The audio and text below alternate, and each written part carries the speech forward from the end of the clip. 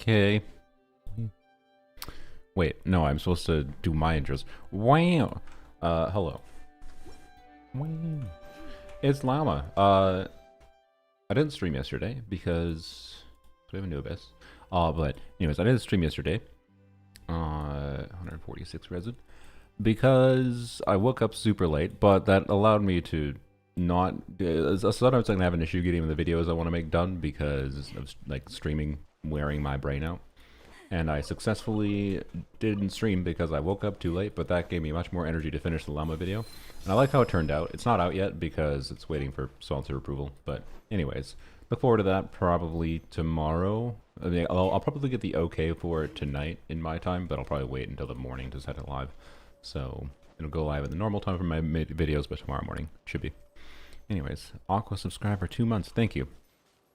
So, new Tower of Abyss in... Wait, is that what it's called in Lua? I don't remember. Anyways, gotchas and their endgame content. We had version 6.0 today, right? So, while we let people in the live join, probably worth discussing this a little bit. So, gone are the days where I used to like never want to spoil myself for upcoming Abyss cycles. I no longer do that. So I know what the enemies are, but I haven't like seen any actual footage yet, to be clear though. But I do know the enemies, but I don't know them that well. I know, so I believe both the new bosses are in it, which is weird. I don't know, I don't remember like how the version 5.0 Abyss was, but I don't know. I feel like it's worth mentioning though at the start here that like there was a pretty significant design philosophy shift in my mind with Abysses last year. After version 5.0, because that's when they started like the damage bonus for like I don't know. There's also thoughts of like I think they made Abyss a worse experience for like less fun for many players. But anyways, this boss I think I have no idea for sure, to be honest. Because it's been a while since I looked at it. This boss I believe is the one that has a healing requirement. And that's a little weird.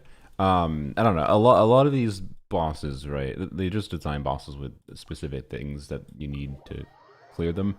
And if you don't have those things, they can be either much more difficult. Like the cactus, for example, was brute forceable, but substantially more difficult to fight if you didn't bring electro charge.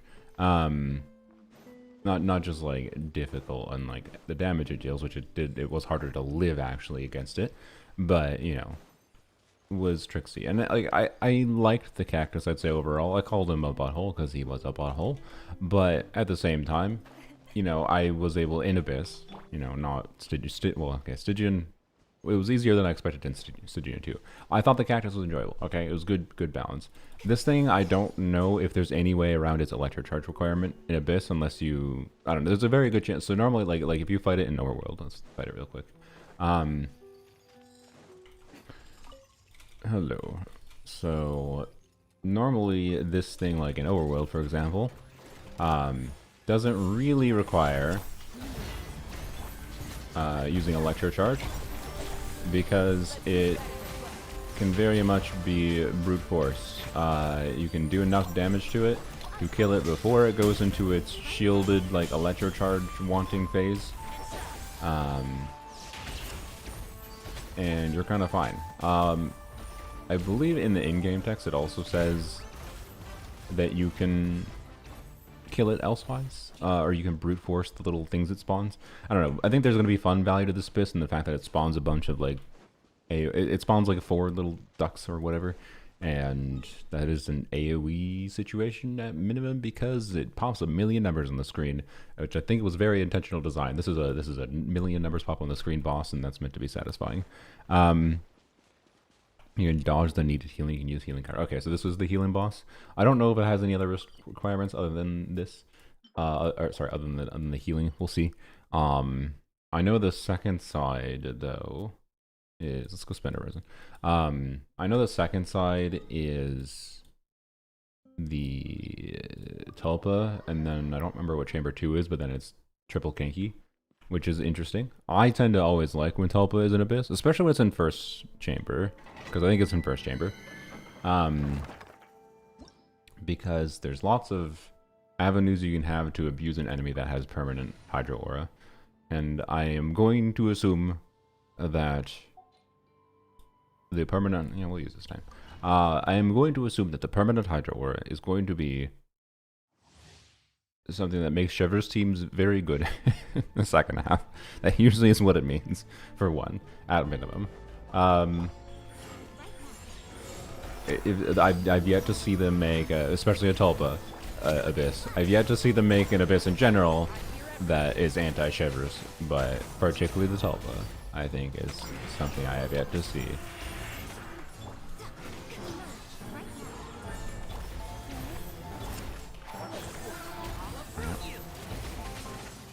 I don't use this team at all for farming here. This team, I will give you a spoiler from my Llama video, my non-bloom Llama video. Don't exactly have much bloom in this team. This is probably my favorite team of the non-bloom Llama video, but it's probably biased because it's Tignari Yai is a team I liked in the first place. I had never actually tried Eonson and Yai Tignari seriously before, so I think that's part of why I like it so much. Is Eonson is a more interesting teammate for these two together than I thought she would be. But anyways, Eonson replacements. Anyone who hasn't a Eonson but probably is still Electro, you probably well no, you do actually. I mean, you can do Bloom. You can do Bloom with Llama, so you can do Kuki. I know. This could be a. I think this could be a fun team where you try to min-max Llama's damage a lot. Potentially.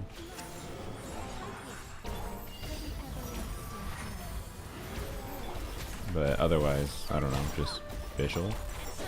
Just more off-field damage, probably. Oh, I didn't miss. Okay. Wow, I successfully stupided it. That's good.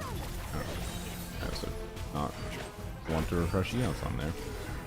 You don't have any sustain, by the way, which is other than Eons on ceiling, which is not nothing.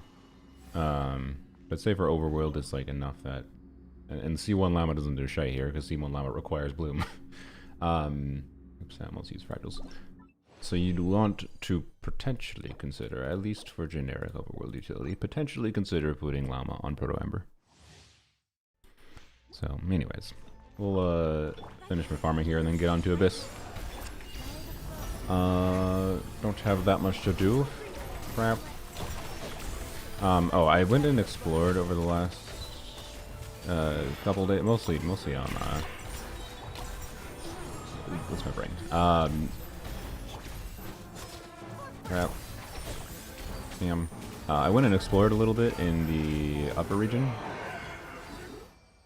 and I was able to get to like 81% here. So I didn't even like really touch this area. The one thing I did in this like the design bureau is I went up top because I was like, it was a big thing to climb. Surely they hit something up top, and they did. There was a precious chest, or sorry, a luxurious chest, and you kind of, and the top floor was kind of open, and there was a waypoint and whatever. Anyways, I'm assuming this is like something you go through mostly with a quest, which is presumably this one. But I don't know, it's funny that I managed to get to 81%. All I did was like explore this area, and then here, and then a little bit here, and like I did a little quest that went underground here. And that got me the treasure room, which I forgot where it even was, to be completely honest. I remember it shows you on the map where the treasure room is, right when you get the 3 seals, and I do not remember where it was. Oh yeah, it was in the underground, like little spot over here. I didn't really get that relevant artifacts for it, but I don't know. I think it's interesting how they have structured the exploration in this area, in a good way, not a bad interesting, a very good interesting for me. Sure, they it still has like the problem where you're going around, you'll run into quests randomly, right? That kind of force you to start the quest for usually a minute, but the actual quest balance, I would say, but like how long the quests take isn't that long, and like it feels like you get a sensible reward for how long it takes to do them. And like it feels well balanced. How do I keep failing to do Yai properly? I am a failure of a Yai player right now, but it's fine. Anyways, as long as it doesn't have an abyss, it's fine. Get the bad gameplay out now. New compass is very nice. I barely even use the new compass. Like, that's not even been part of it. Oh, we got a double crit flower. Okay, cool. With that attack percent even. Sick. I kind of would have preferred that in the other set, to be honest. I care about the support set pieces right now. I did yesterday get a Nefa on the new set. Which it's quite a lot worse than my Gilded Dreams build, substat for substat. But it does seem to be an improvement when I'm playing her with Ino, I would say, on average. So Stygian Onslaught resets tomorrow, which means I'll be getting a bunch of feathers. By a bunch, I mean 2. But, I don't know. I might, so like this goblet is an interesting spot where like it has low like roll values to the crit, but it started with double min roll. And it has no bad rolls, so I actually don't think the EM is a good stat for her, right? I actually don't think this is a priority grid roll.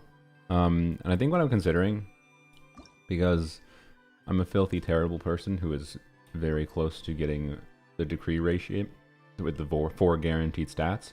So when you're at like this decree reshape thing, so this would be in 4 feathers total, right? So if I use these 2 and then, so if I do 2 more rerolls of timepieces, feather circlets, right? Sorry, feathers, goblets. Not feathers. And I choose crit rate, crit damage, right?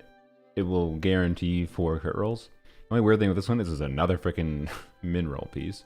But I really want to do an attack percent circlet on Inefa. I like it. But it means I need like higher crit value substat, particularly I think from the circlet. So I think I'm gonna re-roll this with the decree reshape. I just really hope it high roll values like doesn't like give me 4 min rolls. I'll be really sad. I'll be really sad if it gives me 4 min rolls. Because it started with min roll crit damage and did high rolls. That was the one thing I was happy about how this rolled. But like, I don't know, it will be better if I use a decree reshape. And then from there, I think the efficient thing, funnily enough, is maybe re-rolling this piece, because it's about like what is the most high chance of being able to gain additional stats of like damage value. And this piece is weird to reroll because while it could gain additional stat value, and I definitely want the crit a bit more than the EM, it's not like I get additional stat. Like I already have all rolls that are useful here. So funnily enough, I think it might make sense to reroll this piece that I crafted with the elixir first, because it's a 4-liner. But anyways, we'll see what happens. And I don't really want to reroll flower or feather. And in particular, right, if I manage to get like a few more crit rolls out of, it depends how it rolls, right? It might roll, it might cause a little bit of problem if this happens. But where'd you go? If it rolls like entirely into, I'm explaining this process because I think it's kind of important to understand how to use these feathers optimally for getting your characters on decent builds sooner. And like for me, the character I'm targeting getting on this artifact set right now is Inefa, and then I'm kind of just gonna slowly progress like the normal way. But being that I have a particular goal of getting triple attack percent on this set, and have this on-set circlet, I can do an off-piece flower. And right now, to get a reasonable amount of crit rate, I have to do a really heavy crit rate off-piece. And that's kind of annoying, right? So if the game trolls me when I reroll and like rolls all into crit damage and none into crit rate, that'd be a little bad. I kind of, that would be a bad circumstance. But if it rolls like heavily into, like this piece rolls 4 times into crit rate, that'd be fine, right? So that's a little bit of the risk here maybe, but I have like this artifact. It would mean I have to like switch to this kind of thing instead of this slightly higher crit value piece kind of thing. So I think it'll be fine. It'll be really nice to be able to like use this as an off piece though, as an example, versus this. A little bit higher damage value if I don't need the ER roll, but I don't know. We'll see. I'm not unhappy with where my rolls be at for that build, for how many resources I spent in the domain for now. I'm getting there. I leveled up 1 flower in the DPS set, funnily enough, and I have it on Sethos, I think. We might use today, but probably not in the new set. I was looking at like, okay, how cope would be the build that I would put together with him if I'm playing him with Ino and Nefa together. Because theoretically this should be his best set with Ino and Nefa, right? And the answer is very cope. I rolled a feather that rolled poopy, and I rolled a flower that actually rolled really well. This is a pretty cracked piece actually. But I have this and this. Where's the? There we go. There's that. But I think I kind of need the other slots right now. I don't know. Sethos is in a weird spot where both of his most compelling weapons are crit rate, so kind of pushes you towards crit damage and EM substats, but it's not a bad thing. So yeah, I don't know. Anywho's, this is fun. Let's go find out. Let's go find out indeed. So yeah, I'm very curious how restricted the one side will be in particular. Realistically, the restrictions, right, is where the biggest annoying aspects are. As far as my vibe is like, that tends to be what makes Abysses not fun for people. Like, it's interesting how difficult the previous Abyss was, but a lot of people liked the previous Abyss. Like, for what it's worth, I liked it a little bit less than I thought I was for some teams. Like, I thought I was going to enjoy the previous Abyss for, like, Kave, but I didn't. Because it wasn't very good at feeling like Kave was a usable character. Because it was an AoE situation, but they really increased the DPS check required substantially for it being an AoE situation. C6 Dia versus Tulpa? Oh yeah. Don't you worry. We'll have our fun with Dia. What should we do? What should we do to start? We should go through chamber or floor 11, obviously. Land cruisers. All the land cruisers. Is this the yeah, that's the only enemy. Okay. The only new enemy is in floor 11 is the land cruisers. All right. Oh wait, no, actually also the troopers. Sure. So floor 11 has no particular meaningful check of any kind. This new abyss is pretty easy. Okay. First side is restricted, second side is fun. Okay. But yeah, we'll see. We shall see. What's that sound? I think there's some work going on outside, but you probably can't hear it. I can hear it though. Anyways, let's. I want to play new characters. Sorry. So, well, I want to play new characters, but that, there's a million particular things. Let's just do Dia and Lanyan.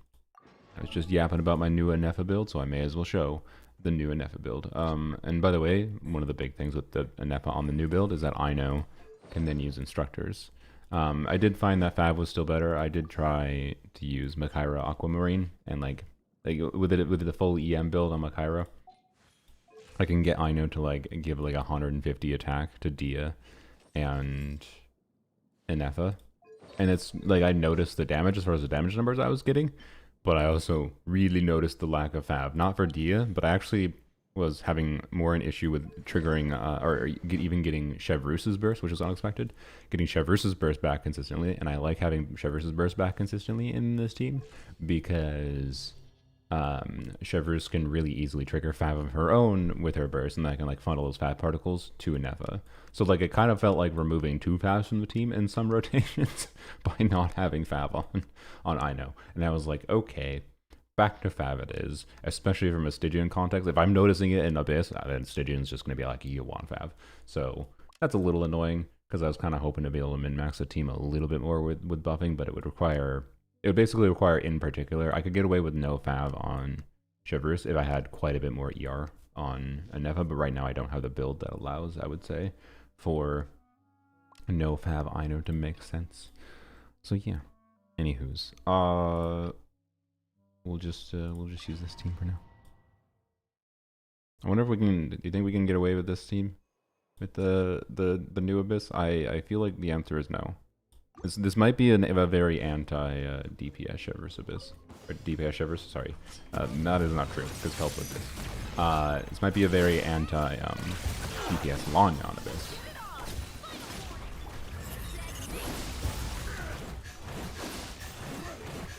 Come on, group yourselves. Alright.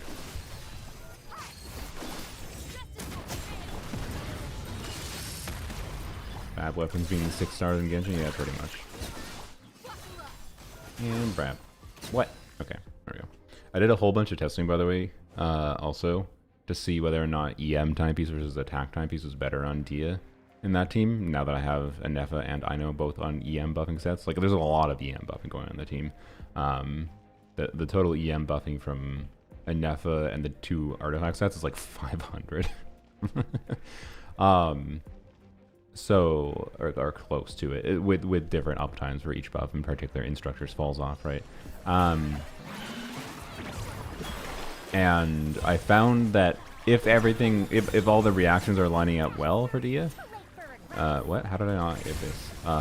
Then EM timepiece is still better, which isn't too surprising because of how Dia's damage scales. But when things didn't line up well, which was pretty easy to have happen, I'd say, like in the previous Abyss when I'm using that team. Oh, I thought there was one more enemy. In the previous Abyss when I'm using the Dia Ino team, in the first chamber in particular, it was pretty easy to like not get vaporizes, for example, especially in like the first wave of enemies where the enemy applied Dendro to itself and it started burning. Well, I'm not really vaporizing on it when it's applying Dendro to itself and it burns. So anyway, the point is Fav is good, and also EM is good. And EM is not much worse than attack in a generalized sense. Either.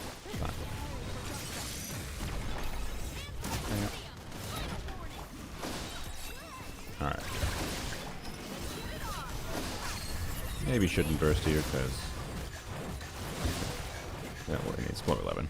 What does it matter? What does it matter? Why I know? Are you trying to troll Parita? I'm assuming you're trying to troll. Or do I actually have to explain why I know?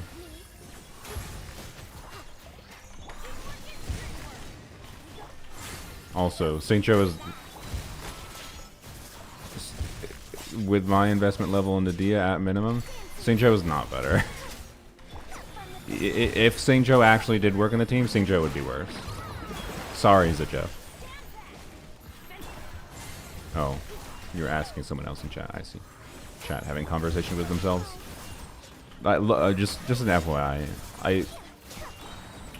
When you have a whole bunch of conversations yourselves, like, I am but one human, and I am paying attention to video game. If people are having chain conversations in chat that are not about what I am doing, you need to forgive me, I feel like, for not...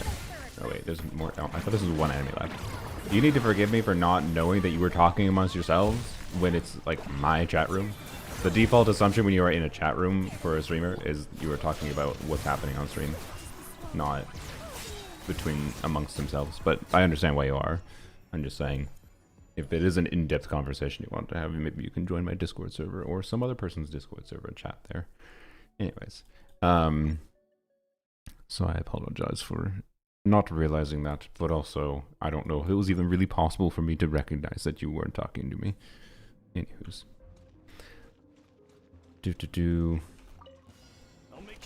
Hello, friends.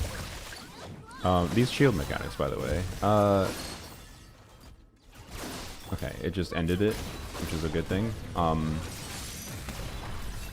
was basically gonna say I feel like those shield mechanics could end up being one of the most annoying things about the new enemies from this context. It seemed annoying. Cat-related news? No, unfortunately not.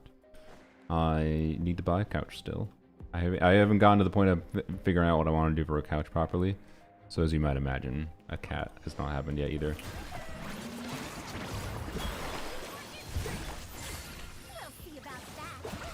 Buttholes. Okay. Do.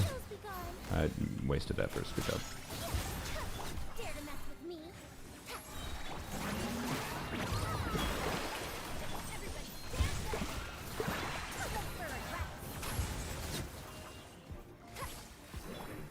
Okay. Start with that, I guess. Wing. Okay. Rotations were bad here, but it's fine. It's floor 11. Finally beat floor 11 last rotation. Floor double still unreachable for you. Nice. Congrats to being floor 11. Yeah. Oh, there's different challenges that are appropriate for different levels of investment. Alright. Floor 11 done. Best of luck in progressing with 12. 12 is a very different experience nowadays compared to floor 11.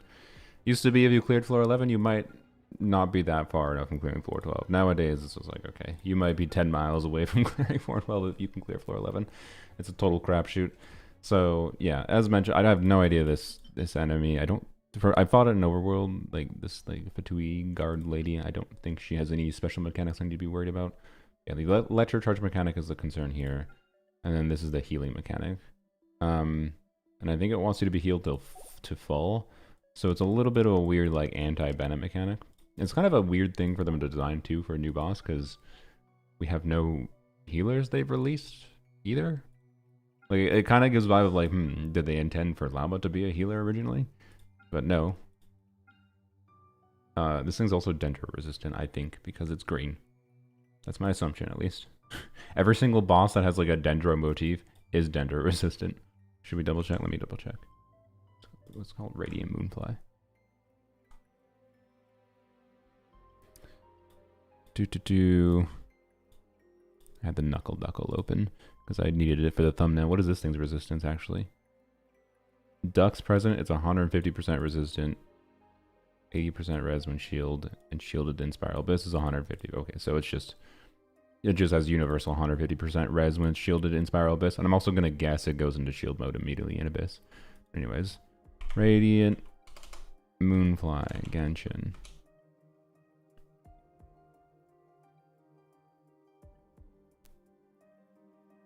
It's Pyro and Dendro res. It's Pyro res? Anti-Pyro enemy. This is the most anti-Kanichi enemy that's ever existed.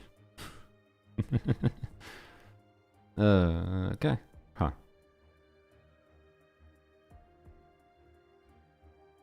Yep. Okay. And there's nothing else here right now because Genshin Fandom website is kind of useless for whatever information. I can go to Hamdi GCAT if I need breakdown of specific numbers on the healing requirement. But yeah, my question is how bad is Lanyan? And I think the answer is quite bad. I didn't realize the cactus was still here. Yeah, this first side is pretty damn restrictive, isn't it? Jesus. Okay. Yeah, so should we try DPS Lanyan anyways? This is gonna be DPS Lanyan on the second side is not ideal, I would say. But she can work against the Tulpa. It's definitely not impossible. Yeah, let's try it. Frick it.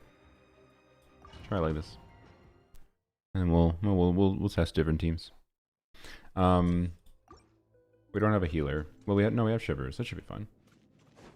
We have Shielder 2, which can help us stay at max HP if that's the problem. I don't know if this drains HP. I don't know. We'll see. Okay,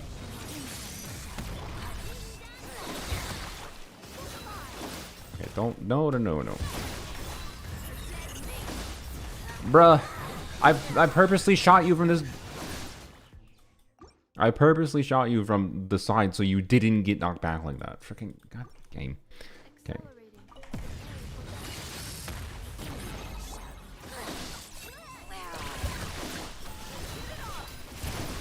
You didn't get knocked back. Thank you. Alright, that's annoying, but you're still within range of the Hydro, which is all that matters. Wait, are you not within range of the Hydro? You don't have Hydro on you. Frickin' why? Why'd you teleport again? You literally...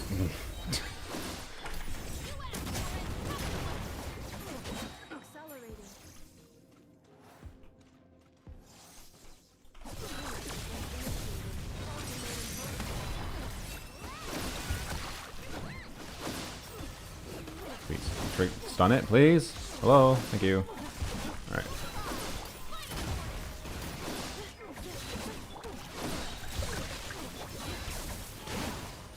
Can I get a burst? Thank you.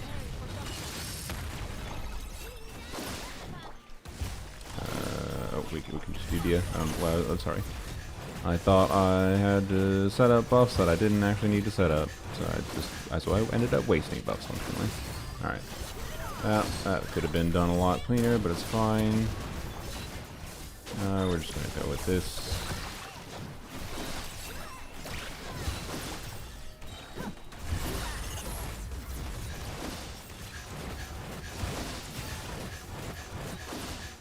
Well, I can tell you this boss was less fun with an enemy before it. That's my opinion.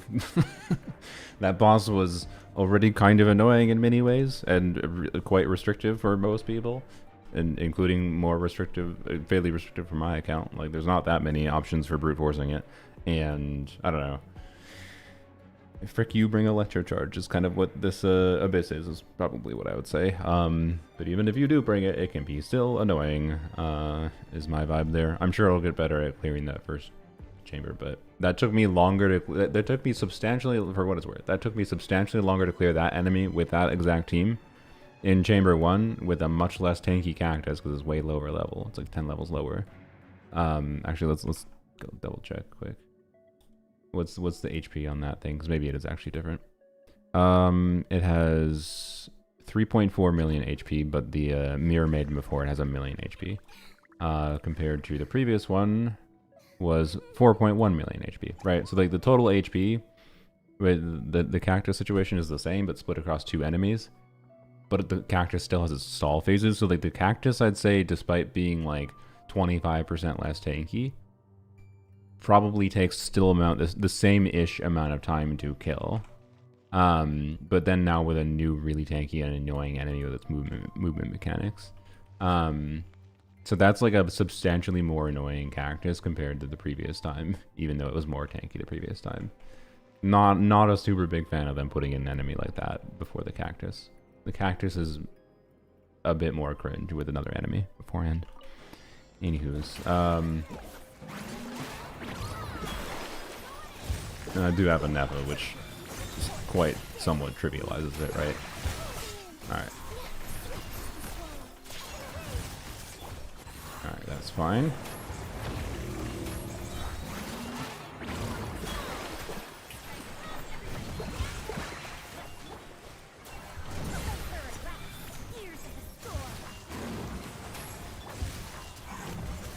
No, I don't have... Oh, that's not ideal. Should have funneled energy better.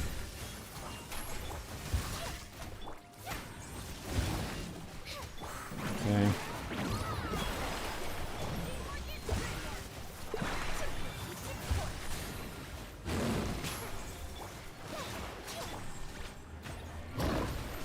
Please, I really wanted to. Oh no, I muddled. That was a bungle and a half.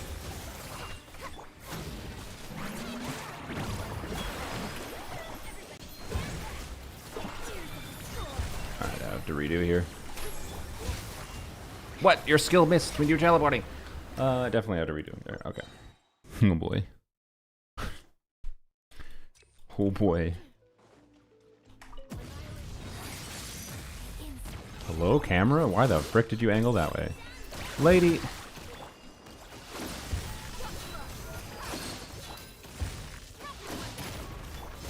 How are you still somehow outside of the range? I just... Holy. Did they make an enemy? Did they put this enemy here just to annoy me?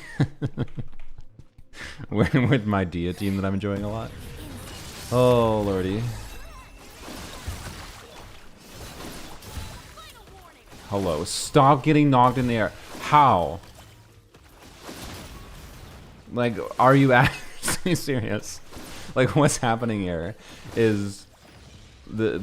like it's taking ticks of damage right from I know, and then that's proccing Dia while it has Electro on it, so it's getting like it's taking a lot of damage, right? It's almost dead. It took like 500,000 damage, It's just really incredibly funny and annoying how it's taking a bunch of damage, but then getting knocked automatically outside of the freaking range of my Hydro. because of Dia's E triggering at like the perfect timings, and I know apparently that just it's just so funny. It's so funny. Oh god, okay. I think the answer is, did I hit? It did hit. I think the answer is we just don't care about vaporizing, and we just this would probably be a circumstance where attack 9Ps on Dia might be better, and we might have to mess around with that. How are you not dead, bruh? Okay, not killing it there is kind of sucks though. I do need to kill. I think to kill it with Dia burst. Holy, this dynamite in the start kind of pisses me off. Oh, and this sucks because I can tell you like how much I tend to enjoy any particular Abyss cycle. Can vary Abyss by Abyss quite substantially just based on how annoying the first chamber is, right? Can you not trap me? Yeah, we can do this actually. Because depending on how annoying the first chamber is, because like it's the chamber where I can go in and just like test a team. The previous Abyss I really like from a hey, you can just go test things perspective.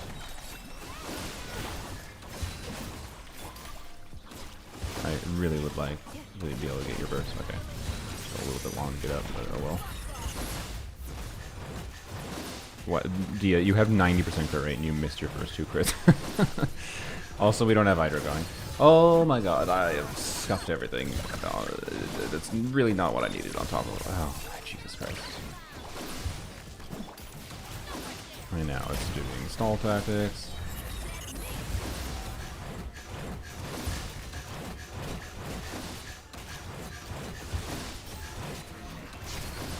Okay, that was a freaking worse clear than I got before. Well, we'll see how well I can do this. I gotta practice Tulpa against this anyways. Okay. About.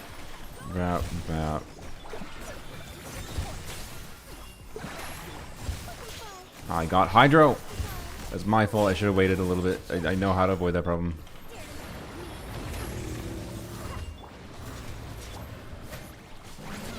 Not very bad.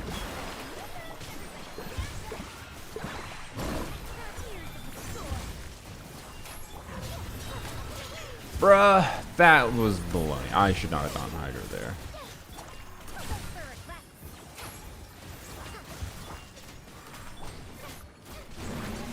Okay, let's get triggered that yet. Oh man, alright, thank you.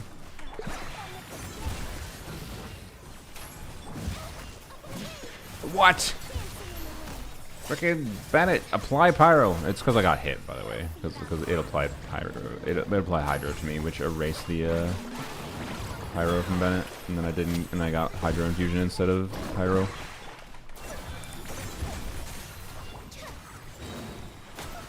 What? I thought I had it there. Oh my god. Okay.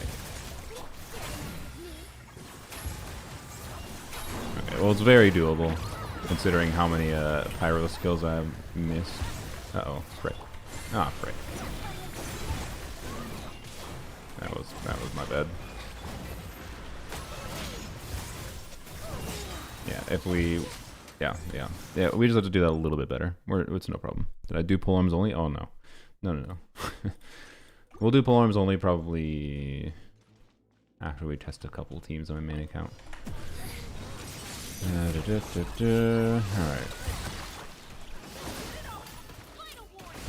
I just want to, like, it's so incredibly annoying that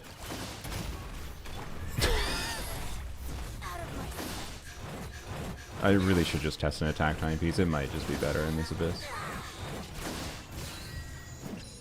How? Die, lady.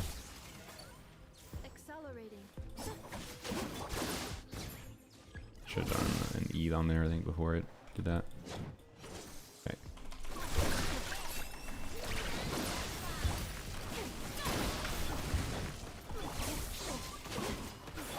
Alright, this. How? How did you not get stunned? This happens sometimes, to be clear, when you put Pyro on it, and I wanted to have Dia's E going. I should have... I've already known how I optimize this with this team. I wait until the second stun to put Dia E up. That was stupid. Ugh. This is what I'm talking about with the cactus and butthole. Like, the shield mechanic is incredibly annoying. In a way, like it's annoying with using the element you're supposed, like with using electric charge with it, right? With how it triggers. In a way that I think is kind of not great, really, realistically, because, bro, are you serious? Die. It's not great because it pushes you, I think, in an Abyss context to just like brute force. Like brute forcing with Chevrus is, I would say, generally speaking, quite a lot better.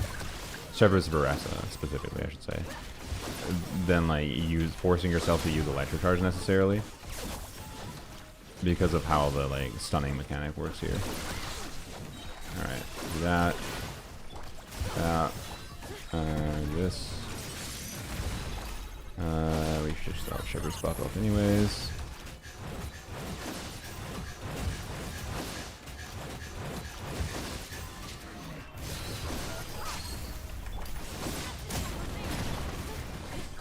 Just do that.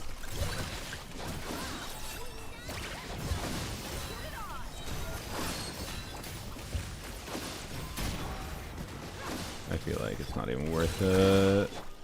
Oh no, I should have. Oh man, that took. See, like, like I actually need to fight for time right now. That's kind of crazy. What a butthole enemy to start that chamber with. It ruins the experience. Like, I wouldn't actually hate the cactus in the first chamber, I think, at all. If it weren't, I'd so much rather have like a tankier cactus in the first chamber than that first enemy before the cactus. It's so annoying. Like that in conjunction with the like just inherent minus, oh my god, brain, not a good start. The inherent minus 20 seconds from like at minimum, probably more, from the cactus mechanic. It's just like, what the hell? What the ever living stall with a time challenge freaking game, right? Oh my brain. Okay, doomed. My dumbass brain can't do things properly.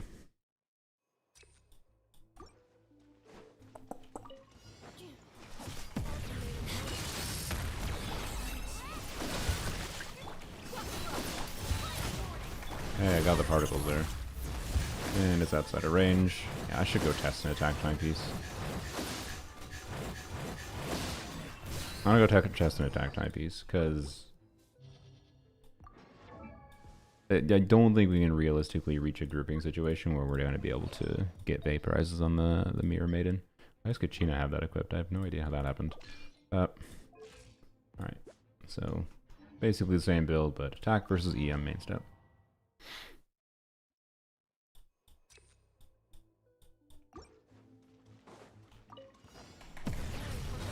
Freeze newbie first or second half?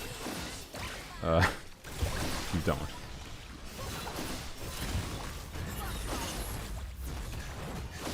You could maybe get away with a second half if you have enough cryo damage on the second half. Yeah, okay. I think I was definitely correct.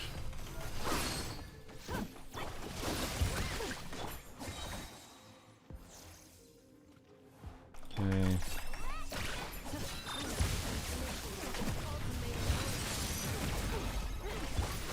This, get the buff going. Use that to overwrite the. That was bad. See, that was the problem, but.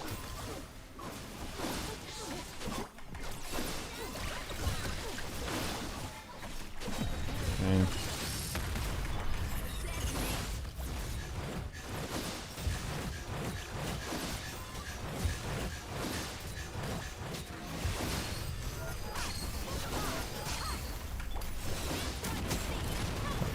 For doing that E again, different spot, it's fine.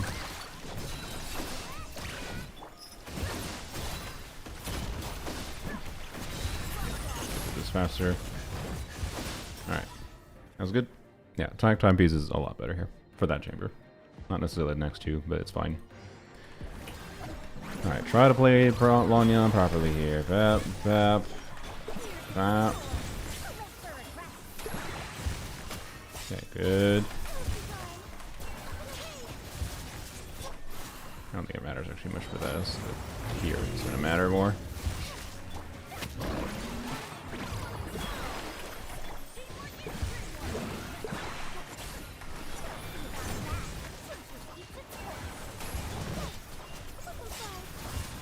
Oh, I didn't get my burst back properly.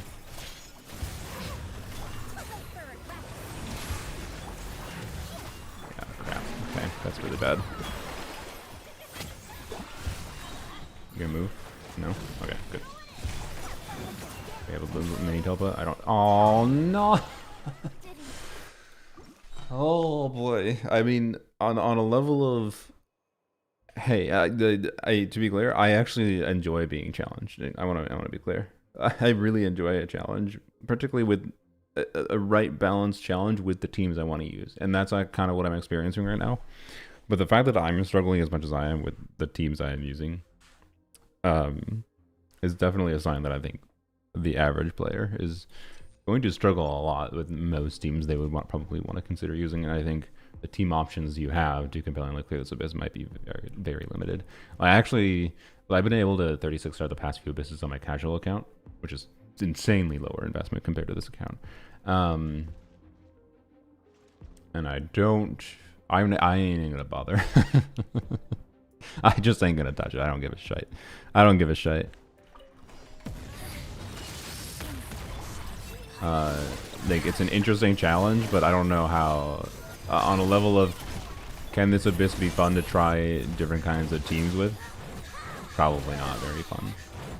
But on the level of, it's personally challenging to me. It's personally challenging to me to try different things with it. It's fun. Like I am engaged. I am enjoying this right now. But the particular teams I have chosen are making it harder than it has to be. That's for certain.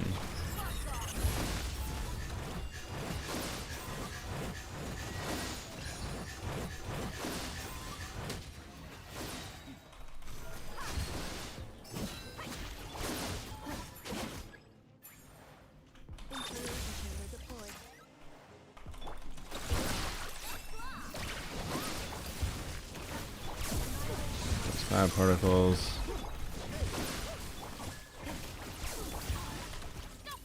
Please. There we go.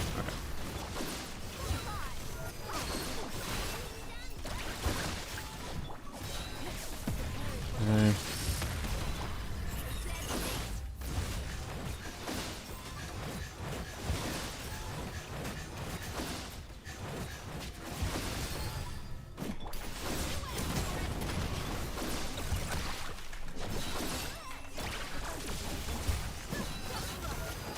I missed that E. Dumb. Okay. That was a pretty good clear.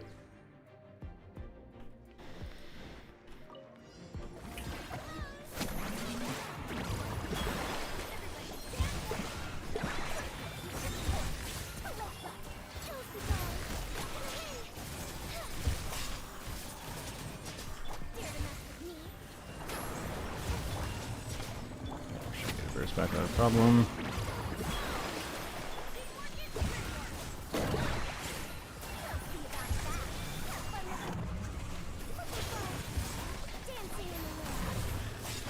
I got Hydro? Oh my god.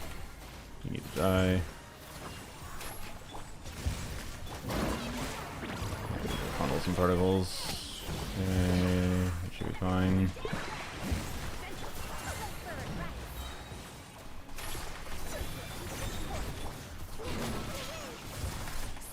Crap. Not ideal.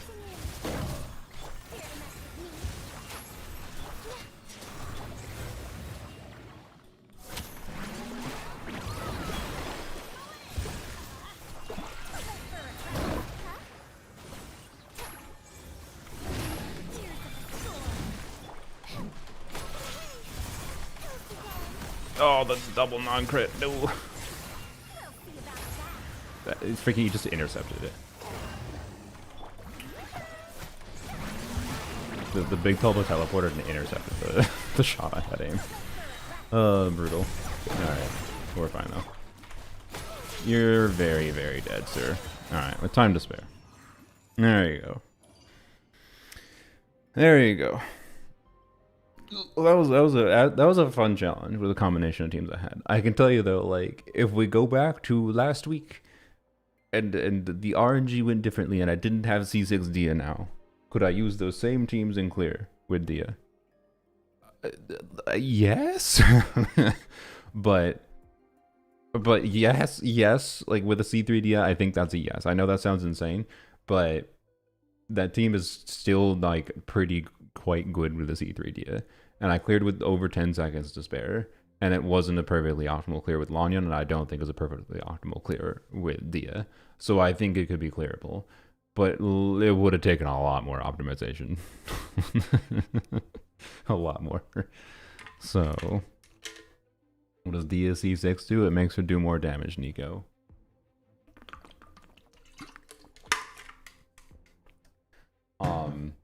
So I'm not going to recommend these combinations of teams that are like a baseline investment level, that's for sure. Okay, what do we have? We have these two to start. This. I do need to get my burst up. Brap. Okay. This wasn't exactly an ideal setup, but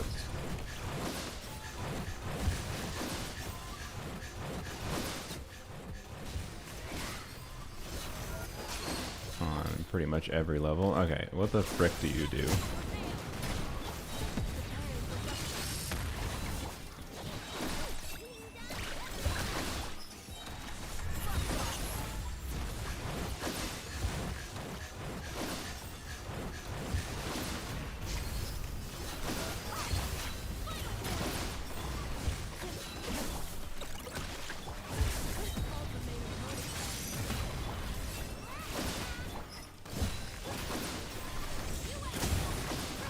Should I have done that? I probably should have done that. Okay, I knocked it down. Is that because I healed? You're so frickin' tanky. What in the ever-living Jesus Christ? I have no idea what this thing's mechanics are.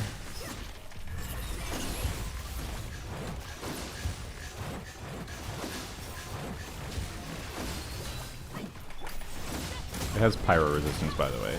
I do know that. So, like, this is not an ideal team against it by any means.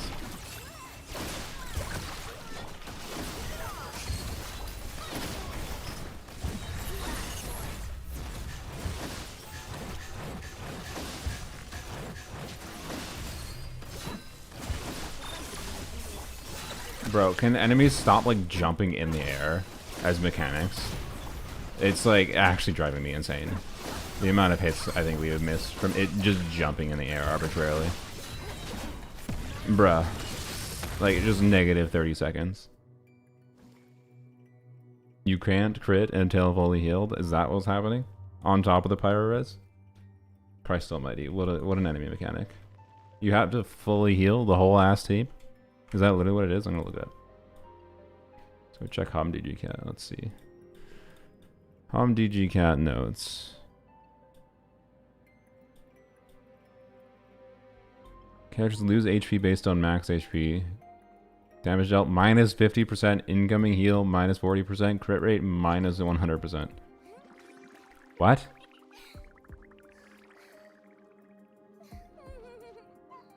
Oh, but when you heal to max HP, you get damage bonus and more crit rate. Frick you.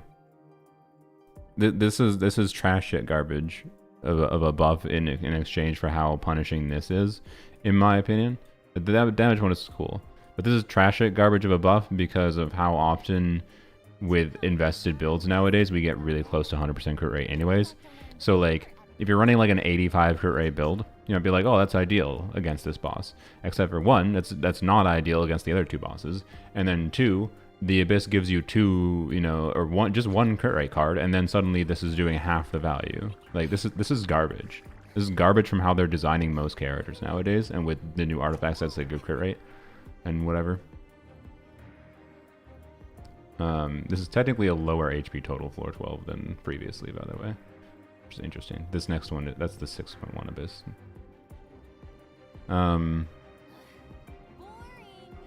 Yeah, so if you don't have like really good healing, basically.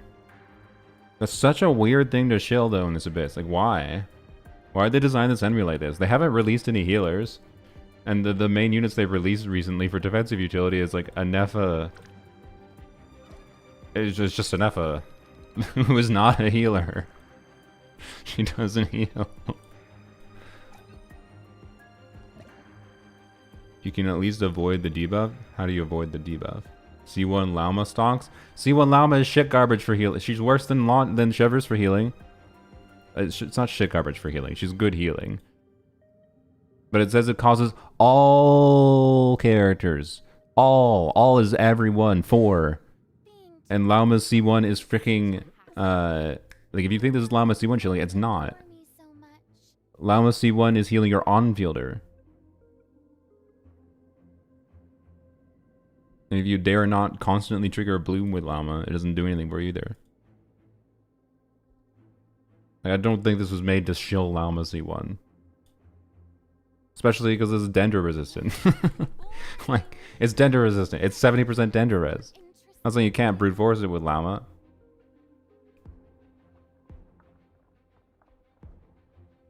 Yeah, just transformative reactions in general don't lose damage. I guess that is the real strat. That is the real strat. You just transformative reaction it to death. And Llama has an advantage from that. Include the debuff on only one character? Okay. Well, I will, I'm sure I will learn more about how to get through that enemy's mechanic, but I will say this is one of the most annoying enemy mechanics they've maybe ever done on a boss. Based on my first impression. And like, we'll see once I learn more about the enemy, how cringe it becomes to get through with different kinds of teams. But right now I just don't know enough about it to properly say for sure. Oh my god, my energy. No. Oh, that's doomed. That's very doomed. Bro.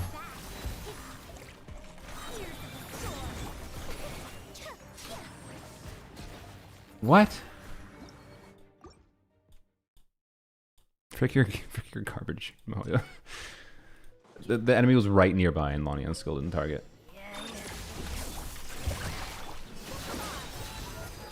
Like, why do they feel the need? Like, this enemy mechanic is insane. And they're also like, hey, how about we make you deal 1,000,000 damage to hilly trails beforehand too? Because it wasn't annoying enough of a mechanic. Now, why did that? Like, that's the most confusing thing almost to me right now. Is like, this enemy has 3,000,000 HP and they're like, let's require 1,000,000 damage beforehand too. Okay. Makes sense. I didn't. Oops. Don't forget, I do need the Hydra application going. God damn it! My God, if I didn't have Fab here, it'd be utterly insanity. But so the Moonfly and I still wouldn't have been able to clear it. Yeah, exactly.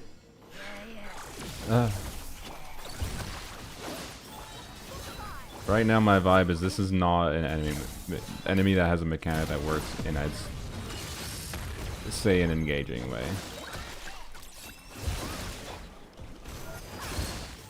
Okay, go here. There we go. Okay. Didn't do any damage to it, but whatever. Who cares?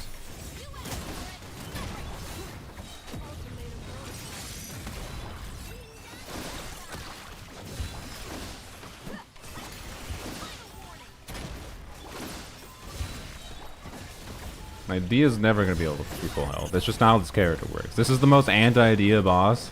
You know what, Mihoyo?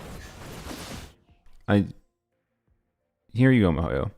I ain't going to use my censor button for you. This is how much this pisses me off. No censor button. Not allowed. I'll press it once for fun. Mihoyo. Fuck you for making the most anti-Dia boss possible in the same patch that you make it possible to pull for Dia. Actually fuck yourself. Anyways. Oh, she did just get the pull out. That's funny. Well, that's just because Shivers is too good. They still made an anti-Dia boss. They still deserve the FU. Let's be real.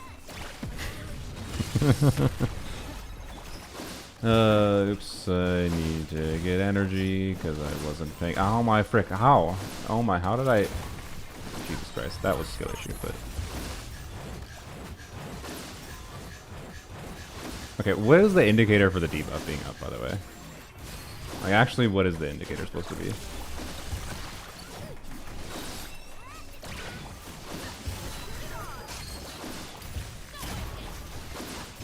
There needs to be a more clear indicator of it, in my opinion. Am I missing if there's supposed to be an obvious visual indicator?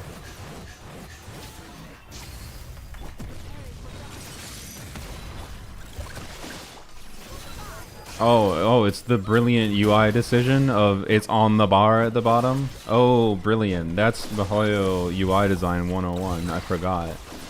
Every new employee that comes into Hoyoverse is like, hey, make sure we don't design good visual indicators for the players to look at and be able to notice in combat on a more obvious level. No, just put a f***ing icon on the HP bar. Brilliant.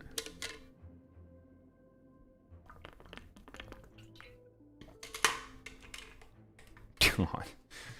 Oh, sorry for being negative. And the first chamber was actually fun. This chamber is not fun. I think this enemy is just lame. This is my vibe right now. And I'm so confused at what the brain. Why'd you do that? I'm so confused at what the purpose of designing this enemy in this way is.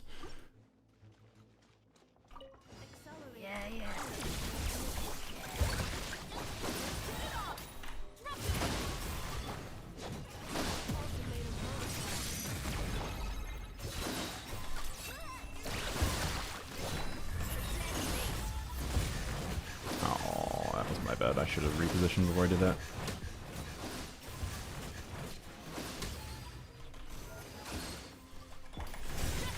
At least it runs to you, I'll give them that. It's not that cringe as far as the movement goes. Alright, thank you.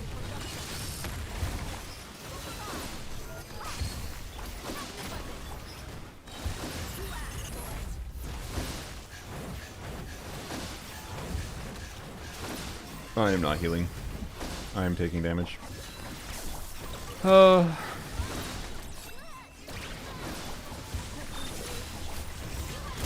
think, okay, I just realized.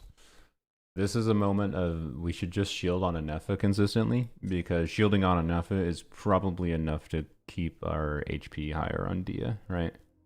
Normally shielding on a Nepha is a bad thing in this team because of both Beacon and the way that 4-piece Vorakausha's works. So this is going to be, I don't know, presumably the hyper-optimized version of clearing this does not shield on Nepha still, but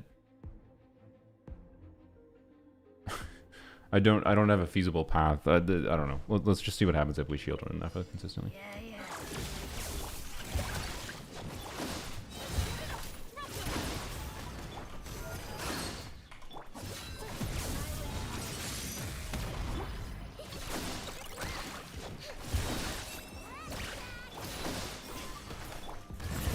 Did that. Alright.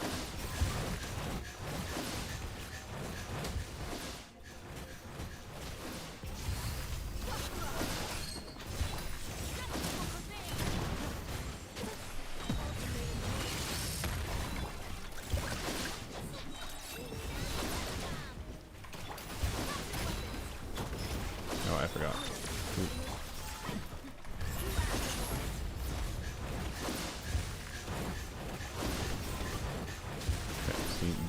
Debuff cleared.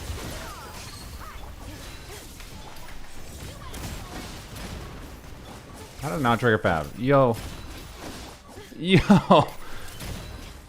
What?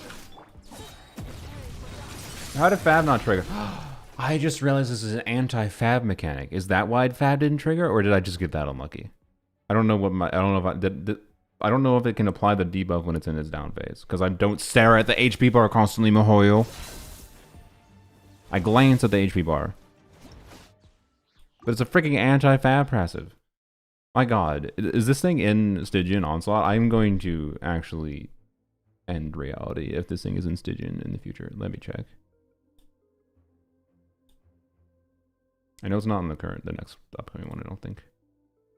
No, it's not. And it's not in the 6.1 Stygian. Alright. Good. Thank God. It better not ever be in Stygian, my god. I mean, it'll come to Stygian if they want to shill some broken-ass new healer. Probably. I had the debuff? Yeah, okay. Freaking hell. Jesus, man. Alright. It has Dendro Res. Like, the obvious thing would be it shills for... My brain.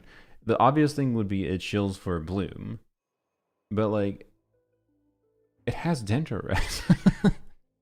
Like, Bloom is still probably better at dealing with in this team, mind you. And like, Hyper Bloom in general. Holy. Anyways.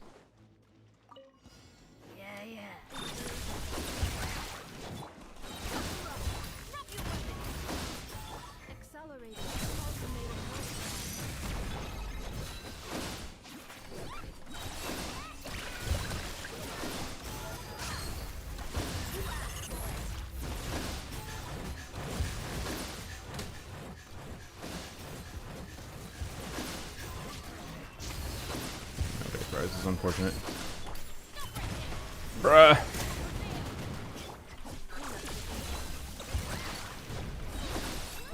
Stop avoiding my damage. I didn't get any Pyro Particles because it avoided the Shepherd's skill. Like, what the frick? Why even bother? Why even bother? I can't clear, I don't think, properly if I miss a Shepherd's skill to start like that. That dooms the attempt. Absolutely dooms the attempt.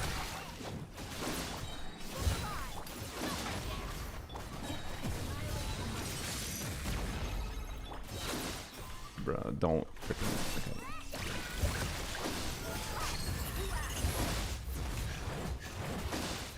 Not ideal. Why? Okay, here we go.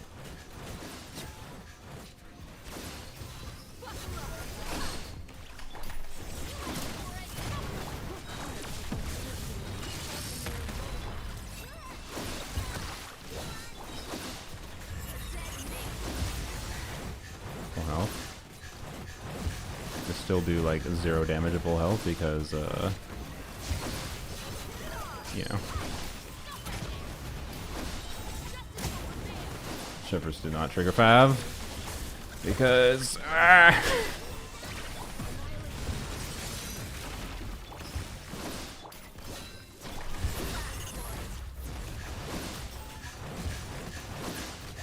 all the damage is coming from like not Dia.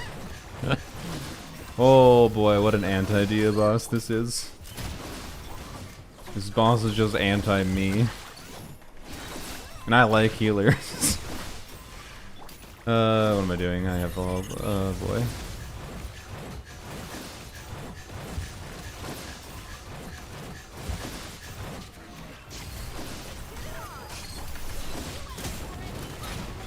Hey, we triggered Fav. Wow, what a reality.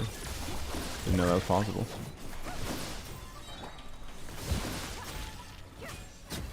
Okay. Does boss suck for Arlecchino? Yeah, probably. I have no energy in this team. Kill me. Oh. Okay.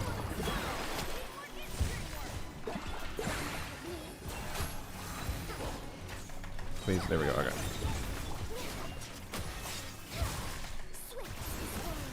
Six enemies in this chamber? Oh boy. Let's see if we can do it. This is not an ideal situation for DPS Lanyan at all now.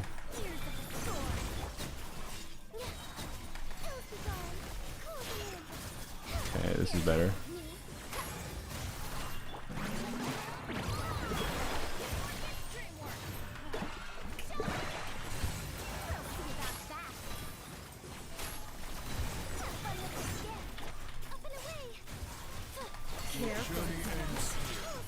Oh good, stall enemies.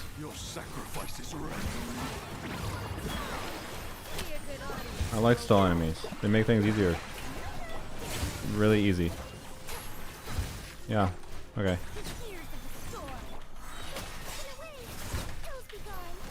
No.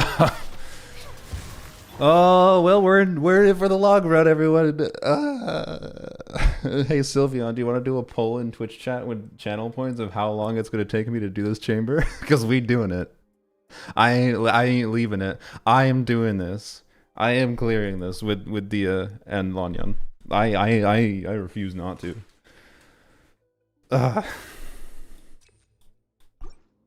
don't know what's the tiers. Freaking 30 minutes might be on the low end. I don't know. I would do like I've gotten better at it. So like I would do like 10 minutes, 30 minutes, an hour or something. I don't know. Holy. My God, I gotta take a drink.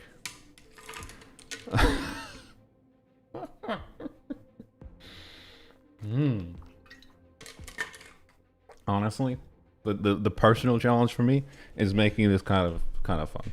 It's such an infuriating boss on mini levels, but it also makes it more fun for me and my stupid ass mindset of being stubborn and being like, nope, I don't care that I have a non-ideal energy situation. I don't care that I don't care. I'm gonna do this. I don't care. I'm gonna figure it out. And then somehow get annoyed at the next chamber too. What's the one dude? What is one bro doing over there? Like, what? Actually, what are you doing, bro? Why did you do that? That is obviously not a good start. Why do you like to stutter? Why do you like to be annoying? I don't know. I don't have the answer to all the questions you have. Go to school and then contact me if you want to do a study on it, I guess.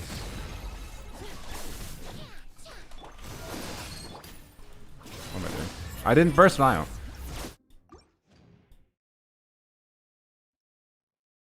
I read that as stutter. Did I? You said suffer. The same difference, honestly. Same answer, really. Yeah, why is water wet? Exactly. You did write suffer. I read that as stutter for some reason, but the answer doesn't change. It's the same answer. Anyways, the only difference is you weren't actually that annoying, because I thought you were asking why do I stutter out of context. But no, your question actually did make sense in context. All right, bam. Thank you. The negative 10 second start here, by the way, for energy is not ideal either, and neither is this grouping situation, but I want to practice fighting the butthole more, so it's fine. Alright, we do shield. Shield is obviously better, I think, for this situation.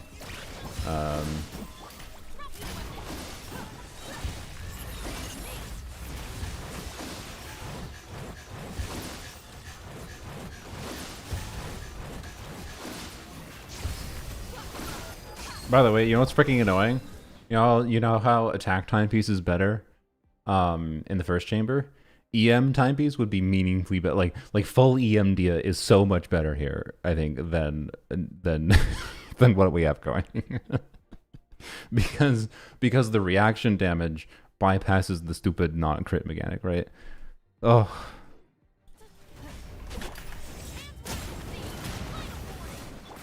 How?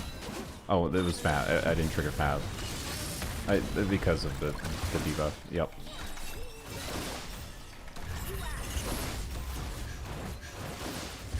Like, look at our 27k vapes. Oh, it's so funny. Oh, this is so very not the team for this enemy. Holy. Oh, it's so funny. Praying for Duck Duck.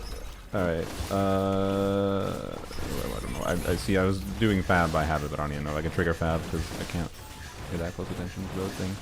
Alright,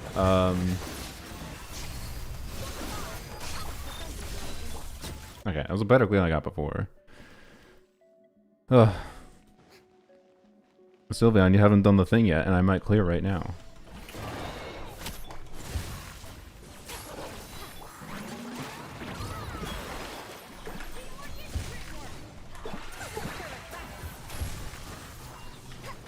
we go.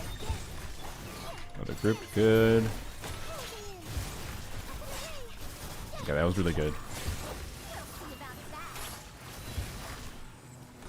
I probably shouldn't have done that second charge attack, that was dumb. There's not enough value from that for the time spent.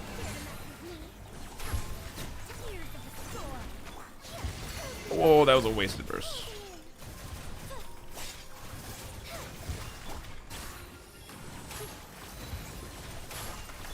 They're not grouped. Crap.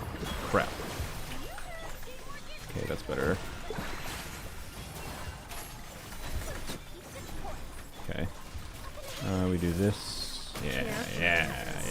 Okay. And I maybe should have saved it, arguably, because they have higher resistance there. Okay, let's see. Where's Alligator? Bout, kill it. Oh, no! Damn it. Charge attack's not gonna kill it either. Frick.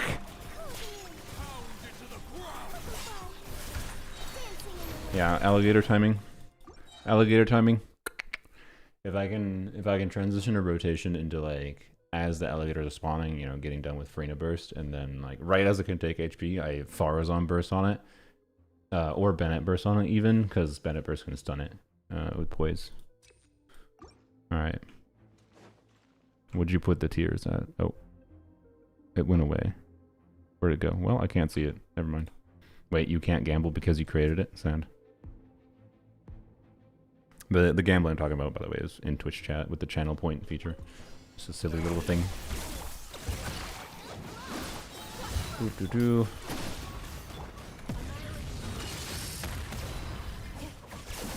Oops.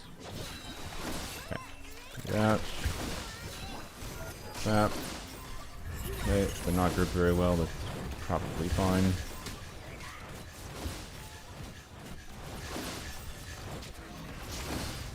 No, that's not ideal.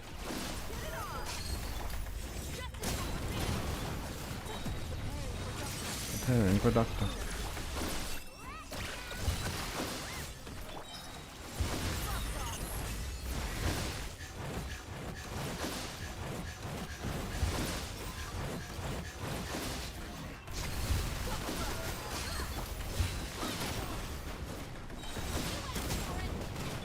I was really hoping I would get the heal going before and trigger a Fab, but I did not.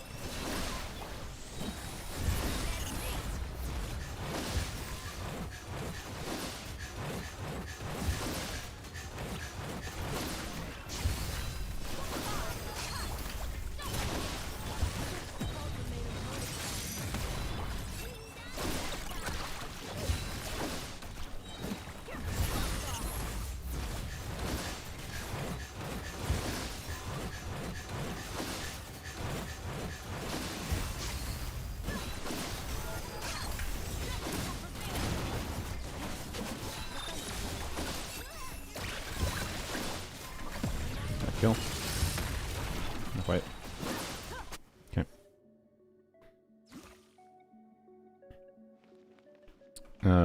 Yeah, how long did you put the thing up for? Because I like saw it for only a minute, by the way, but yes, Dia does want to get damaged. So Ineffa shield is bad. But we also need to be full health, and the thing does damage. And also, like proccing Dia's passive is bad. This is an anti-Dia boss. Anti-DPS Dia. Like crit DPS Dia. Oh boy. Alright. We should have done it first, but it's fine. About... I didn't... Oh my god, there we go. Okay. That was not ideal. I also didn't wait for getting Bennett buff there. This might not be the one. I think I just immediately screwed up. Okay. This first wave is really time wasting and annoying for optimal damage output in basically every way possible.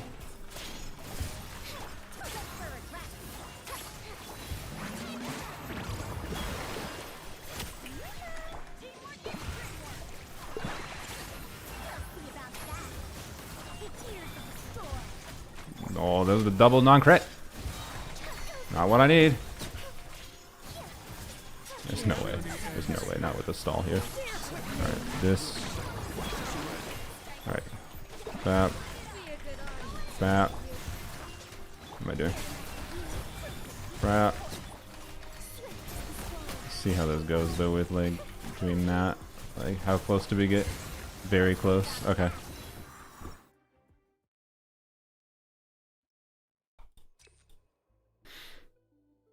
I was just double checking the other buffs. Buffs are kind of shite to be completely honest. But that's fine. Alright, just duck duck. Yep, okay. Yep.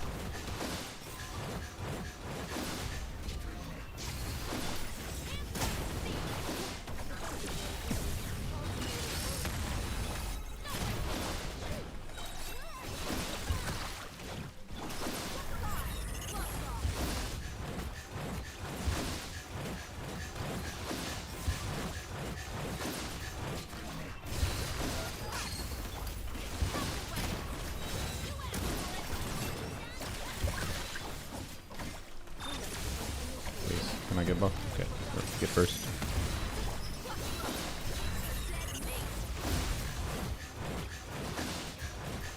Barely have Hydra application going out. Yay.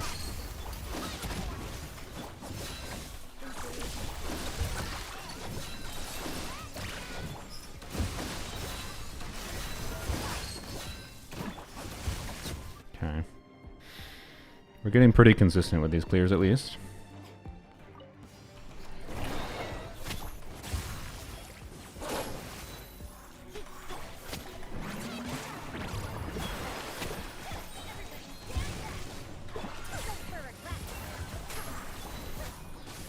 Yeah. Oh, good. Didn't get buffed properly, but let's see. The grouping situation is good, which might matter more than having a better buff there. Okay. The one didn't take my stabber, so. Why are you over there doing nothing? Bruh. I think it's a doomed attempt immediately. Freaking dogs. Okay, I might try a new strategy of just not having Farazan buff up for the first bit, because like I don't know if it makes sense to delay that long using Farazan, right? Or sorry, using Lanyan. Like I can use Lanyan to fuel Farazan for the next rotation, right? Yeah.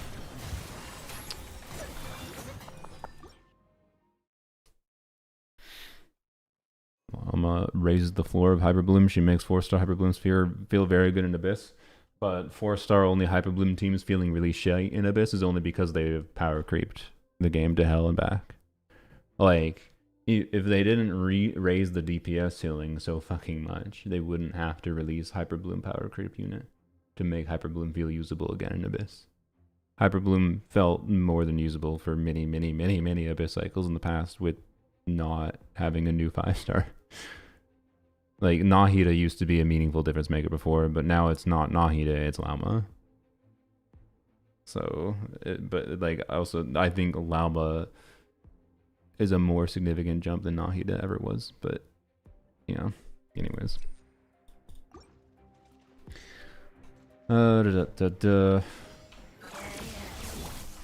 Like, it feels good, but it feels good because it solves a problem that they created. Like, I don't know.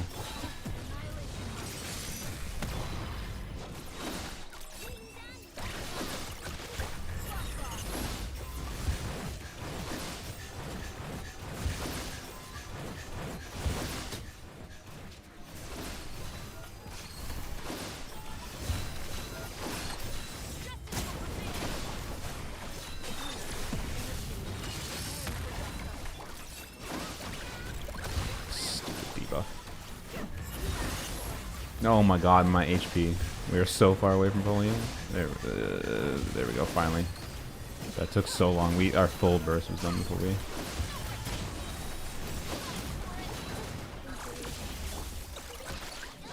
Bruh, I like how Fab is not triggering even though I don't have the debuff. Oh my god, that actually ended me. Alright, cool. If I had energy, I would have cleared it. Oh yeah, I think so. I think if I had energy, it would have been fine, but... I do not, so we optimize without energy. And yes, I could redo the Abyss. I could redo. That is the sensible thing, quite frankly. When trying to do something like using non-optimal teams here, the very sensible thing to do is do this. Is do this. Okay. By redoing the first chamber slower and make sure I have energy up. I'm not at the point of feeling like I have to do that yet. We might do it eventually, but not right now.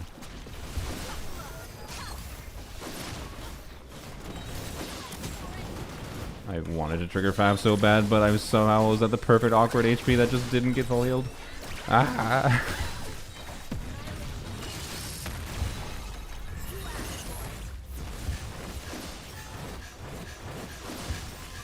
We are basically fully relying on... Not fully, but like... the amount of damage we get from Dia is not high.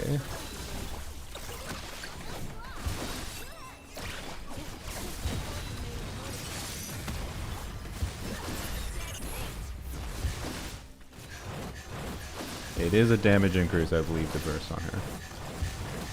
But not a huge one.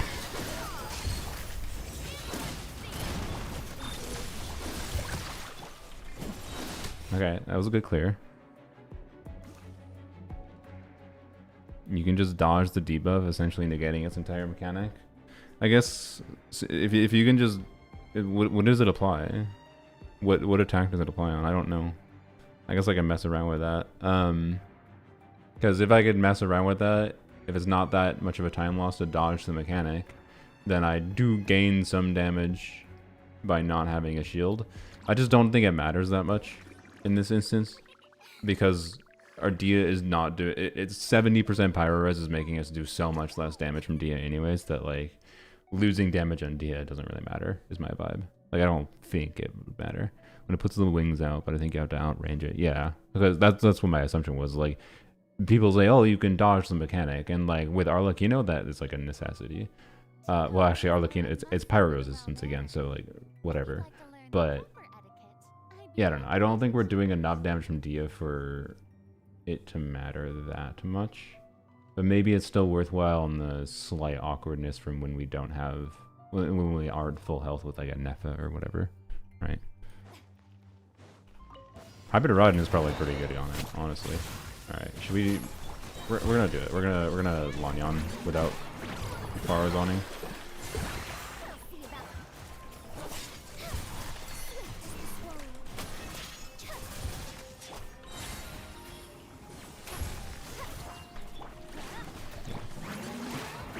Yep.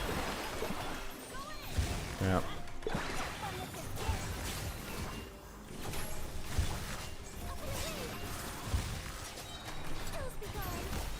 Good, but I hit both. Was that worth it? I think so. Well, we're not gonna have Wanyan energy properly. Let's see if it matters.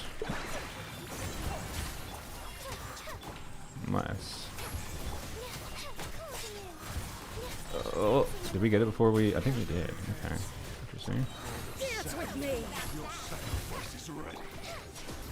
I should have done that earlier. Whoops. Bap, stun it. Stun it. Stun it. Stun it. Stun it. Alright. Get it. Get it. Yes, I got it. Okay.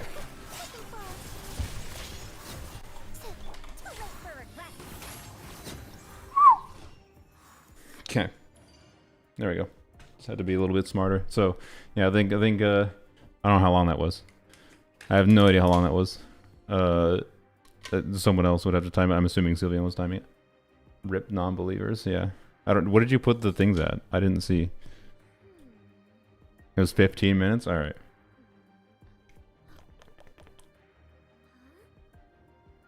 What was the? I didn't see what the tiers were at. I think you have to end it. How do you end it? I can't even see it. I don't know. I don't know where it is.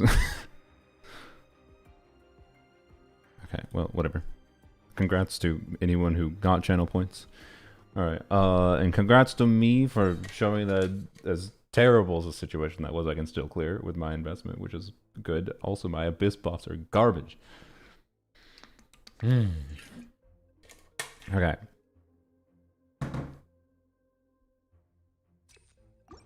Half an hour, less than an hour, but more than half an hour, 1+ hour.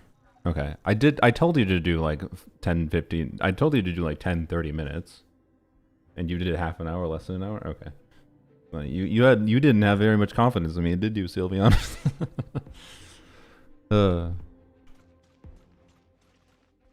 Okay. What is the enemy here? It's the duck, isn't it? Yeah. Theoretically, I should have a better time against the duck, right?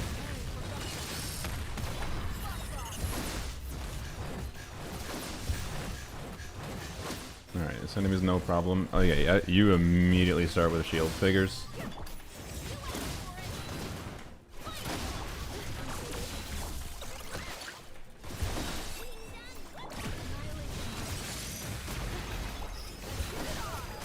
Bro, when did the ducks die? I thought the ducks got immediately killed from electrocharge. Do I have to actually kill them afterwards? I do. That's insane.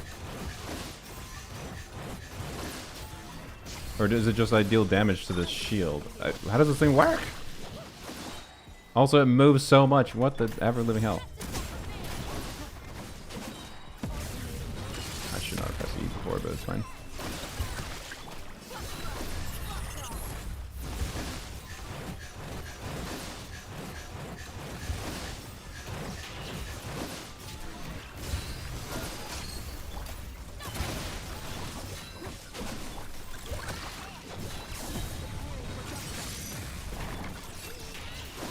Enemies that jump in the air, man. Is this just Hoyle's new favorite thing? Enemies jumping in the air? Oh, so you're barely outside of the range of my Hydro, you absolute asshole. Alright. Of course, they made the Ino boss awkward to use the Ino. That's intentional. I 100% guarantee it. Give a character for free, and then they make a boss that the character works against, but then make them jump outside of range. Just conveniently configure the jumping range. Alright. So, is there any way to get through this? Is this brute forceable, by the way? Someone actually just let me. Actually, I can just check. What does it say in HumDGCat? Doop doop. Periodically increases radins as summons 5 ducks, each consuming 5% boss HP when defeated. Defeat all ducks to weaken the boss and reduce all res. Okay. Yeah, I just didn't have my abilities up properly for when it went down, and it also went down on the freaking other side of the chamber. They have 26%. They have 26% of the knuckle duckles HP. Oh my god. Electro res 10%, other res 150. Okay, it will be automatically defeated after taking electro charge and lunar charge damage 10 times. I see, that's why they died. Okay. So, you can brute force with electro, is what that means. Alright. So their solution to people being able to... This means their solution to people being able to use, like, Chevreuse on the first half was a lot of people to clear the first half are gonna just have to brute force with the with Veresa Overload. Like Veresa Overload probably gets through things fine on this side. I suspect. Skirk Hyper Team brute force it, yeah.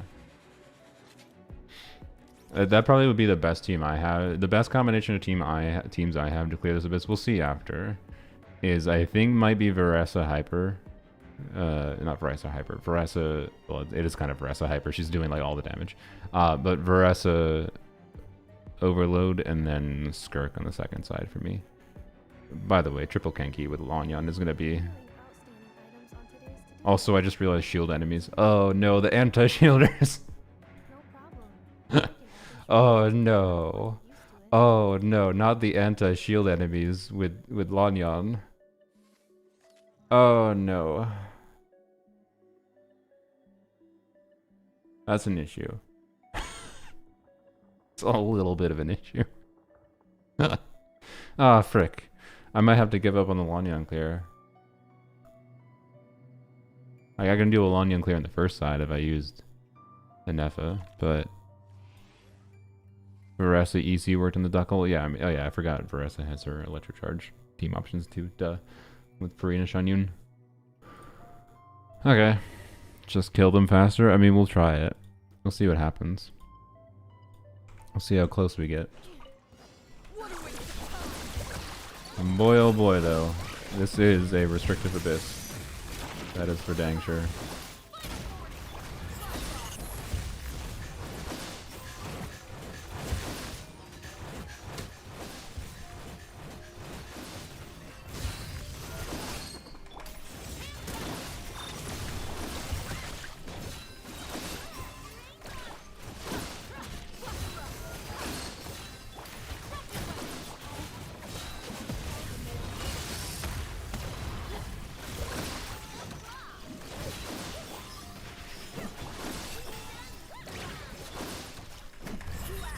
I think I had Trevor's pop up.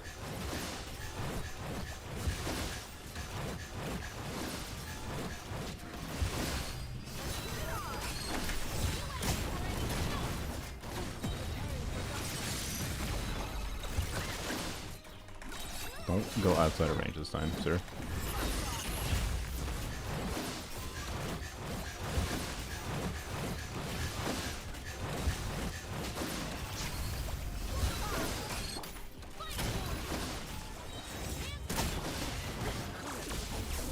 Okay. Annoying. Really? Okay.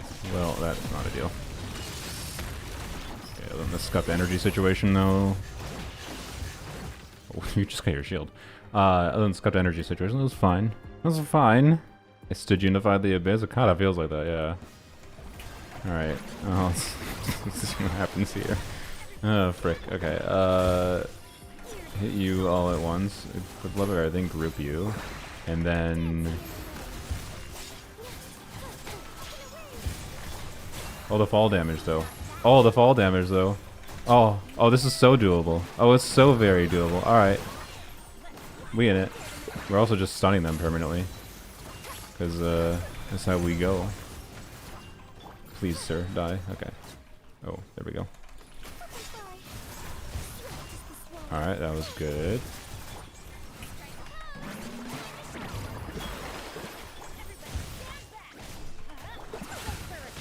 Yeah.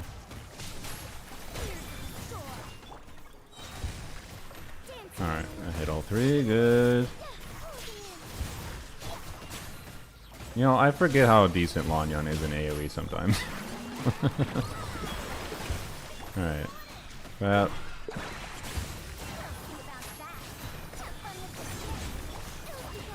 Oh, I didn't get Bennett buff properly. Alright, no problem. No problem. Easy clear. Easy. No problem. Trivial. Absolutely trivial. Not the hardest abyss I've ever fought. Nope, definitely not.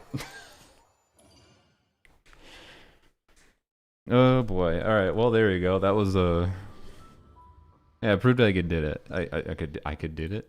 I proved I could do it. I can tell you okay, realistically, to be clear, for this chamber, DSC6 didn't really matter. So if this was clearable DOC6, it would have been clearable DOC3. So that's like the question in my mind. Could I have cleared this with non-DSC C6? I haven't messed with how the Overvape team performs with non-DSC6 because I activated DSC6 before. Wait, did I activate DSC6 before I know? I think I did. Yeah. This enemy I think this enemy can be kind of enjoyable. Like just electro charge as a requirement it's restrictive, but this Knuckle Duckle similar to Cactus. The real pain in the arse in this is definitely the Radiant Moonfly.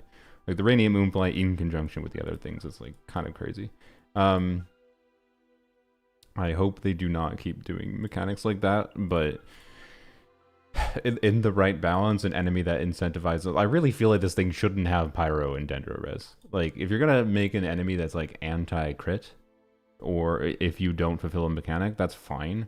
But like, why is it pyro and dendro res? That's kind of lame. Anyways, I did it at least. With DPS Lanya with various problems going on. Certainly not a fully optimal clear. But hey, we did it. And what's our reward?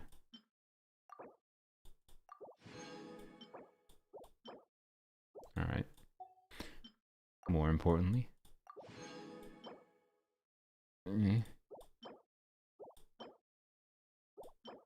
Wow, alright. I mean, unlocking this because ER 4-liner and attack percent HP, I don't know. Sometimes characters just want ER and attack percent or HP. Same shtick here, supportive oriented piece, right? But ain't the DPS pieces I was hoping for, that's for sure. Well, okay, I'm currently at a point where I think this is cope, but you know, might be good enough to keep. You know what Dia earned? I did get enough for a temple with 800 Primo Gems there. So this will probably happen, presumably not tomorrow, because Stygian Onslaught Day is tomorrow. Oh boy. But I am at, I think, 55 pity.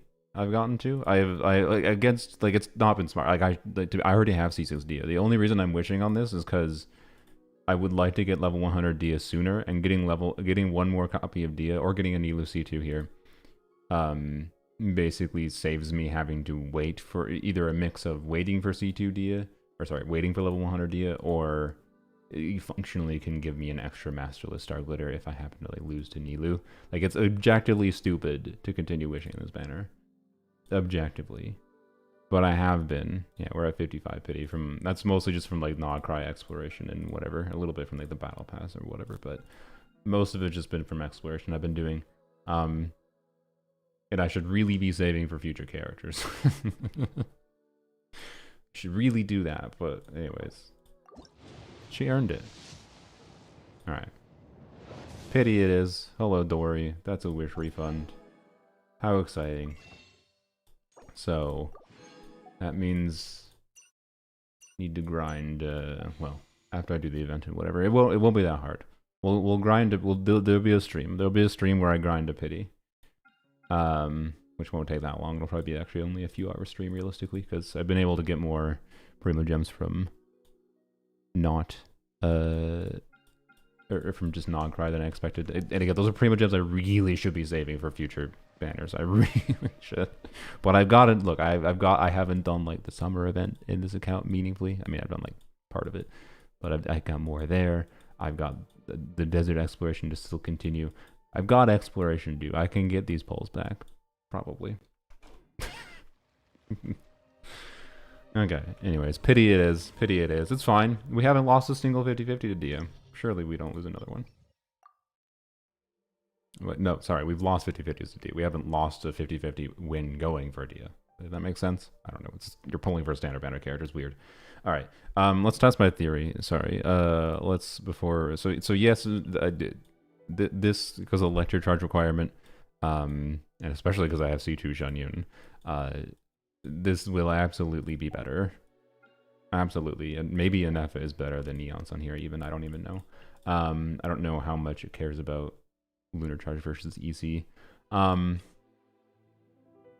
But second half bloom damage. Second half is the one that they want bloom on? Okay. I guess that makes sense with the... Yeah, sure. I guess that makes sense. The first enemy is a little weird for bloom, but Llama makes Nilou bloom and single target good. So it's possible Nilou bloom with Llama is my best option and better than Skirk, but I kind of think my invest in my Skirk team. Maybe that'll be interesting to compare. I don't know. We could try Nilou bloom. But let's see. Let's use. I want to do like a non-chill clear because I just think it might be better, right? I think this is going to be an interesting one to test. That it's like this doesn't directly fulfill some of the gimmicks that they want to be fulfilled. Like it doesn't directly fulfill the electric charge gimmick, right, for either of these enemies. But both of them don't have. They have much more res for non-electro damage, so it should be very brute forceable with Veresa, is my suspicion. And then Skirk is Skirk, and Skirk go Burr. And that's what I want to test, is can you just brute force with good teams that make sense to brute force with? So this would be an Electro DPS team on this side, probably with Chevrus, and then just strong damage on the second side in general, because the second side is much more generic and flexible. Double check your builds, because your artifacts might have been yoinked. Nope. Okay, I usually try to make sure she has artifacts. Okay. Yep, should be fine. Let's not forget a character here. Moiga, which I will not burst unless I feel like I need to. Moiga has tenacity right now, which is fine, actually, I think. Yes, that's fine. Okie dokie. Play Eula. Sylveon, I feel like that's not possible for me. I mean, well, okay, yeah. I could play Eula fine if you were fine with Plunge Eula. I could do C2 Shanyu, C2 Farina Eonson, and we can pretend that's Eula doing all the work. I mean, she's not gonna be terrible, right? Like, I should have plenty of healing. It should work well. It'd work better than than the TS situation. It would work. It would work. But is that really Eula? If you want me to, I can do it. I think we should go to Poland first before we do that.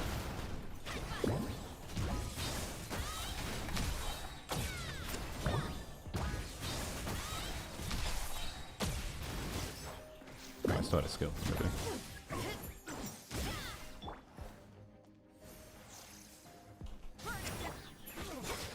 How do I? Okay, well, you get Pyro on you. Okay, there we go.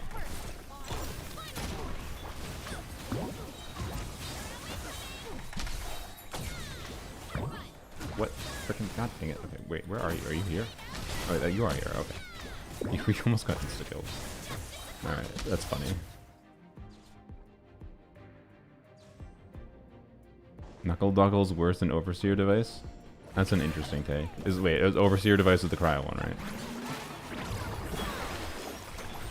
Just to make sure you are talking about the enemy, I assume you are. Alright.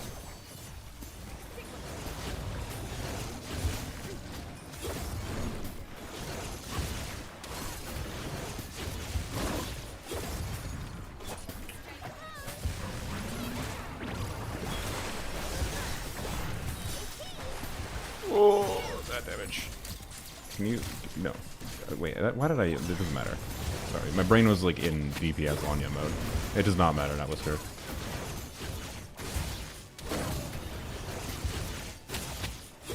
Wow. Turns out, the really strong teams are still really strong. And this is like part of, I think, the unfortunate state of Genshin right now, honestly, is like the Dia and Lanyan team are not weak teams, in my opinion. But they definitely don't fulfill the requirements as nicely as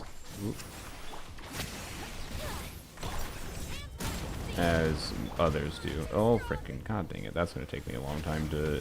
Oh, I just took all kinds of damage. Okay. This is awkward without a shielder, I will say. Let's see how annoying it is. I think I gotta avoid some initial damage and I should be more fine. Maybe, actually, Strat, take this. Elemental res might matter here.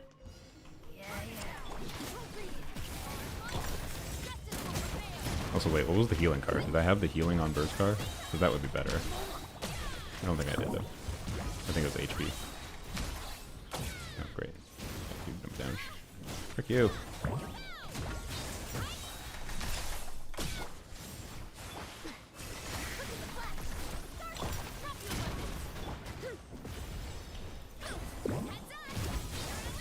There, full health.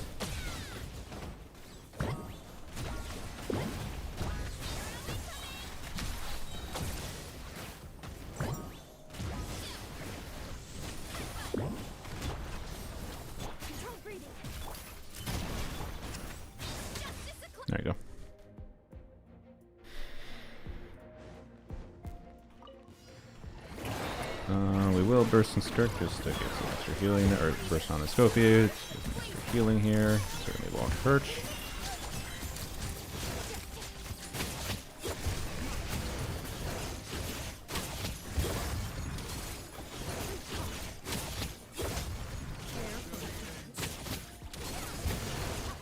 Oh darn, we didn't want to rotate. Is it possible to one rotate? Maybe. I didn't need to do that. Guess I'll just skip the Charlotte burst. Whee.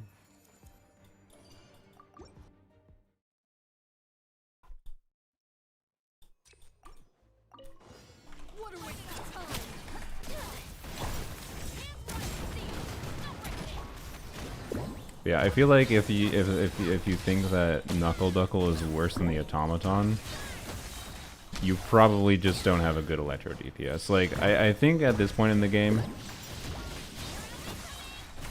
so like Genshin's interesting in that like you don't need to have like a DPS of every element type, right? At this point in the game, though, I do think not having.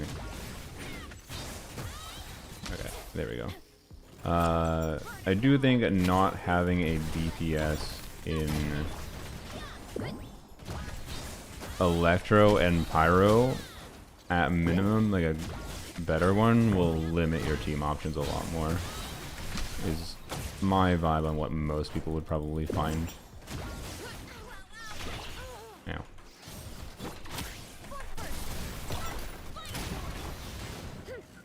Oh wow, I have cooldown impact. Okay. Rah, stop avoiding damage.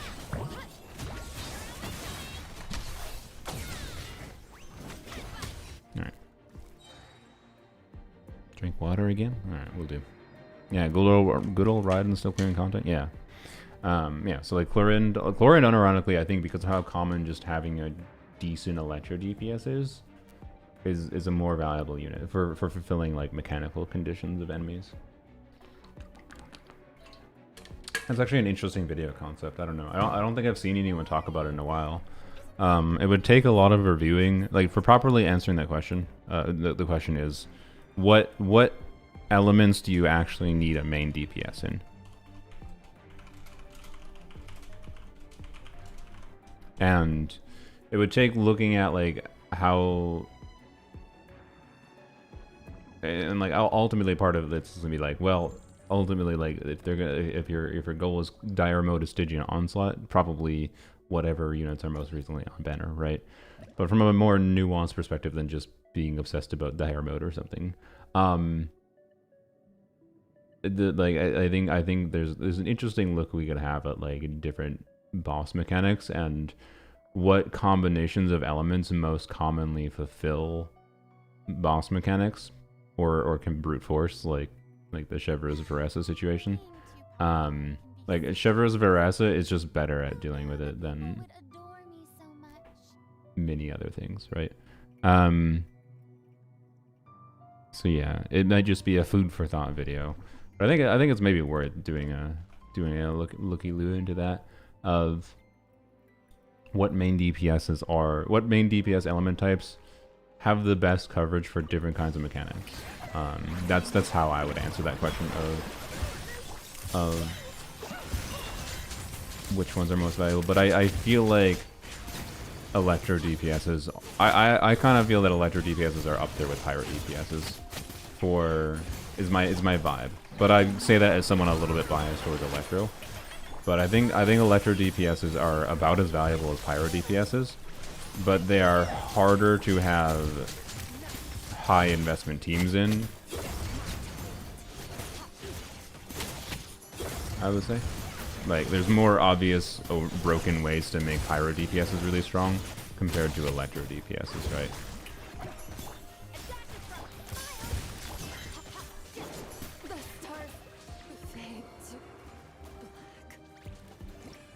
There you go.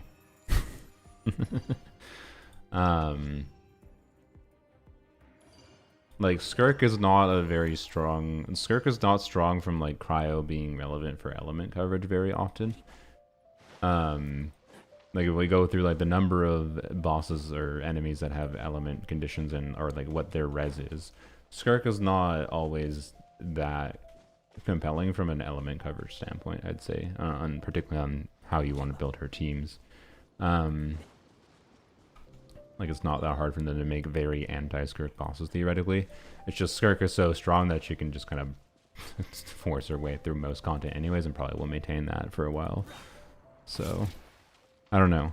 But like I think it's just like the two the elements that I think you probably want to have a main DPS in is Pyro, Electro, and then Hydro.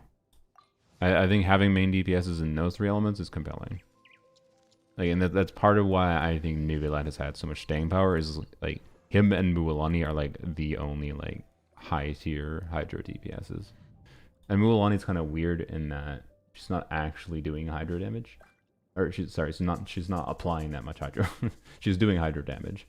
So she's relevant from a context of just because of the fact that the way her teams work can get around a lot of enemy mechanics quite well. But like Dendro DPS, you don't need a Dendro main DPS because Hyperbloom is a Dendro main DPS. So I think Dendro was up there, to be clear, as you want to have like Llama's a really good character because having the option to do high DPS Hyperbloom or whatever is really good, or Burgeon. Like something I didn't show actually. The previous Abyss cycle is really good. It was a lot better in like the first half of Burgeon compared to Hyperbloom. How do you group the Kenki? Usually the way you group the Kenki is you walk towards one of them in particular. I don't remember which color. And then one of them will F off, usually There used to be a way to consistently group them and prevent one of them from flying away. But usually you just let one fly away and then it'll walk back towards you. Like that's what happened with Lanyan without me really trying much. 1.7k attack on Llama. It's because of this weapon. I have even star on her. You'll see why in the video, hopefully releasing tomorrow. But this thing with Llama, by the way, the full EM, just 1260 EM, this is giving like 200 attack to the full team, and it's giving like 600 attack to Llama. That's why she has 1700. So, anyways, like having a Dendro DPS is relevant, but you don't need like an on-field Dendro DPS. You don't need Kanich or Alhaitham or Nefer in the future because Hyperbloom is Dendro DPSing. But having a Dendro DPS isn't a bad option, particularly I think having Kanich will stay a little bit relevant. Like I think Kanich's value over Nefer is that he doesn't rely on Hydro, right? So it means Kanich is relevant against like anti-Hydro enemies in a way that Llama or Nefer won't be. Well, Nefer can't really work against anti-Hydro, not against like the Dragon Toilet that you put Hydro on it and it goes back into its high-res state. That's really bad. So I think Kanich actually has good staying power as a Dendro DPS, but otherwise, other than Kanich being the exception because he doesn't rely on Hydro, you kind of can get a Dendro DPS just by having Llama, right? And Kuki. And Xingqiu, of course. And Nahida used to do that, be the one that did that in the past, and now it's Llama does that better than Nahida. So, and then you'll see soon with a video coming out that Llama functionally being the enabler for Hyperbloom now, the best enabler for Hyperbloom, is really good, but she's also really good outside of that. She has value outside. This is a really good character, and she's kind of broken. Anyways, that's my vibe. Anyways, it's like I think these four elements are the only ones that are actually you have a strong desire to have main DPS, including Hyperbloom as a Dendro main DPS in. And the other ones are all optional. Geo and Animo are extremely optimal. Animo DPSing as much as I like DPS Lanyan. And you don't count. You're not an Animo DPS. You are a Pyro, Hydro, Electro, Cryo DPS. So, and mostly not Cryo. Anyways, Navia is fine Navi's still like scaled pretty well, but you know, it's still like there's basically never been that much a need to have Geo for many enemy mechanics, right? It just doesn't show up enough to need to have what Geo does for the vast majority of enemies in the game. But it's possible then when they want to sell a new Geo unit, Sandrone, let's say, that they'll make more content that really wants you to have Geo, and that could increase the relevance of having someone like Navia or new whatever main DPS is. And Cryo's in a similar state where like they released Skirk and Escoffier, so they made you know at least one enemy that was really shilling Cryo. They did make one enemy that really shills Cryo, but honestly, other than that one enemy, why do you need Cryo as a main DPS archetype? Like it's just the one enemy, and they don't exist right now in endgame. So yes, Geo does not interact, which is a problem. So yeah, I think it's just these four, but I don't know. I'll have to take a actual like more numerical approach of like looking at bosses and just tabulating, like, because I think there's an interesting data approach you could take in tabulating different bosses and like just, okay, this boss has this resistances and it has this incentivization towards using like this element combo, but then also has this options like Varesa Overload to brute force, so you don't need Electrocharge kind of thing we just did. And tabulate all like that data together and be like, okay, yeah, these are the main DPSs that have the most coverage historically, right? Just wait for Luna Crystallize. True. Okay, anyways, we should go into polearms only, and then we'll come back here, I think, and try out. We'll try out like Llama things. This is supposed to be the Llama Shillabis, which I successfully ignored. This is supposed to be the Llama Shillabis, so we'll see. We can try some different things, right? Yeah, the first side. Oh boy, the first side. Oh boy, the first side is restrictive. I don't think it'll be a problem. Polearms only though. As always, here's a turtle. As always on polearms only, the goal is to clear without Arlecchino first, and then we Arlecchino as a victory lap.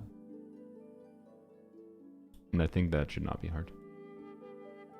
Like polearms only unironically tends to clear abysses easier than my main account the first time through, just because the teams that I like playing on polearms only are stronger than the teams I usually play on my main account, amusingly, like for Abyss. Like I like using worse teams on my main account in Abyss. In polearms only, I just like using the stronger teams, generally speaking. So, anyways, but we do have to use like a Nefa Candace combo. Is a Nefa Candace Eons on our... How problematic? No, we have C6 Arlecchino. Well, no, I said I wasn't going to do Arlecchino. I guess I'd do... What the frick do I do? Ah, frick. That's actually a problem. Okay, we'll figure that out. We'll use our resin quick, though. You know what, since I'm streaming, I have been farming the talent rewards. Oh, let's go get that and get that out of Fontaine. I've been getting the... I need to do the initial part of the Archon quest in this account, by the way, because I still don't have Catherine unlocked. So I haven't talked to Sandrone. Anyways, we have a Nefa Candace, so we can fulfill mechanics. Wait, no, I want to pick it up and put it back down somewhere else. I can fulfill the mechanics perfectly fine.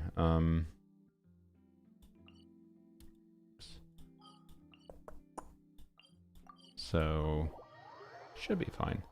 Anyways, we'll go spend artifacts here. We'll spend orbs on artifacts here because I'm streaming and artifacts are more fun content. Not that fun, but they're more fun. Deploy. Bap. Barely need these anymore, but I don't mind getting a stockpile. Okay. Go here. What is my talent materials at for Blins? I do want to be able to at least crown his burst on release, so I need 38 of these. Shouldn't be hard to do. We have 2 more weeks. I would also like. I'm gonna double crown him. Don't you worry. I might triple crown him, even though his normal attack talent is a poo poo.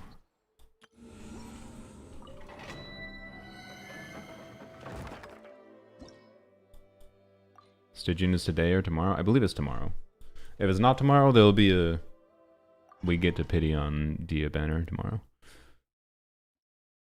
Making us condense 60 instead of 40? Are you're asking that as if like it's a controversial thing, and quite frankly, I think anyone that thinks it's a bad thing, I don't understand. I don't like it's not that interesting. It's just a good change. I don't like it's just a good change in my opinion. If you have a problem with it, stop condensing your resin, because you no longer need to condense your resin for daily experience farming. It's pointless.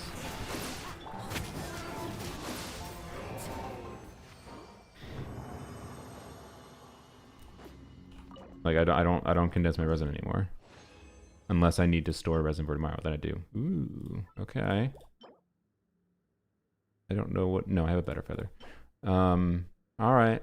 That's potentially like this might be ideal Flint's piece. You might say, "What? It doesn't have crit rate. How do you have an ideal Flint's piece if it doesn't have crit rate?" Because you can get to enough of a crit rate threshold that you don't need to have crit substats, especially when it comes to an artifact set that gives you 30% crit rate for free, and a character I'm probably a character I am going to use a crit weapon on. I'm either using a Sig or Jade Spear, both of which give crit rate. So like, the amount of crit rate I need at a baseline is not necessarily to a level of I need crit rate in every piece. I can tell you I probably don't have more than one piece that has no crit rate subs for like a highly invested Flames build. But that potentially is a pretty juicy Flynn's artifact. Low crit damage, so it's 4-line and has the perfect substat combination. I don't give a shit if it's low crit damage when it's a 4-liner that has perfect balance.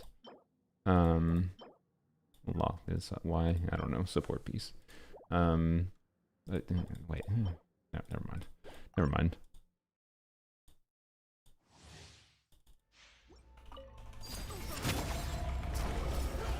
Why did I not enough or Eon Sun for? Wow, it doesn't matter. I'm in his domain.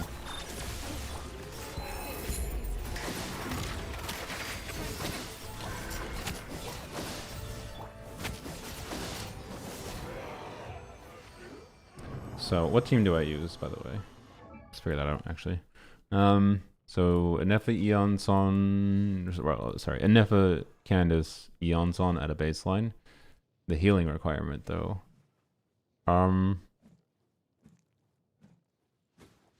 Okay, you know, it sounds dumb as shit, but unironically, is the first side of the Abyss just a main DPS Anefa play?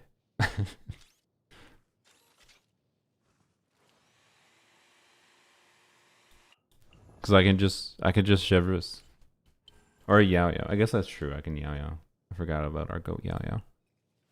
I guess we just Yao Yao. Yeah, we may as well just Hyper Bloom with the Nefa. I haven't actually tried that. I don't know if I use Eons on there. Then I can free Eons on for the second side. Yeah. We can do like Eons on... we can do like a Ride. We can do a Raiden Hyper Bloom. Or Raiden Hyper Bloom. Raiden... Shivers Raiden. And then Raiden Shivers will absolutely wipe second side. Yeah. We should be fine. Alright. And then we can do, for the funsies, we'll do Eons on Candace, Anefa, Yao Yao. I think that seems fun. And then I'll keep it. I have Anefa on my Tenacity Staff of Scarlet Sands build. This is a really, really, really good Anefa build.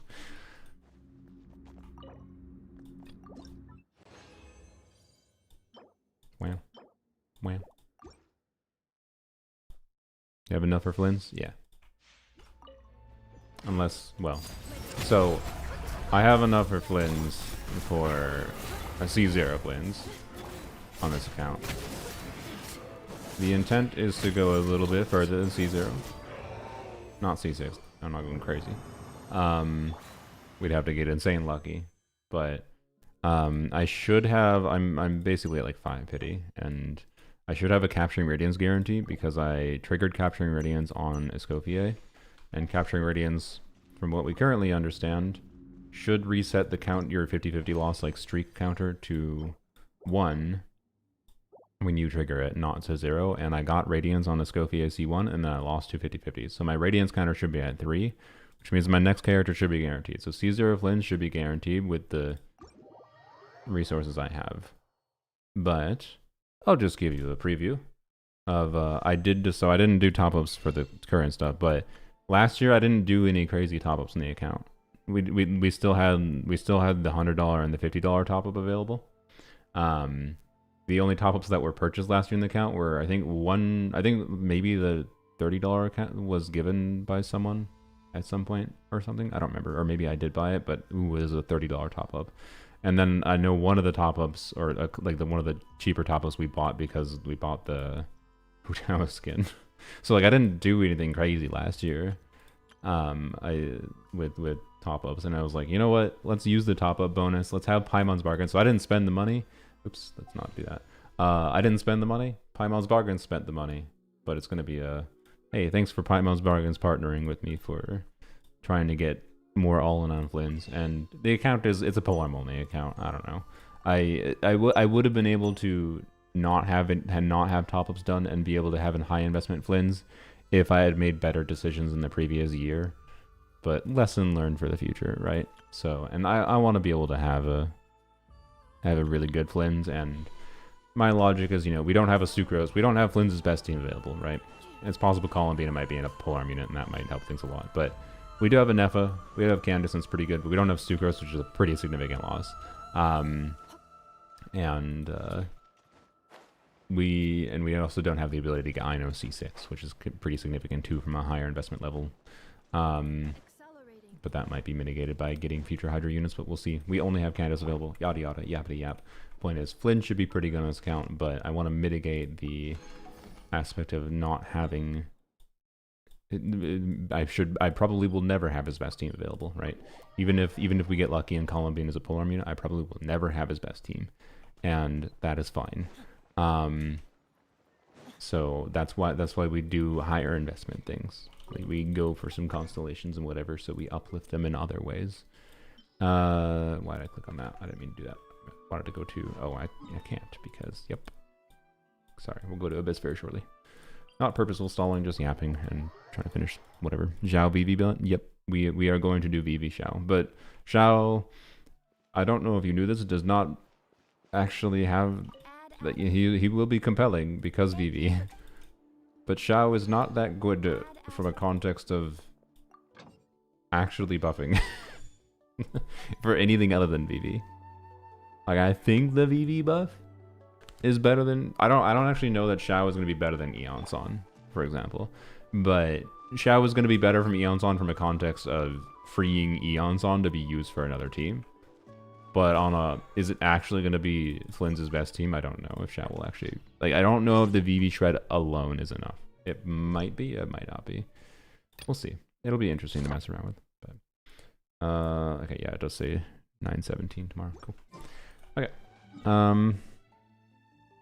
Oh, let's not forget to level the freaking artifact.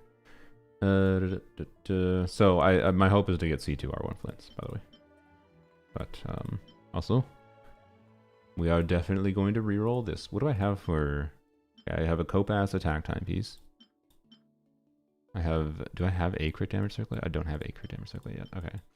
So we might be looking at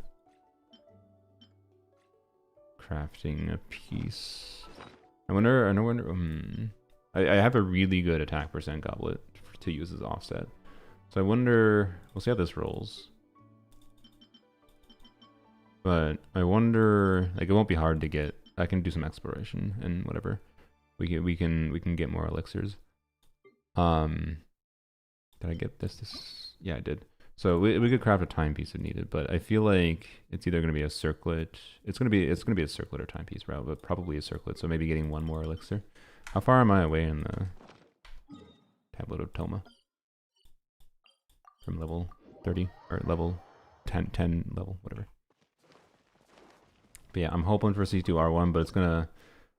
Oh, I didn't even realize we're level 38, but Jesus. Alright, yeah, okay. So I could easily make a circlet for Flynn's Choose a crit damage, crit rate, attack percent. Maybe I'd have to double check the EM or is better than attack percent for this account. But anyways, and then use one of my good off-piece goblets. And I think we're pretty good for Flints potentially, because from there, oh, I have 2 keys. Nice.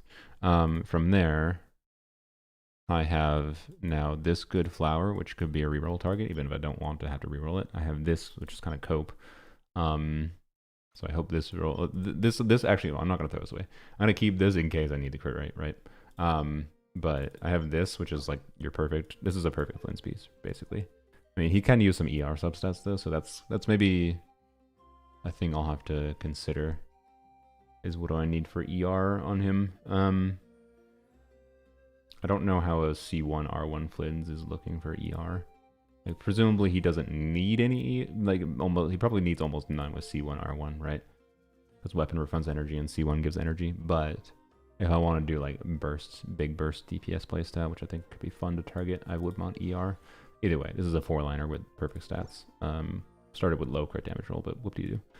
I think I'm looking pretty good. I think I can get rid of this, actually. This flower is a potentially pretty big deal, actually. But maybe it makes me sad, because I would love to not have to reroll this, okay?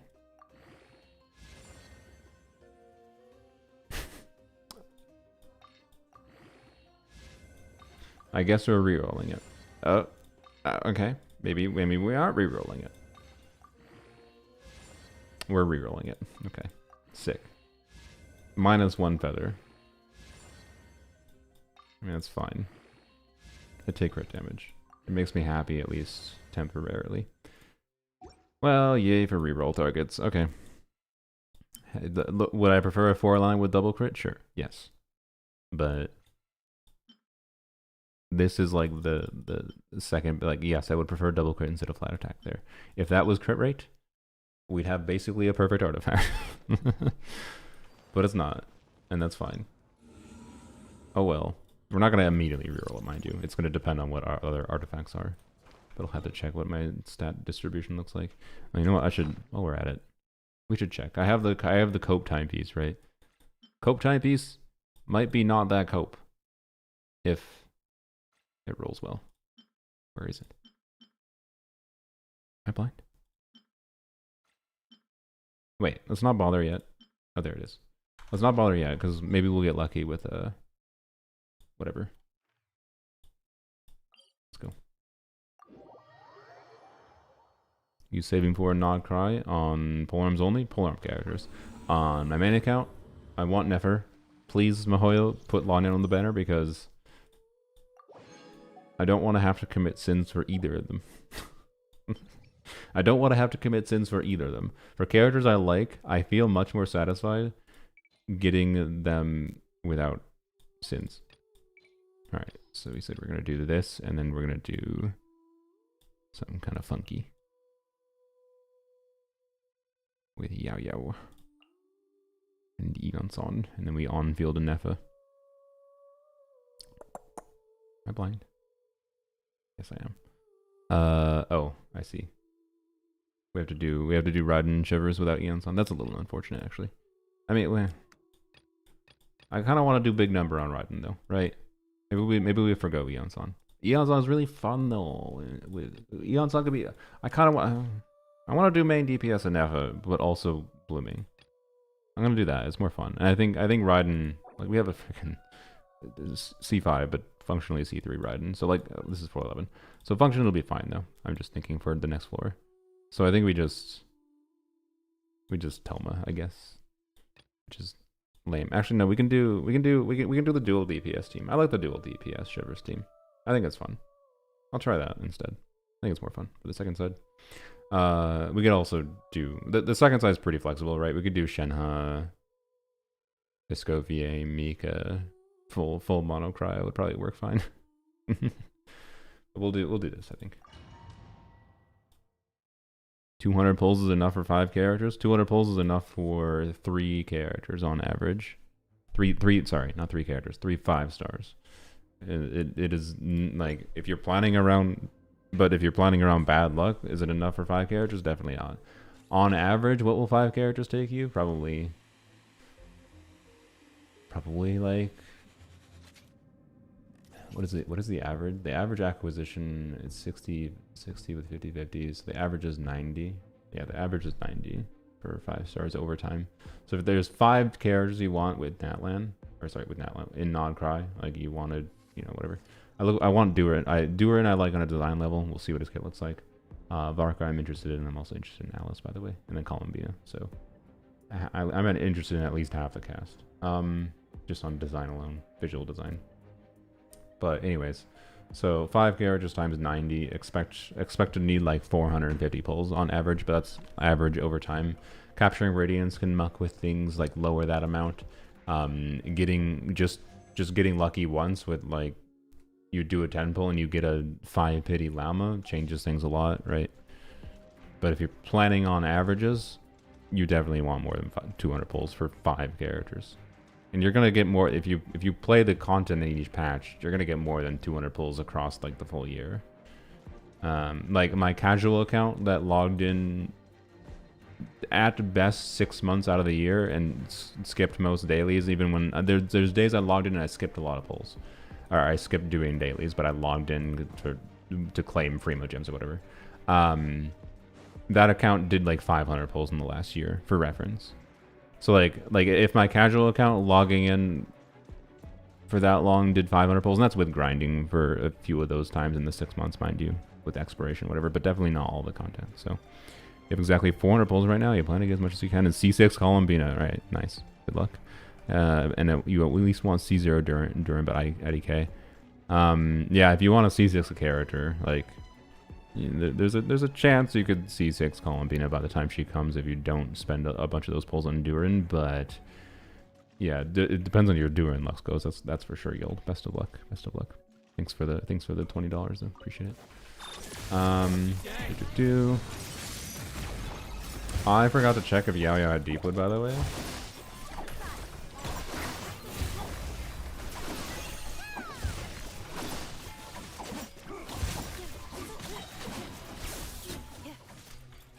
We will check in a bit, I guess.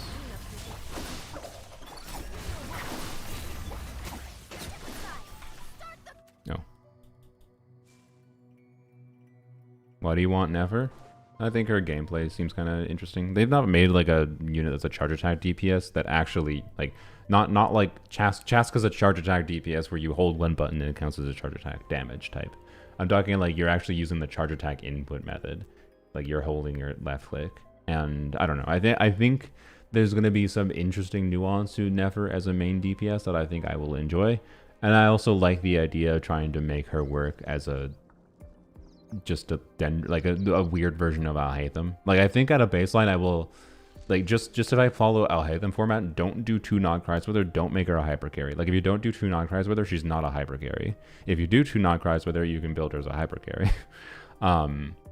She has 2 different potential build paths for teams, and you can use her as a normal Dendro unit, or you can use her with like what her kit gimmick is intended as. And I think that's cool, and I think her charge attack playstyle and animations look nice. So, and I like her design. So yeah, that's it. And they already got Llama.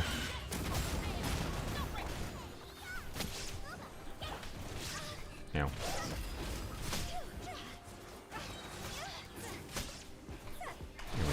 Do this, right, and then we ride him.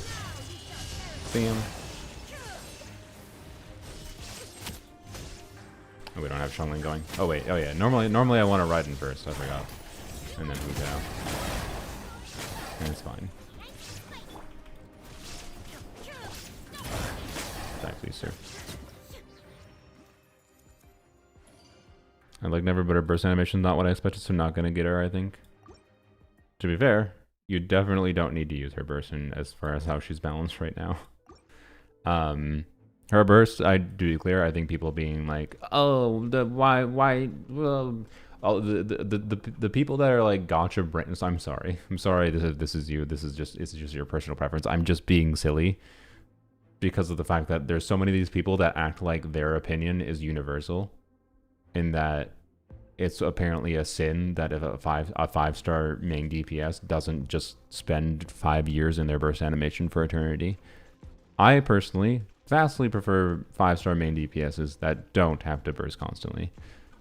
It depends on the character, to be clear, and because it mostly depends on their teams. I tend to not like 5-star main DPSs that include a bunch of other 5-star teammates that also want to burst and get stuck in their burst animation. Like, I really dislike something. I really don't like the idea of, say, let's say Skirk was a unit that had to burst always. She's not.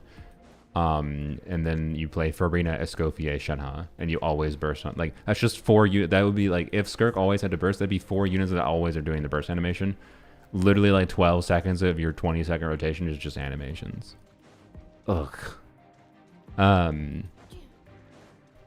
But anyways, there's people that are like, oh, Nefer's burst is not optimal to use always. And it's like, okay, that's fine.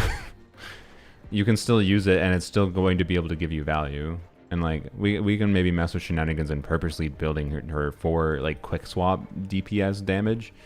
Like, she's more compelling of a quick swap DPS than Alhaitham is for her burst value, is what I would say. So, I don't know. Like, we should be able to toggle up burst animations. That doesn't do anything, because the game is like, what they would need to do for me to tolerate burst animations is pause the timer, is what I would say. But yeah, her character design didn't seem like she'd be sitting in a chair in her ult. Oh yeah, I agree. Her ult animation does not do it for me either, and so I'm glad her gameplay does not necessitate it like at all.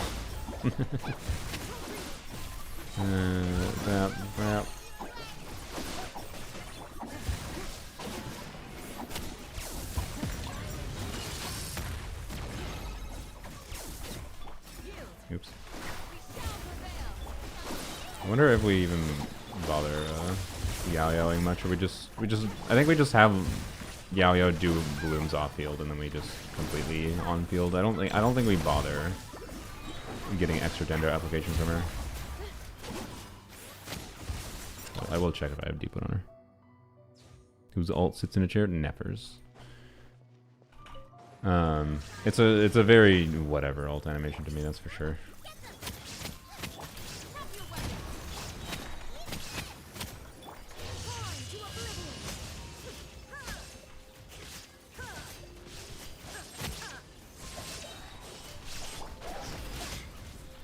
Bro. Okay. Man, these enemies are gonna be annoying when they put it into floor 12 inevitably. How do you get around this? Is this okay? Maybe they're, I don't know. They've done shield enemies like that before, right? Like media turtles. Then the problem with them is just more Mihoyo's implementation for how, like, you can for the media turtles, like you can actively like go to the side or behind the enemy and like attack when they're like not visually blocking you with the shield, and then they still manage to block all your damage with their stupid shield, and it's annoying, right? Those enemies have a bigger shield that makes more sense, and it's like might be harder to get around, but as long as like you can get around the shield and it makes sense when you should be able to deal damage when you're attacking it like from behind or to the side, it's a perfectly fine mechanic, I think. It could be an interesting stall mechanic rather than certain other enemies' stall mechanics work. But they might be incredibly annoying at the same time. I have no idea what it'll actually end up being like. But anyways, these are probably the only difficult aspect of floor 11, I suspect, for most people. Brap.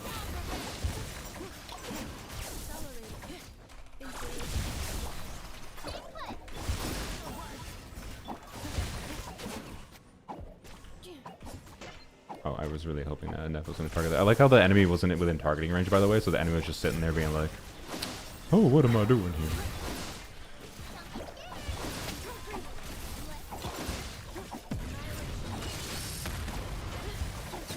Okay, 21k hyper blooms? Okay.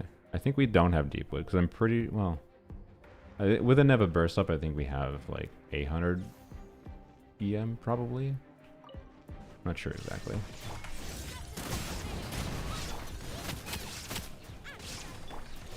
Alright, Rodden. Boom.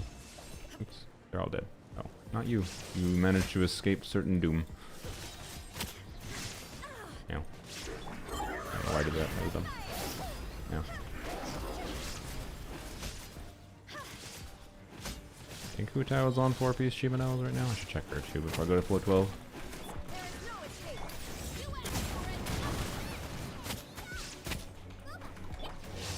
And goodbye. Alright. Never actually support no burst gameplay? Yeah. You don't have to burst at all on her if you don't want to. It will have value on situationally on a front loaded damage value. Like it's not 0 damage.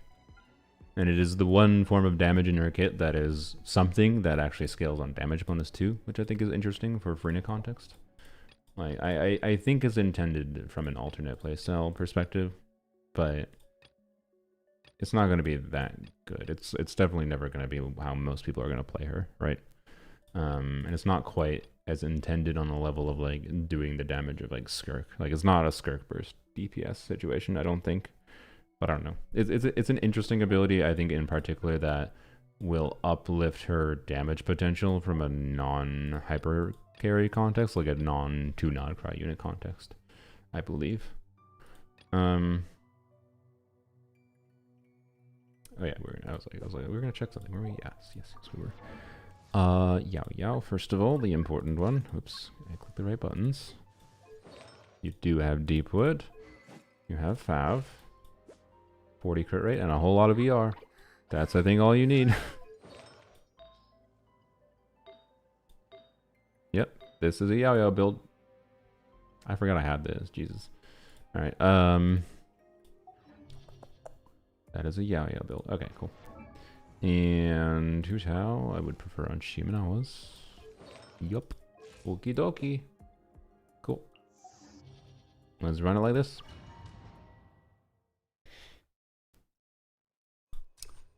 Burst DPS. Well, we're gonna try Candace after. Better Hydro application enough time. Okay, fall to the ground, please.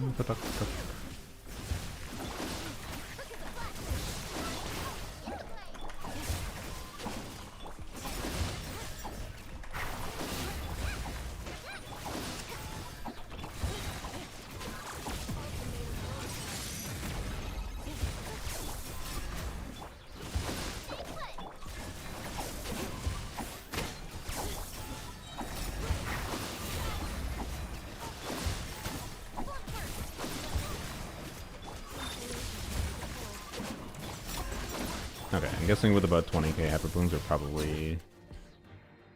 What's our Nefa damage sort of sitting at? Or our Nefa EM, sorry. It's probably sitting at like 600 to 700 after buffs, I assume. Let's just check out what that was. Sorry, I got distracted by the red dot. Alright. But yeah, I'm willing to bet Nefer will be nerfed a little bit for her hyper carry playstyle. Probably not her other playstyle meaningfully. In the next beta update, which will be a week from now. Alright. Wrap. Wrap. Shungling Burr.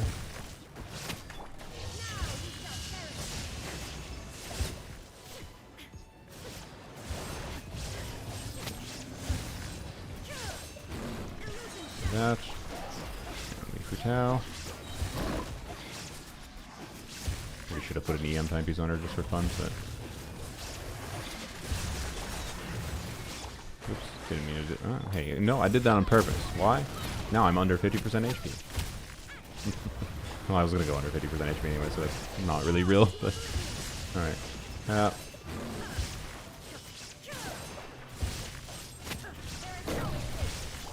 let's get to the Hu Tao. Wing. Alright. Now the tricky chamber.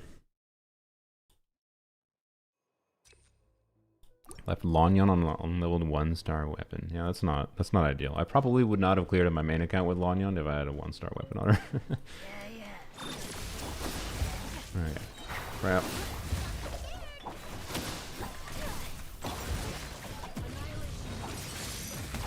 Alright, let's check quickly if this is ideal. It might be ideal, at least in an AoE situation. Interesting. Okay. But then Yeonsan is not doing as much here. Okay. We will definitely burst on Yaya here. That almost surely makes sense.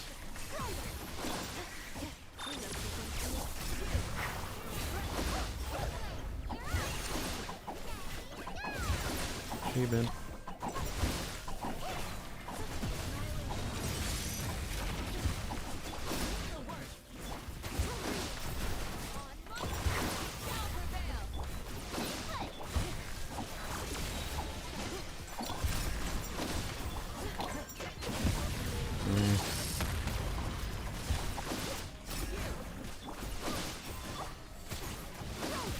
Oops, did that early.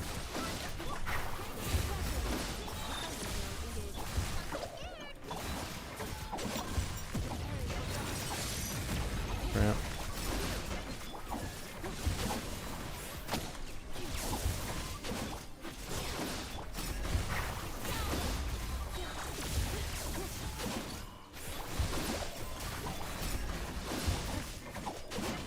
Alright. Not super fast, but should be fine.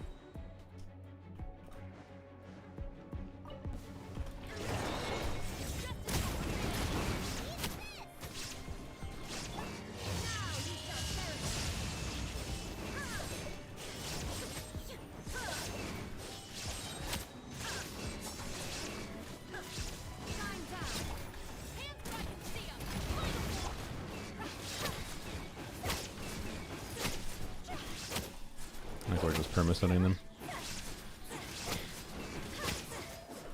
And I like how Hu Tao couldn't get through that. Oh boy. As sad as it is, Hu Tao really just has not kept up very well on this account. She used to be real, man. Like, Hu Tao was like a very necessary unit for a long time for being able to 36-star bit cycles in this account. Like we from the patch of Yao Yao's release and onwards, we were able to 36-star on this account, right? Every single account, every single bit. And there was some really hard bit cycles for the account. And the account's investment with new character releases has been able to keep up with the Abyss to a point that it's like not a problem at all. But like, it's a little sad how she... Oh my god, I didn't clear. Whoops. I wasn't even thinking. I was yapping. I wasn't even paying attention. It's a little bit sad how she just hasn't been able to scale in this account. And I don't know, it's possible. Hey, if Columbine is a polearm unit, maybe we can start doing vaporized Hu Tao things. So, right in C6 or C5? C5, but C5 is the same as C6, and C4, it's all C3. Like as far as Raiden damage goes, it's all the same constellation. Mind you, Raiden C4 does buff Xiangling a little bit, which does matter here a little. Also buffs Hu Tao a little bit, which does matter here a little. But anyways.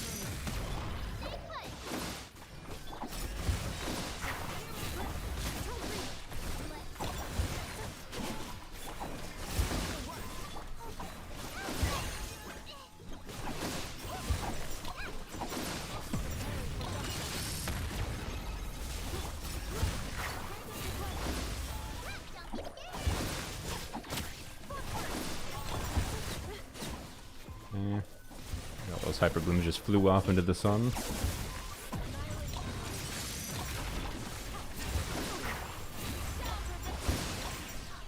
Okay. Team.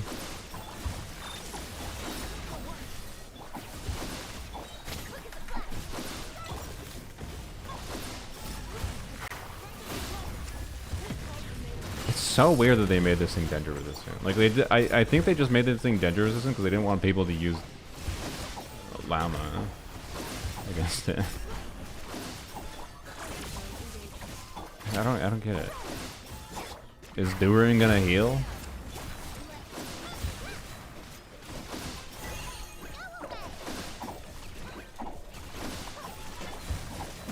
I don't know. Anyways, this was not a very good clear. I wasn't properly thinking about things.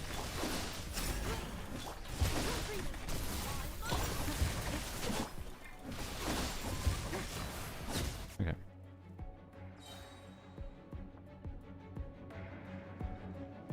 Like, what are the healers that like trivially like Shevers is like she can work, right? But it was awkward. Even with Varessa it was awkward and took some like okay play. Like not like I had to play super well, but you know, because Varessa does so much damage, like it mitigates having to play super well. But I did have to like think about the healing situation. It's weird. I don't know. What a weird freaking boss mechanic. It's shilling nobody. It's not even shilling anyone next patch. You might not even be shilling Durin. Like, why does it exist? And I think maybe they just wanted to make an enemy that's an interesting challenge. Oh, you know what? I'll give them that. It is an interesting challenge. I might end up liking it over time, to be honest. This freaking butthole, though, by the way. We're just gonna... Okay, as sad as it is, I think we have to do this. Can you stop getting knocked away? Oh my god. Like, bro, you're being tickled and you're getting knocked away.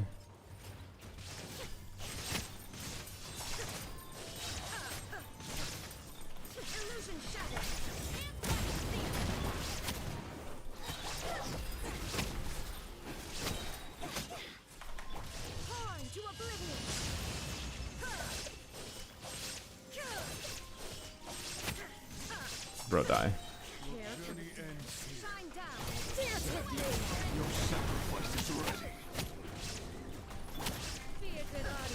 Don't run away. Take them all, please. Oh my god, I'm gonna fail. Hu Tao. Oh, why Hu Tao just does not scale to the current state of the game's endgame, and it feels bad. It feels bad. It feels bad. Apparently, I should have put Eons on in the other team because realistically, well, I don't know. Maybe she's kind of needed here, honestly. We do need kind of the increase in like the damage potentially. Hyper Bloom is not that compelling at a baseline here for this chamber in particular. I think the next chamber is going to be easy. I think this is the only hard chamber.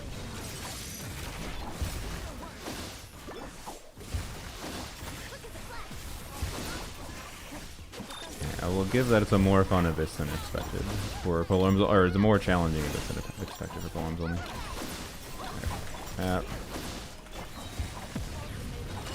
Maybe should have waited for that. Yeah.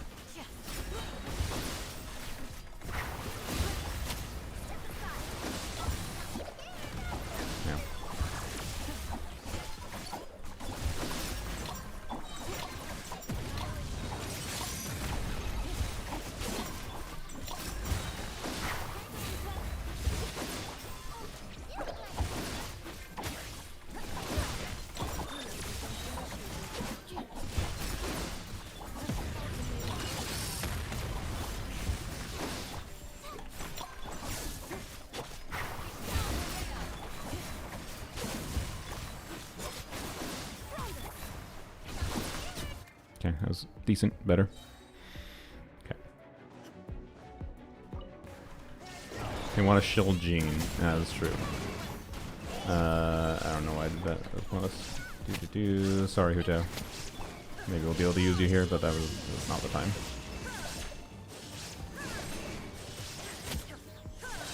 Too many charge attacks, it's fine. Yeah, it was good.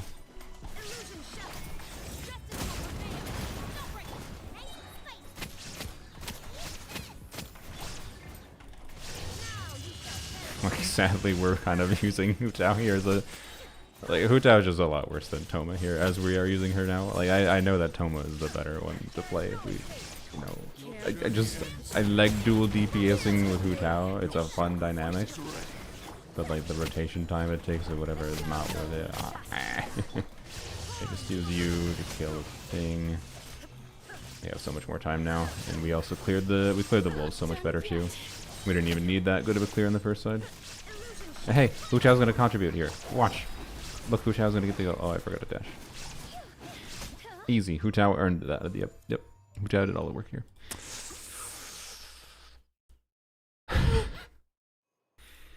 Wow, poopy buffs and everything. All right.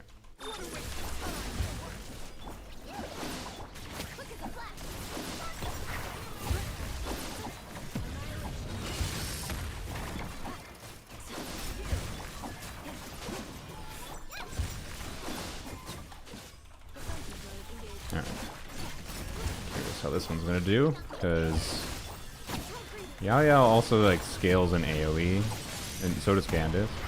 So this is gonna be a little funny. Like, how's this gonna do? That's a lot of friggin' numbers.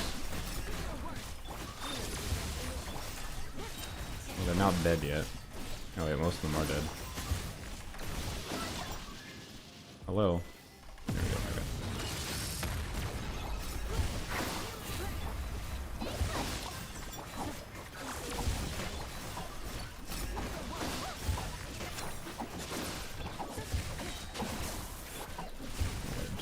Sun buff again. Alright, we'll do conveniently just bring back the line, that's fine.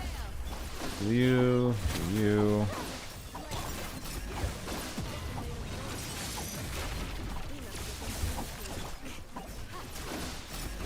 Okay, well, this is a little bit slower than I kind of expected, to be honest.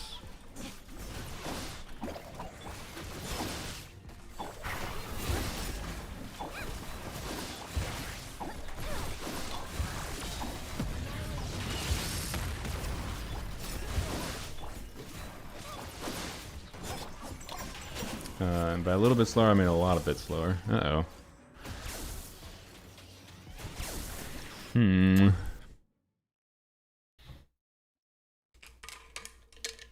have been nice if we had some real buffs.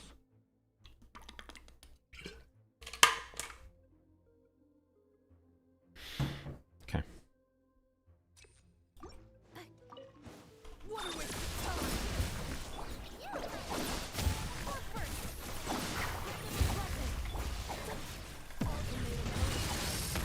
I'm kind of surprised they made this abyss as annoying as they did.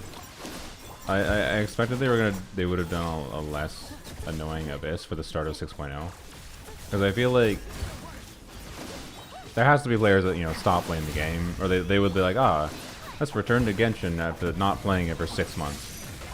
Oh, let's see how the abyss works, and then they come back to this, and like they would just completely fail to use any of their like characters from like 2 years ago or whatever. Most likely, is my guess. Most people would, at least, right? Like if there's someone who took a break for that long, they probably don't have the investment in their older units to be able to clear, right?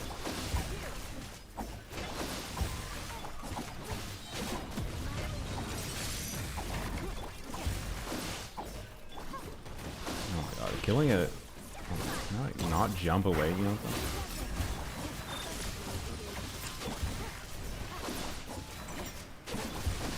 Yo, oops.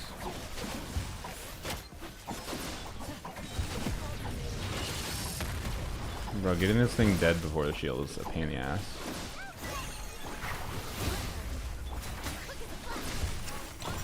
I don't know if I can do it. Alright, well, let's see how long it takes.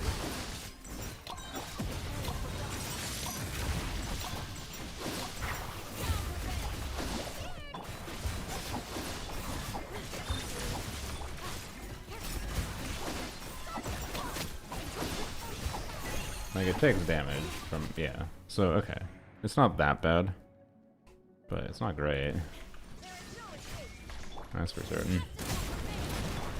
Hey. Tulpa would have been on optimal here. Hu Tao was the optimal choice because Tulpa would be bad.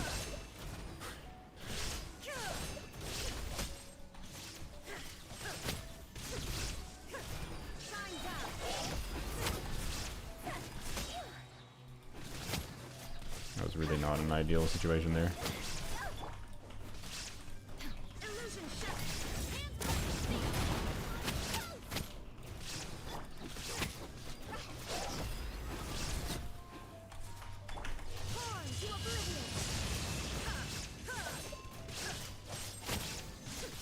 This is not clear right now. Frick.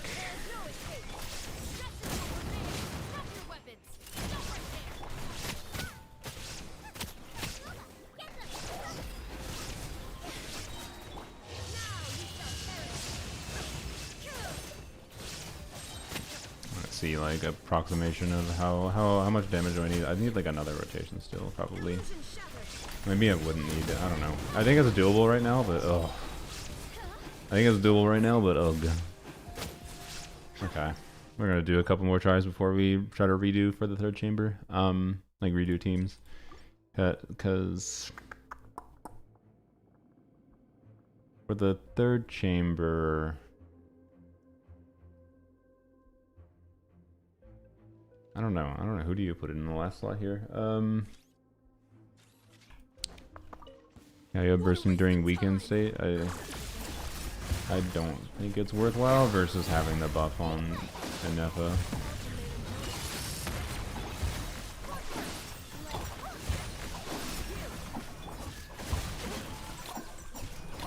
I could be wrong though.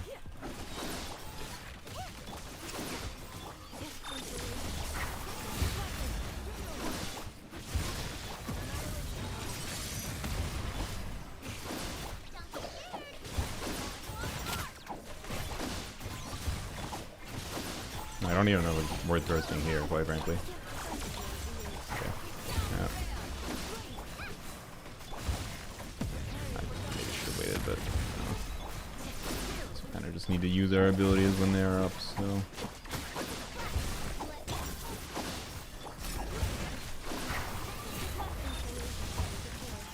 Yeah, burst could be worth when it's in down phase. I don't know. I just didn't have this anything lined up there that time, so.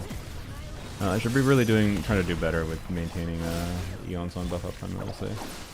So I could move around more than I have been.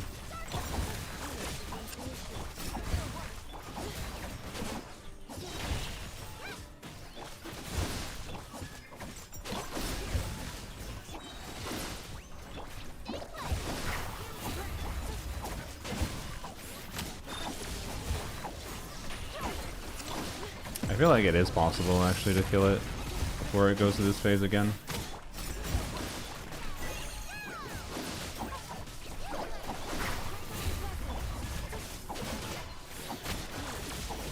Die, one of you! Die, one of you! Thank you. That took so long.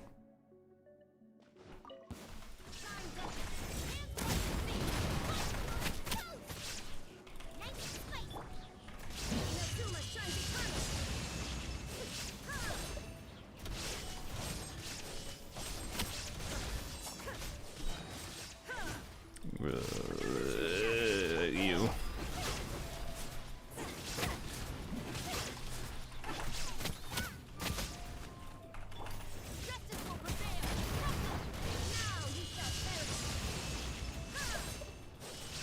Bro, die. Raiden, you just missed your attack. Oh my god, lady.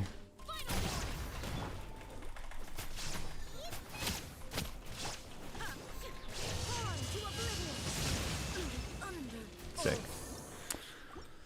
What do you want for the duck? Electric charge. Or you want electric charge or a lot of brute force electro damage. So like Varesa Shevers Overload works perfectly fine. Raiden Overload might work well as well.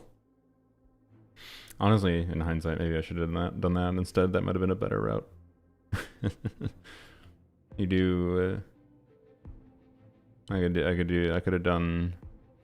What team do I have that is like good enough AoE? I probably could have just done like Emily, Sino, second side, and then first side do Raiden Overload. Because like I have invested enough Raiden with Overload, it probably would have been better than what I'm doing here, quite frankly. I thought this would be a little bit better than it was.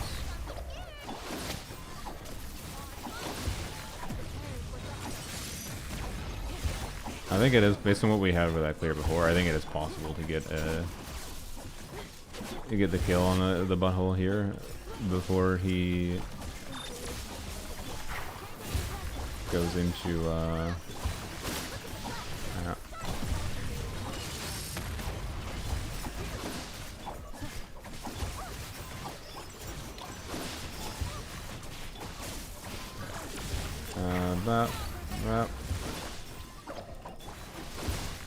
Yep, still back for, yep, that's fine.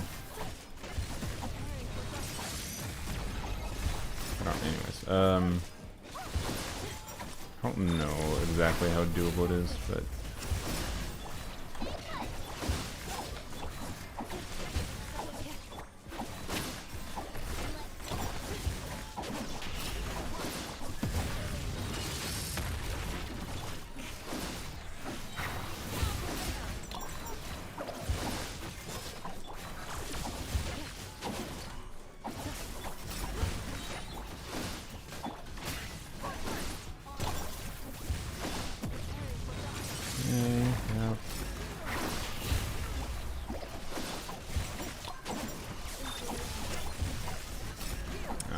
shield, see? Like, it's so frustrating that we're so close. Oh.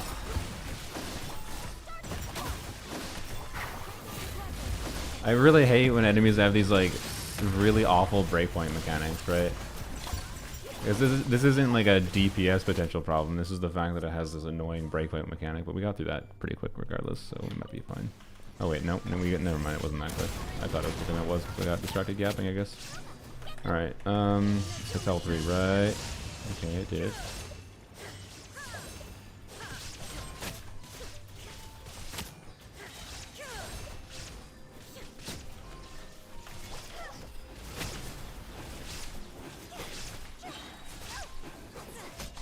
Okay. High frame.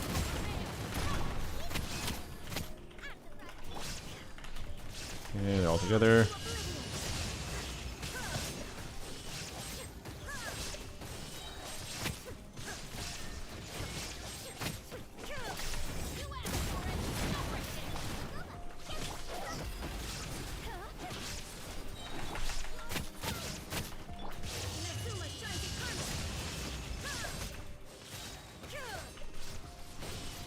No, it's just not clear.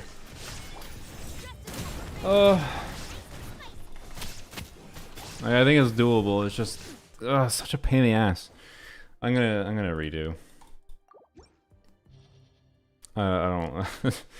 I think it's doable to optimize down with that situation, but too much of a pain. So we're gonna try something like this. Because I think Rodden can just talent damage her way through the shields. And then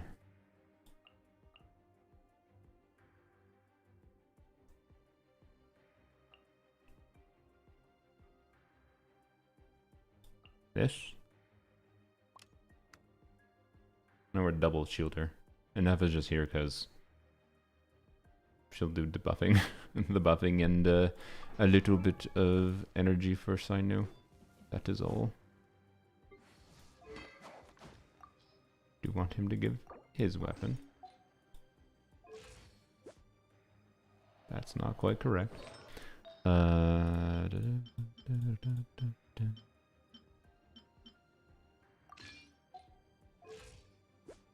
That's better. Still think it's a little wrong. Ah, see. Yeah, I think this will be worthwhile. We go under. We get 90% crit rate. Right, that's fine. A little bit more ER, more EM. Yeah. Okay. Ducks keep scattering for you. Yeah, they seem like they're an annoying variance, I think, to optimize around at the very least.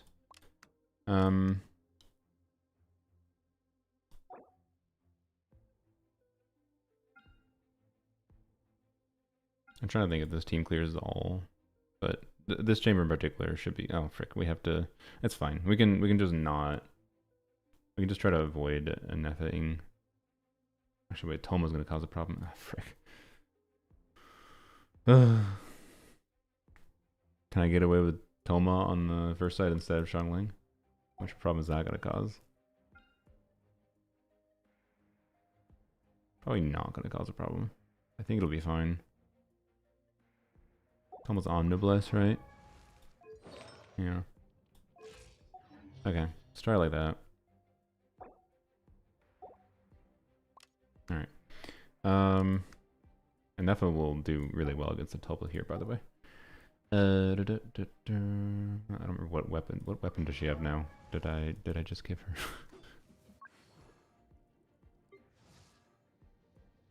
Oh yeah, she wasn't her Staff of Scarlet Sands. Okay, well this is. I don't feel like changing it, but yeah, it'll be fine. We already played the first two chambers anyways, so you know. I think this will make sense. Okay.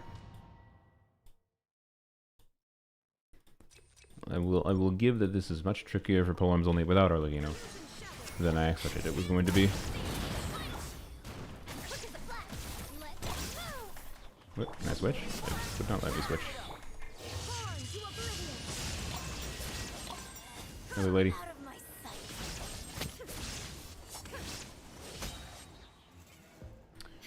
Do.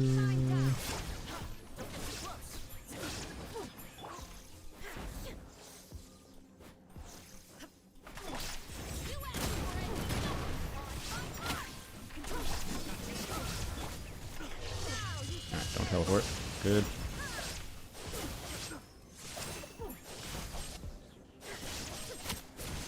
Wait, you teleported again? Where are you? Oh, you. Ah, frick.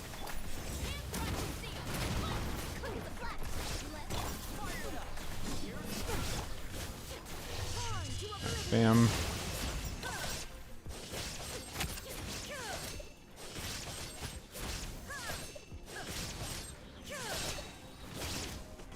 Nice. Yeah. Similar situation to Varesa Overload.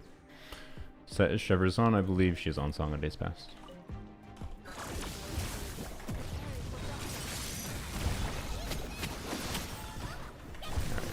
Emily's gonna be kind of a burst spot here.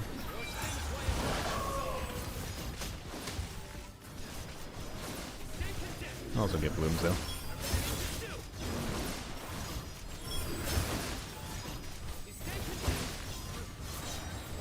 Early, whoops.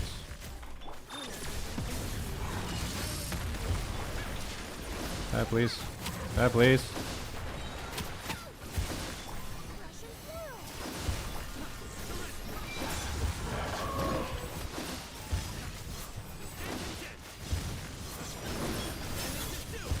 Oh, yep. I didn't have a shield. Oh, you know what? I really should have reconfigured. I really should have reconfigured a Nefa to have more shielding potential now I think about it. Oopsies. Oopsies. Colin is riding C7000, which is equivalent to C3. For the purposes of this team, at least.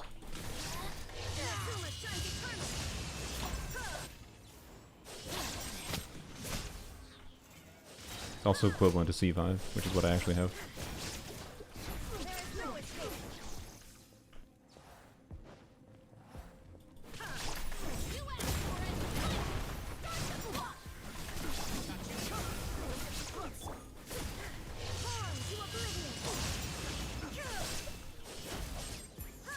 Aw, that's how we get through it before it actually teleports.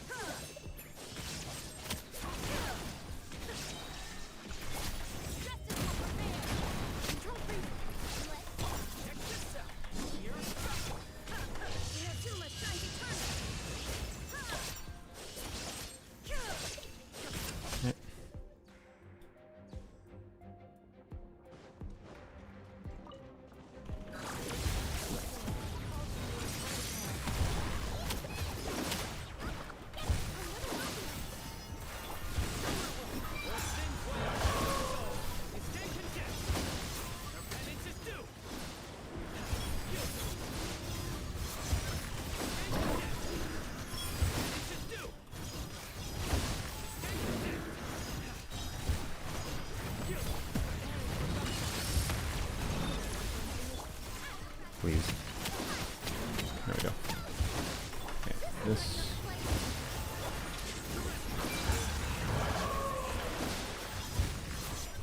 Actually, sure, we're gonna iframe that. Great. What? Oh, okay. I didn't know where it was. Oops. Should have really thought about that. Oh well.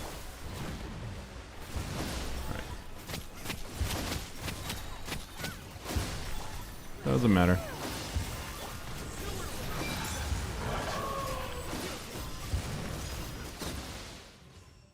You have a better chance with on-field and Nefa than with Sino? I think you're wrong, but we'll find out.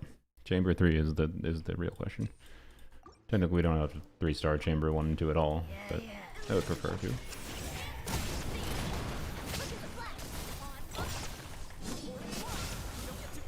Okay, there you go. They both get hit. Yep, nice.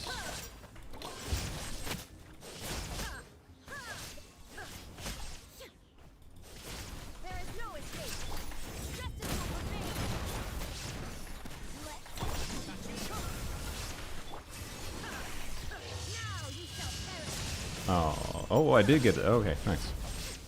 I thought I was not going to clear the buff when that landed.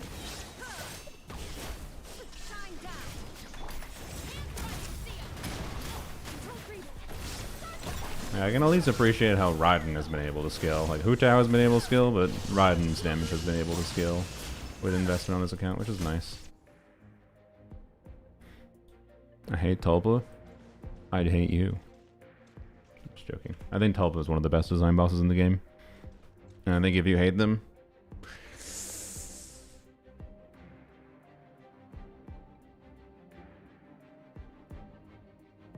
that's your preference.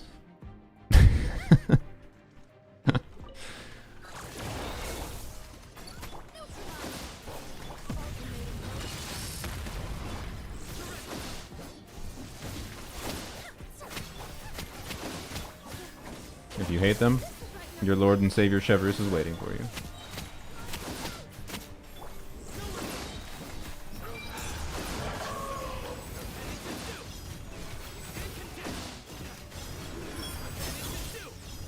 Hello? Where are you? Hello? Why are you invisible?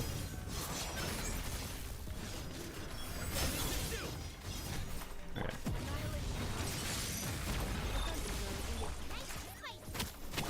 I would really prefer if I could have a Shungling up.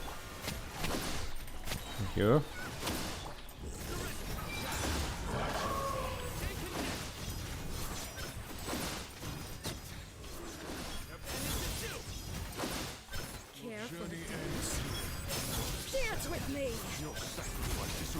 I just realized I maybe should have put a Nefa on Deepwood, technically.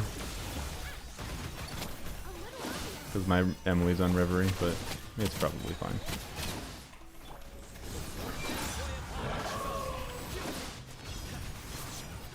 I'm pretty confident that Raiden clears Ducky cleanly enough that this team should be able to clear Tulpa, Triple Kenki without a problem. As long as we don't die against the shieldy boys. You first, I guess. Yep.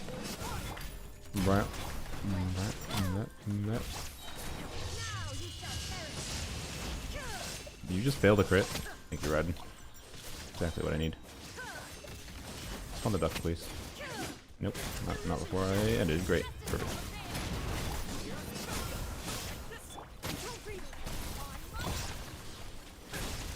All right, bam.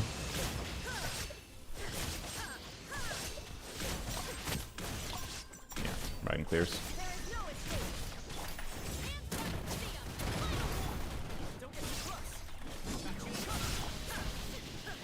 Hello, sir. Sir.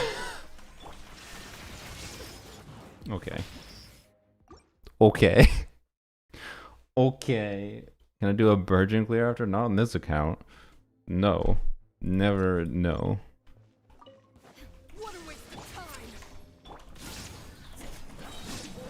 Also, I don't really have the units for Virgin on my main account unless I do. Because I don't have Toma level 90. I can't do a Toma Virgin clear, but I can. Dang it.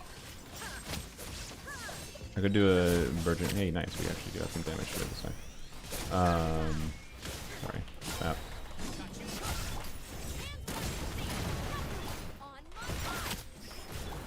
Okay.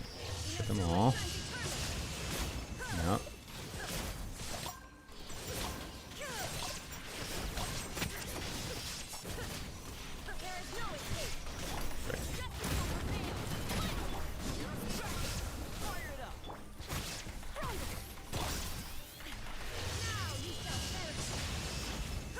What are you targeting? Lady! Why did that either?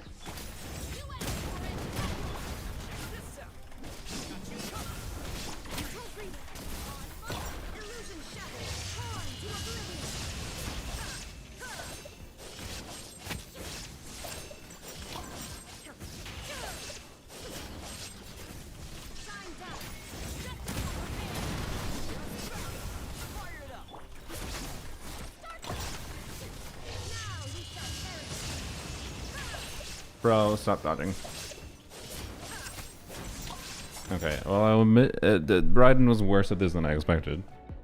I think she can clear better than that, but it is better than the other team. So, how is this team against this? Oh boy. Okay, that's not ideal. I did not know Xiangling energy was that cooked. Okay. It's fine, Silent energy was terrible too. And then carries. Really? Okay.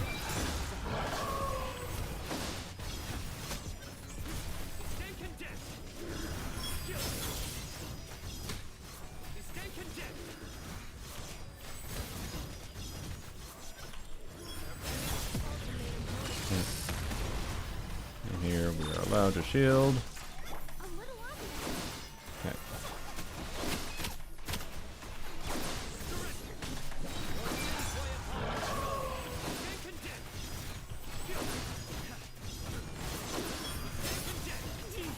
No, he died. Oh. Oh boy.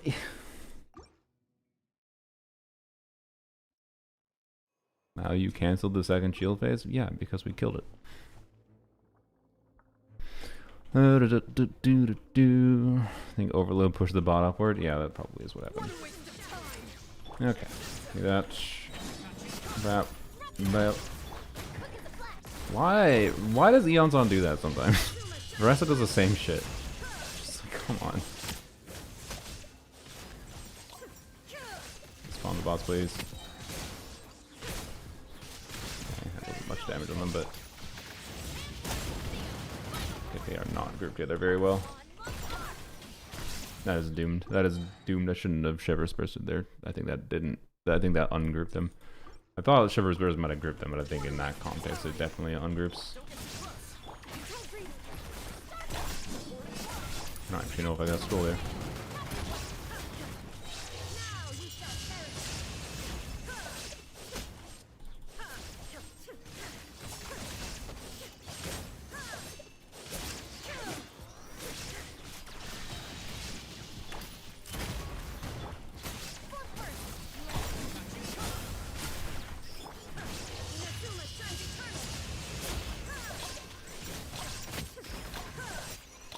Oh my god, the ones didn't get hit at all.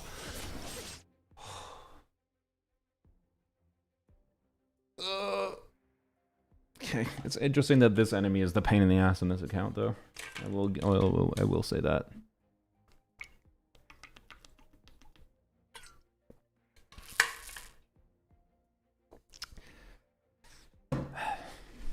Pretty easy Abyss. Alright, and there's the inevitable commenters that like, this Abyss is easy because the teams I love playing immediately cleared it without problem. And that's the only metric for judging Abyss, is whether or not the teams I like can clear it. Anyways, this is a very hard Abyss. I do not think this is easy. You're my bad. I'm just making fun of you. It's fine. I'm just being silly. But what teams did you use out of curiosity, Ice-T? To give the chat context for why it might have been easy for you.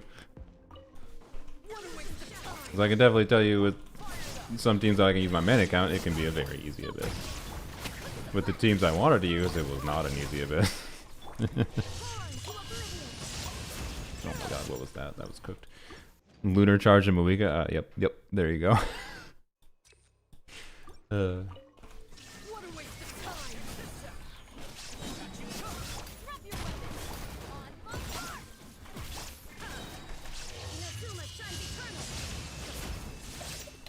Abyss is hard but relatively fun. Yeah. I think I am enjoying the challenge, although, like, there are some specific nuances of the enemy's design, such as these things, that, like, give an annoying amount of variance, it's gonna hit everything. I think it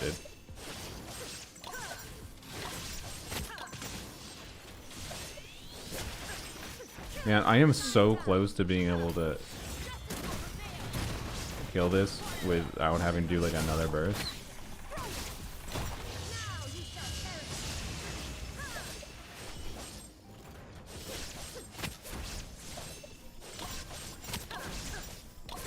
Which would be an insane time save. Oh, frick. Okay, well, did I end my burst? I think I might have.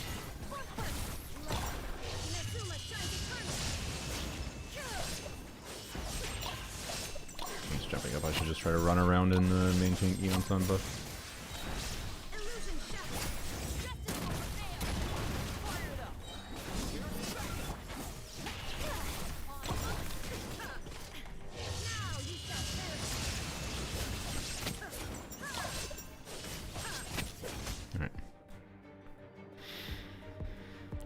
Well, okay.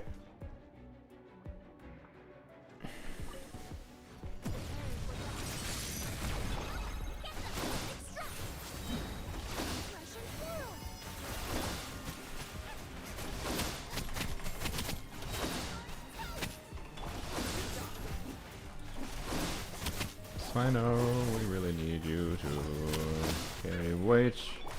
But you are not carrying right now, but it's fine. I think we just need Emily to carry this, honestly. Okay. Oh crap, why did I do that? Brain! Don't get your shield, don't get your shield, don't get your shield, don't get your shield. You don't get it. Alright, almost a mistake. Almost a fairly significant mistake. Okay, do this.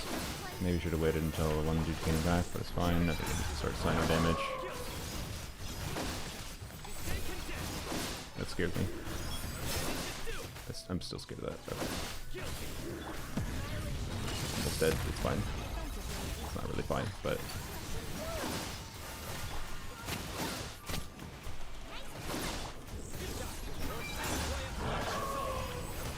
Alright. What?! Emily carries, don't worry. No, she doesn't. I mean, she does, but... No, I think we did need Zyno alive. Oh, cramp! Cramp! We can do it. I think this is easier than what would have been required with the Nefa on the first side, but not insanely easier.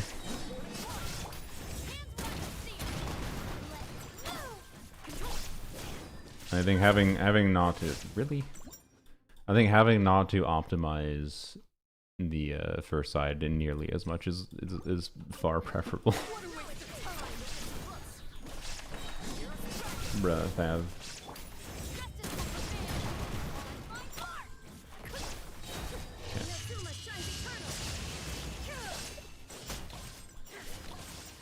Yeah, I think we can afford to play a little bit coy with Sino.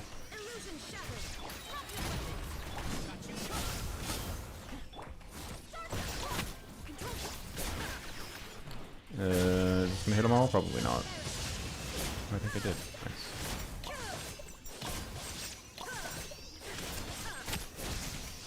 Yeah, it is possible to... Oh, I got them all. Oh, I was gonna say, it is possible to kill them all in one burst.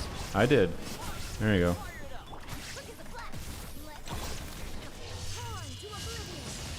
You didn't crit! And then Raiden just wasted it by not critting. 80% crit rate Raiden, by the way.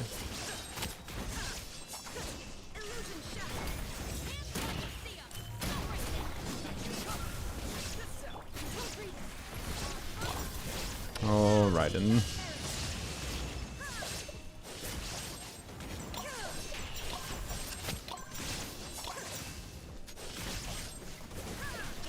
Unironically, it might be like basically dead by now if it if I crit. Oh, Raiden. Oh, right. What? Excuse me. What? Raiden literally just wasted. Raiden literally just failed the crit and wasted her best ducky like one rotation clear. Good job, Raiden. Just pulled C7 Dia. I mean, that's a good thing for you, you know?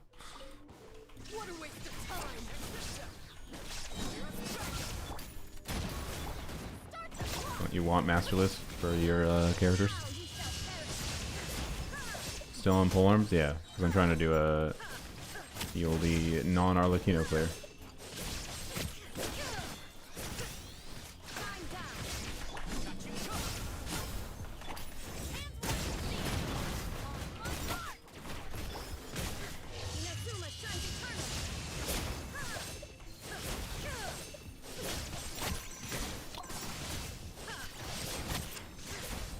So close. So close.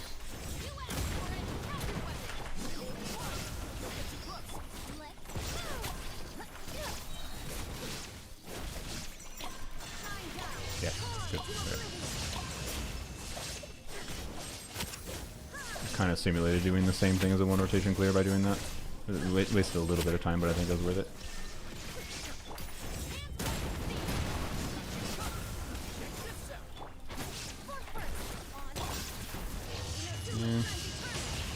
She missed! To be fair, that was jumping. I was a little bit worried that was going to happen, but... whatever. Oh man, I just wasted... That was my fault. I just wasted the best clear attempt. It's fine.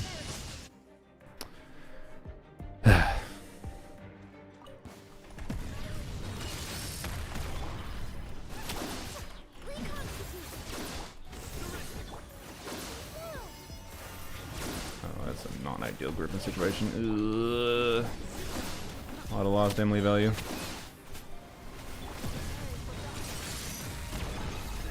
Oh, fucking god damn it! Getting hit by that sucks.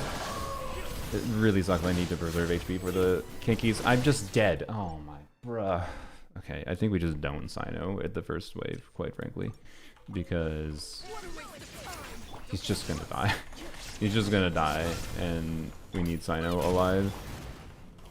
Can I switch my characters? No? Thanks, game. I appreciate that. Went to Penny on Chronicled for level 95 Eva. On Chronicle? Why? Why in Chronicle?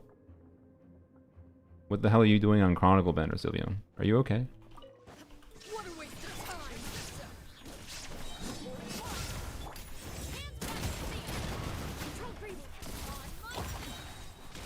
Because I have C6 Dia? Don't you have C6 of other characters? Or is Dia your only C6? Or C6 standard?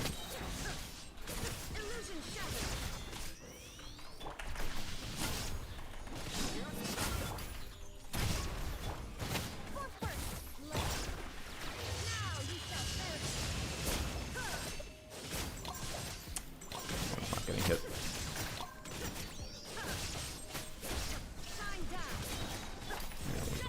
Dead, so well.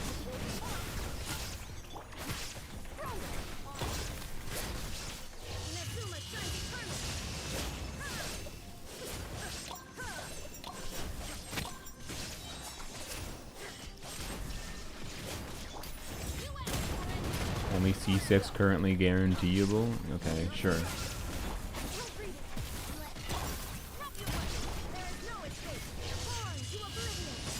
I still don't know if that's statistically the best option. If you have multiple other standard banner C6s, it would theoretically be better to wish unlimited banner.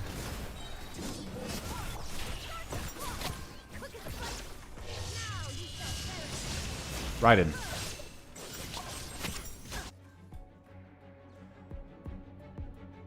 Alright. Should set. I should have set Shangling up before that. Okay, the situation is somewhat decent.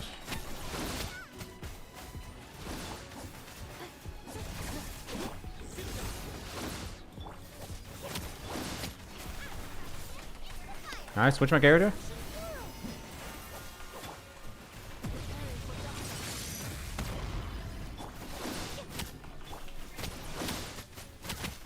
Hello. Thank you.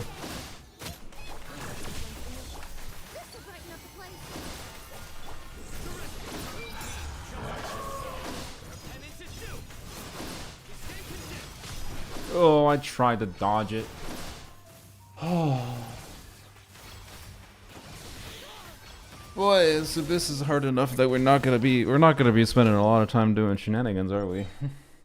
Apparently just my default shenanigans is enough of a challenge today. I consider this abyss easy. Does it look easy? No. This is maybe the most chill abyss they've ever had.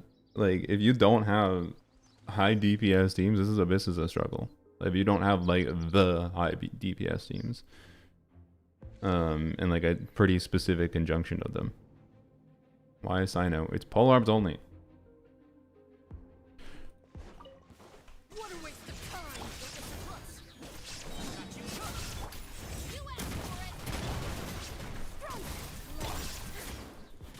Hello, Raiden. Thank you.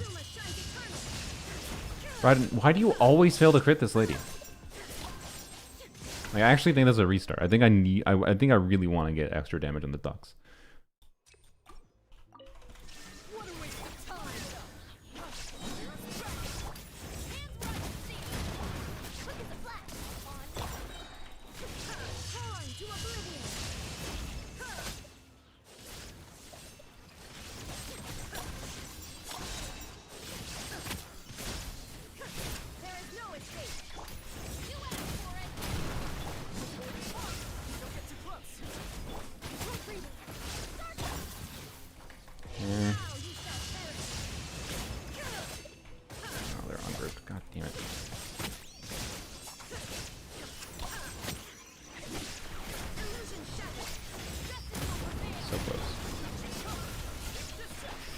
So far. I forgot to limit it.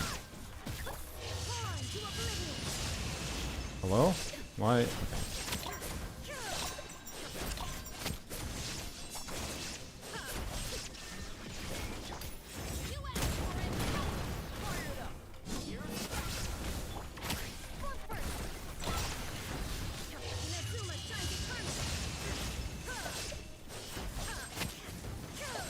Bruh.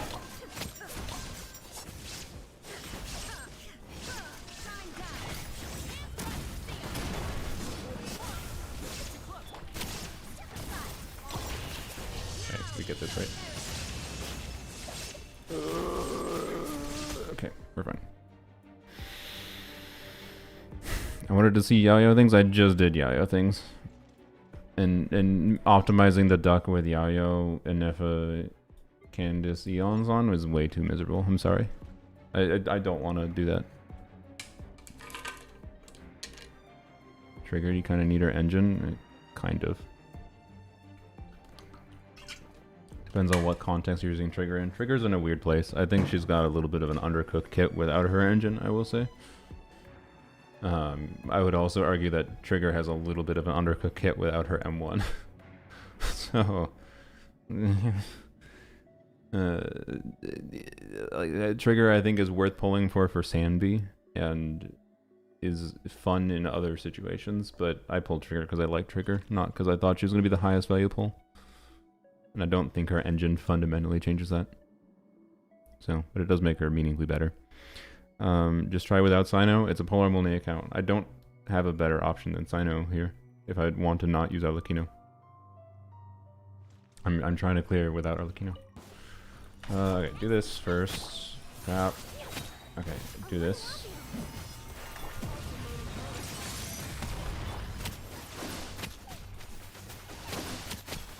Please, Shangling, I need you to get energy.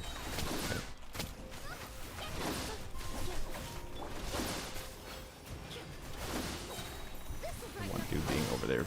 me off.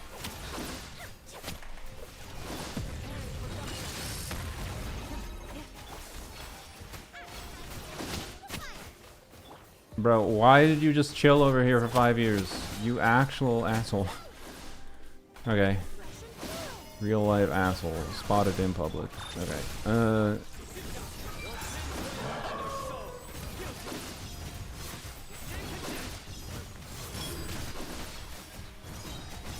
I was not confident I was going to survive that.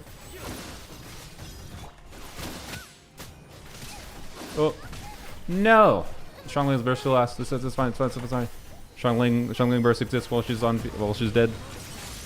Doesn't matter, we're good. We chilling. Easy, no problem. Jesus Christ. Good lord, it's fine. Easy. Not even an issue. Simple. Easiest best account I've ever had to deal with. No, that's ignoring Arlecchino. You know, that's probably the hardest Abyss cycle for poems, only 2. Yeah, if you don't use, you know, a good lunar charge team, like even, like to be clear, but my Dia team was a good lunar charge team, and it was not exactly trivial to clear the Knuckle Duckle, on my main account. But it wasn't that hard, right, with the Dia team. So, I don't know. This is an interesting Abyss. The problem with Dia is really just trying to get Dia through the Iranian Moonfly. Because this thing in conjunction with the Knuckle Duckle, I think, is the problem. Second Sight is fun and offers a lot of versatility, and that's where a lot of people might be fine, because if you have a team that's good at dealing with the second side, right? You can have a lot more flexibility in dealing with the first side. So, as an example, okay, so do we yeah, sure, we'll just use Yayo again. Why not? Let's use the same thing we did, but this time we'll allow ourselves to use Yayo. Actually, maybe we can try without Eon's on, because maybe we'll use OP team on the second side. Completely excessive, very broken team on the second side for the investment. It's not, I mean, it's not that broken, I guess, arguably, for the investment. So I don't know, Candace and Effa, Yayo, of course. Okay, actually,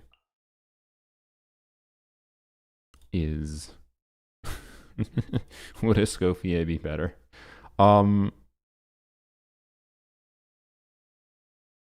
What kind of jankery can I try? Like, I could try this. I don't know. Yeah, I saw the Sambi buffs. I am interested in maybe pulling her now, mostly because I want to have more synergy. I plan to get Orphe, but we'll see what happens. With me getting Orphe. Should I do it? I don't know. I think it's funny. I think it might work well. Like, I have a pretty dang good Escoffier build. And with Shenhe, I don't know. I think, you know, let's try it. Frig it. I did Yayo before. We saw Yayo. It would work fine. Obviously, using a much stronger team on the second side, and then like Yayo, it would clear without a problem, right? Without looking at the second side. I think this is more funny to try. I did not hit with that skill. Great. No energy.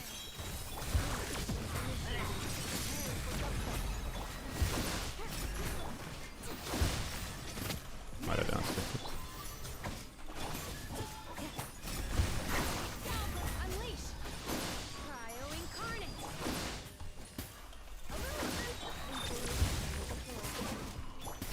Wait, you can freeze him? For some reason, I'd never even considered that.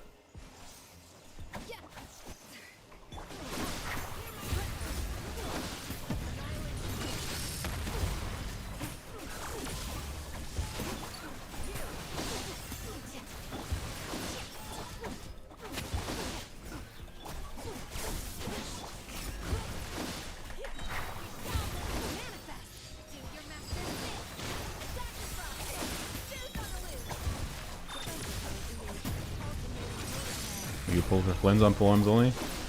You think I wouldn't pull for the boy? The best the boys. The Graveyard Watcher. The Ghosty Hosty. I don't know what I'm saying. Why would I not go over Flames? No, we going hard into Flames. You're crazy. You're crazy if you think I wouldn't pull Flames on this account. Even if he was a garbage arse piece of poo-poo, I would pull for him. Alright. Now let's absolutely murder the Tulpa. I'm sorry for what's gonna happen to you.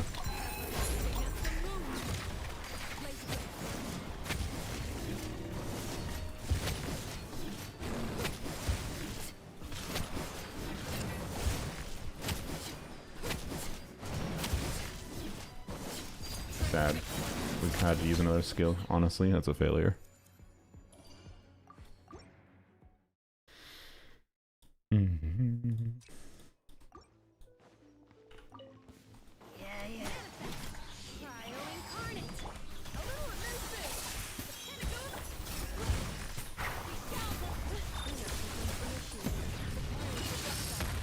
Honestly, like, this team is kind of enjoyable for the first half, by the way. Like, I think it's gonna be better. I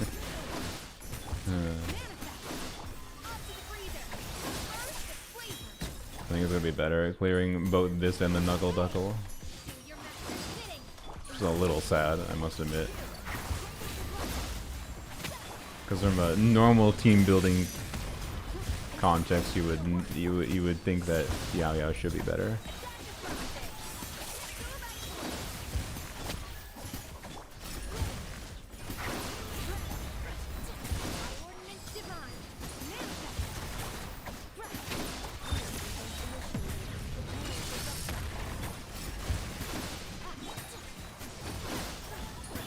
It's possible Yeonson is still better here though than Shenhe, I will say. At least.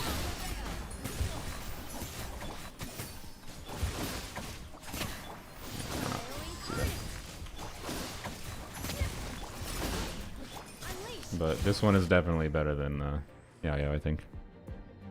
If I recall.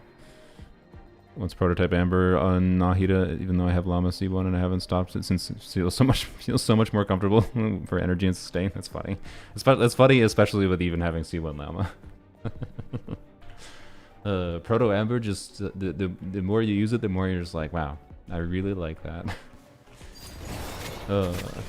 Turning our units into a healer. Like I will say, the Llama without Bloom video kind of accidentally ended up being a little bit more of a oops, Prototype Amber is really, really great video. Stop it, stop running away, you actual butthole. Alright. Alright,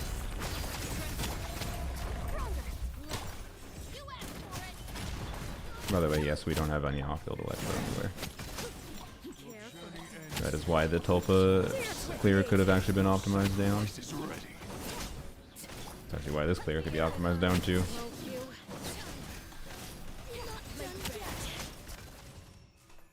But honestly, Arlecchino does so much front-loaded damage that like losing uptime on the Rush Red buff isn't that big a deal, but you can swap to Yeonson, do a charge attack, and then get the Rush Red buff back is the general idea.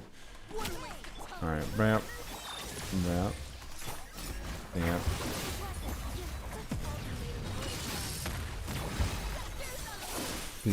On the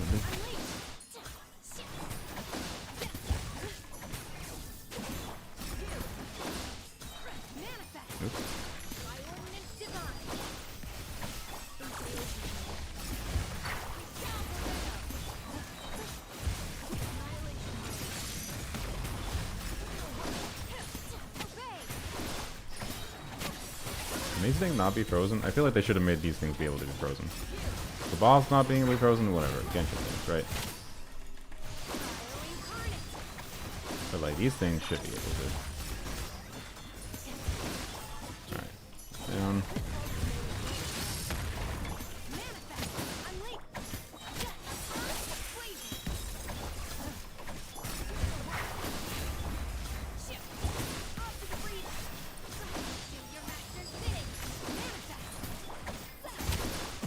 Okay, I think Yao Yao and this team are equivalent against this boss. I think this is not very good. I don't know, it's not that bad. It might be better still. I don't know, it's hard to tell. I haven't exactly been trying to play things that optimally.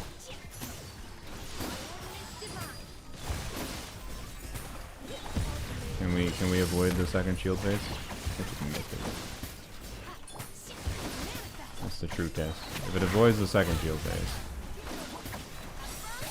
On my first attempt here.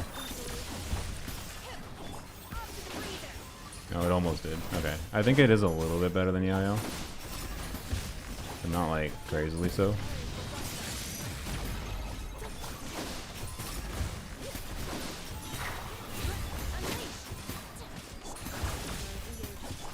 To kill one of these things. This poem's only gonna get a constellation for it? Jean. Sorry.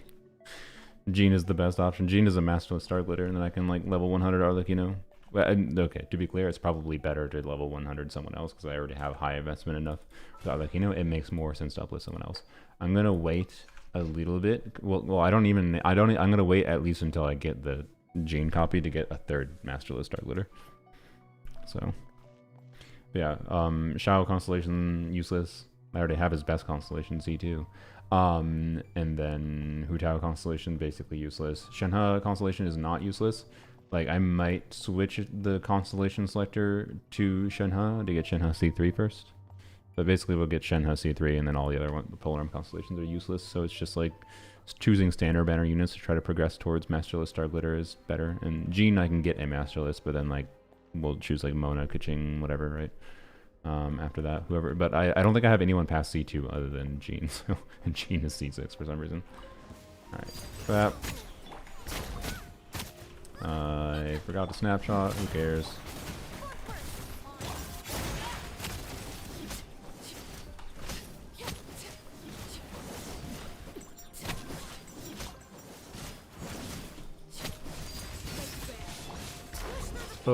Almost died, it's fine.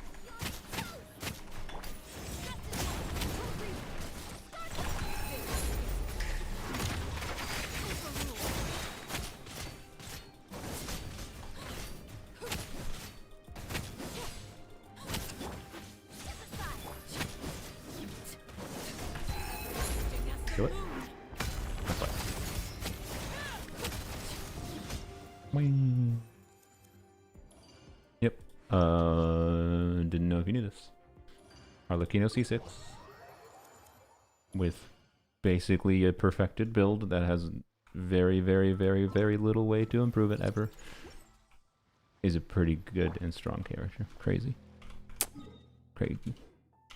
Who knew? Let's open our rewards. Anyways, yeah, this was a fun abyss. We'll go and try some shenanigans on my main account, I think. But it's a fun abyss, but it's fun because I like challenges. I don't mind the challenge. Wow, these are some artifacts.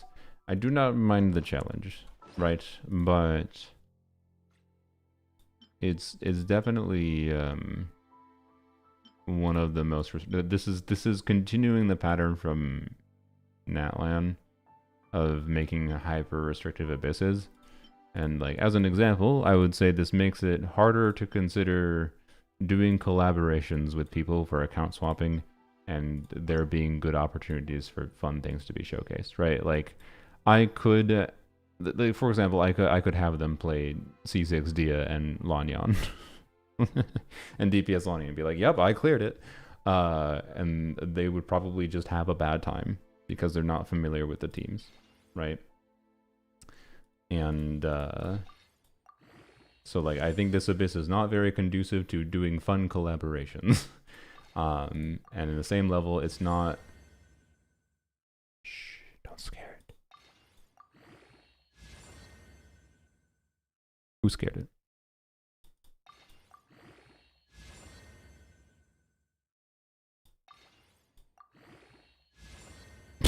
Okay, well, I'm not gonna throw it away yet because I don't know. It's extremely cope. But anyways, I show Nefa's artifacts. So I mean, for the she really should have had more attack percent. I had her on. She's on a Staff of Scarlet Sands optimized build. But with Sino, I gave Sino back his weapon. Crazy. So for artifacts with Staff of Scarlet Sand look like that. It's a very, very good build. But yeah, that's probably what she's gonna stay on semi-permanently. Claim. So yeah, Hyperbloom Lanyon team will slay both sides again, I believe. I think you could, yeah. You should be able to. You should be able to clear with Hyperbloom Lanyon on both sides. But ultimately depends on the other side, right? That's the story of all Abyss cycles. Is what do you have for the other side with whatever you want to do on the first side? If you're gonna try to do something that's like definitely non-optimal on both sides, you're gonna struggle a little bit, right? Like obviously my Dia team with the enemy was 70% pyro resistance, and also Dia having inbuilt mechanics in her kit that make it harder to keep her at max HP permanently. It wasn't impossible to get the buff cleared, but obviously we did it. And it did matter to clear that buff, but the 70% pyro res and whatever, like yada yada. And then Lanyon on the second side, like DPS Lanyon and that Dia team can clear. It just definitely not a recommended combination for me, but it was enjoyable for me to clear nonetheless, right? But it's a situation of non-optimal for various specific reasons, but still was enough to get through, right? And that's kind of the story of many Abyss cycles lately. I feel like where it's really restrictive with what it wants you to do on at least one side. So if we like, so what I'm gonna do realistically for if I'm gonna make videos, for example, using this Abyss cycle, is I will use my default is going to be use a team that trivializes the first side. So this would be like I'm going to default to like Varessa Overload or most likely or Varessa. We should go back to my main account. Default to Varessa Overload or Varessa Shanyun, right? And then I'm going to use whatever I feel like using on the second side, and it'll be fun in that approach. But if you don't have the ability to do something like that, to trivialize the side with the really annoying requirements, it can be a struggle, right? So, yeah. Every Jeff Abyss challenge teams were super hard for content creator co-op. His last teams weren't necessarily that hard. They were very unintuitive to get a feel for, though. Which you can argue the same about some of the teams that I've had people play. Oops, wrong button. So I don't think they're that crazy. Actually, wait, sorry. I'm gonna log back in. I wanna take a peek at how cope my Flynn's build looks with that timepiece. Like I know that timepiece is garbage, but like how cope we looking with like a crit damage circlet that has like, you know, a little bit of crit rate. We'll assume like a 10 crit rate circlet, right? Who should we use as loadout? Do I have someone as loadout? I think I do have someone as loadout. Yeah, I think I actually put you as loadout. Yeah, because temporarily, my assumption was originally Flynn's was going to run in the first half, and then I'd have to run a Gilded Dreams build on him. And so the temporary build I had planned was like a Gilded Dreams build around Staff of Scarlet Sands, which we'll leave that equipped for now. Because this will be an interesting context. Is like, will I be able to get a 4-piece build on the new set before he comes out that's better than my Gilded Dreams build? That I don't know. So, anyways, so we don't have a circlet yet. That's fine. Equip that. Then we equip this, and then we equip this, and then we equip this. No, not that. That is not what I want. Then we equip... There it is. This. And then we equip, hopefully, a crit damage circlet. But I feel like that might not be doable. And we'll assume a crit damage circlet with, again, only... Not 14 crit rate. That seems unrealistic to expect initially. But, yeah, I think something like this is realistic. Alright, like this is realistically achievable, right? I think I could achieve this because I could craft this probably. Unless I get screwed over by RNG, right? It might not roll crit right if I craft it. Like what does the build look like with, we have to add 22.1% crit rate from either Jade Spear or Signature Weapon. Okay. And add crit damage ascension, by the way. So, So 168.9 plus 33.4. So be at 200 crit damage and 90 crit rate. That's okay. I'm pretty sure that would be better than 4-piece Gilded Dreams, right? I'm pretty sure we already have a build better than 4-piece Gilded Dreams, assuming I get or craft a circlet for him. It's not insane. And don't get me wrong, this ain't insane. But it's not bad. And this is where I'm talking about. Like, we're already at 90% crit rate, right? Without factoring in getting like a ton of additional crit rate substats from any other piece. This is what I'm talking about. Where this piece is really good. Just wish it rolled not this. So re-roll target in the future. It might be his ideal artifact. It might be his permanent artifact forever. Not even kidding. But obviously getting a better timepiece would be nice. But it's the right amount of cope to enable him to be usable on the 4-piece build that I could consider crafting a circlet in the worst case. So we'll most likely have a 4-piece Flynn's build. Jade Spear better than the craftable? Yes, I believe so. Don't get me wrong, I don't think it's insanely better, but I don't think it's worth... I definitely think it's better, I'm pretty sure. As far as I'm aware, all the 5-star stat 6 will be better on him. If I recall, but... Anyways... Let's go use the transient resin, why not? I don't think... What is it? Frick, I forgot that... I think Flynn's uses one of these, right? Anyone remember? Actually, I have it open. Stupid. Let me check. Look at my boy. Hello, sir. Yes, he uses queens. Yes, okay. Queens and then robot guts. Oh, I need to farm more robots. I forgot about farming robots. Oh, we should do that. Okay. We'll do that quick. Just so I don't forget. Yeah, how many queens do I have? I have 11. Okay, we're fine. Sick. Let's go spend our transient for funsies. In the domain. And then we'll go fight robots. Then we'll go onto my main account.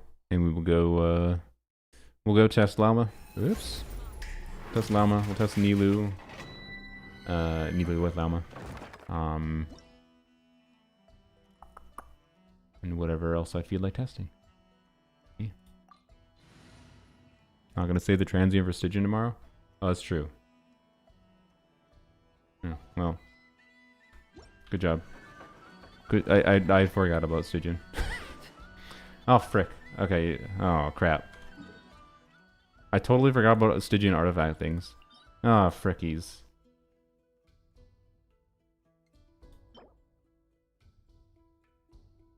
I need more of these still. Oh. Yeah, no, I'll save it for Stygian.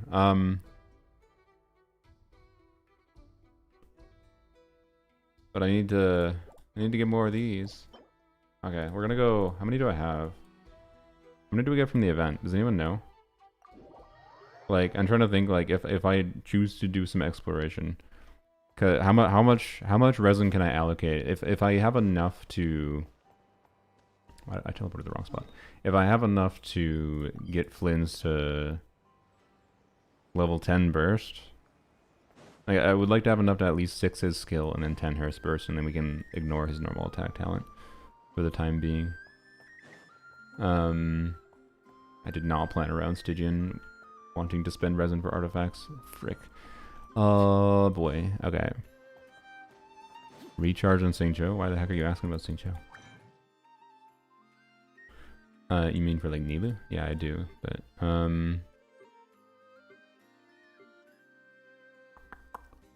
why'd I come here? Oh, my brain is all over the place. Oh yeah. Okay, so we can get away with doing. Yeah, okay, I can get away with doing that. Thank you, Layla. And then if I want to get, do I? I know I need 38, right? It's a question of how much more. Have I done the story on this account? No. I haven't, and I've only done a little bit of the story, the Archon quest at least. I've done a bunch of side quests. Okay, so we can do like that. Oh, no extras, Layla, that hurts. Layla!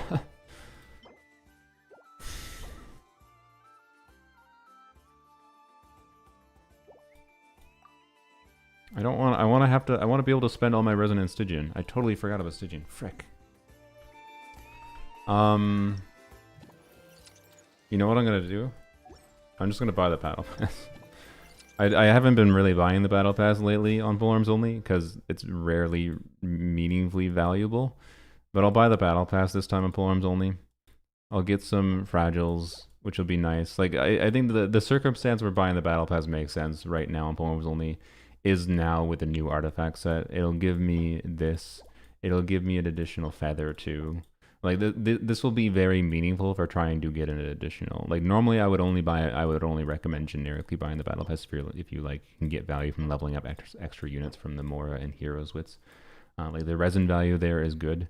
For me right now, I think it's literally just the battle pass to be able to get the resin. And then the talent materials, because I think with the talent materials from this, and then whatever levels I get before Flynn's comes out, like I'll probably be at like level 40 battle pass or whatever, right? I should be able to have enough that I can crown his skill, or sorry, not his skill. I hope I don't make that mistake. His burst. And then we'll get an extra elixir, and then that means I don't have to do a ton of exploration to get his circlet either. So, yeah, okay, that's my plan. I'm just going to buy the battle pass. I haven't bought the battle pass in a while on Forums only yet because it's not really worthwhile. I bought like 1 or 2 last year, and the first one I bought, I was like, okay, that was maybe fine. I don't remember why I wanted it at the time. And the second one I bought because I was like, hey, I don't know, it'd be funny to try to get dupes of this. Like I was at R2 of this the start of last year, if I recall. And now I'll be able to have R5 of it, which is funny. And like that's so I bought 1 battle pass for some reason I don't remember, and then I bought another one because I was like, I only need to buy 2 more to get this R5, and that would be funny, and fun to have as an option, even if it's not better than my 5-star options. And then I was like, that was not worthwhile. It was not worthwhile spending $10 for 1 refine, and I was like, no, that's dumb. But now we'll have R5 because this time it is actually worthwhile. Okay. That's fine, and then I'll spend all my resin until Stygian artifact thing is done. I'll spend all of my resin in Stygian for the artifacts for Flints. And I think I already got the boss drops, didn't I? Oh fuck! Damn it, brain.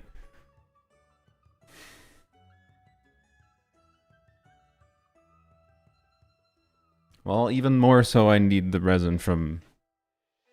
Even more so, I need the resin from the battle pass. God damn it, brain. Oh, I didn't plan around that properly. So like what I did is I spent like some of my resin in the artifact domain because I wanted to like get some artifacts, right? But I really should have just completely prioritized getting this and then getting the talent materials. Because of the fact that Stygian has its artifact thing. I totally forgot. Oh, that's really dumb. I forgot about that. Oh, damn it, man. I literally wasted like so much resin functionally by doing that, and wasted opportunities to get more artifacts. Stupid mistake. Oh well. Oh well. Let's go to my main account. I no longer feel like doing anything here. Wait, no, we should go farm the robots. Sorry, we should at minimum do that. That would be dumb to not do. So sorry. I'm gonna make you wait a little bit longer if you're just here for seeing me do shenanigans on whatever. Target that.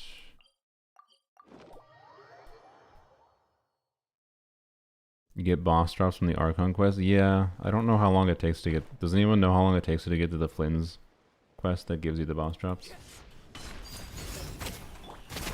Like, how many hours do I have to invest into something that... Because, like, I'm going to do that on my main account, so we're talking I have to commit to doing the same quest on multiple accounts. How many do I have to commit? 9 hours to be able to do Flynn's quest to get those materials? Act to the whole thing? Yeah, end me. No, we're not getting those probably. I don't think, like, I don't even know if I'm gonna be able to. I don't even know if I'm gonna finish the Archon quest on my main account by then. We'll see. Hopefully I will. I'm not intending to postpone it.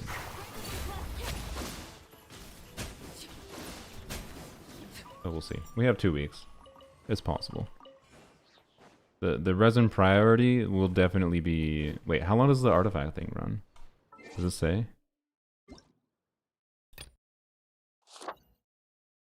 Disturbance outbreak. It lasts to the 27th. So oh, okay. Wait. So we're fine, right? Because Flynn's banner is in 14 days, and that's on the 30th. Yeah. So, and the artifact thing only runs until the 27th, right? That's the disturbance outbreak, if I recall. So we have 3 days of resin until Flynn's. We have 3 days of resin that can be spent on Flynn's boss drops and talent materials, so we're fine. Okay, we're chilling. Cool. Oh yeah, and there's the event talent max. That's true. I think I will still buy the battle pass because I think it is worth it in this instance because of how much resin I would prefer to get better artifacts on Flynn's first. Overspending in the talent domain initially. Like the talent domain is worthwhile. Like we want to level up his talents. It's just is anything other than his burst talent is not super worthwhile to hyper invest into it immediately. But after I get like, you know, artifacts I'm pretty happy with, then I'll like triple crown him kind of thing. Is my thinking. Why am I spending time rotating when I can just attack without looking and they die in one hit? Alright. I should probably get chests while I'm doing these. Actually no, I already think I got some of the chests while I was doing this. So I've done this route once already. I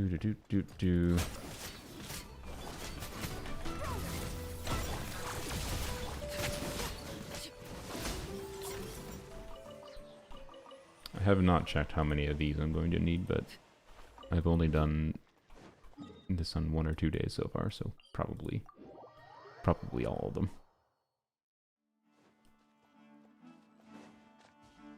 You know what teams are going to run in Stygian yet? Nope. I haven't looked that closely at the boss mechanics.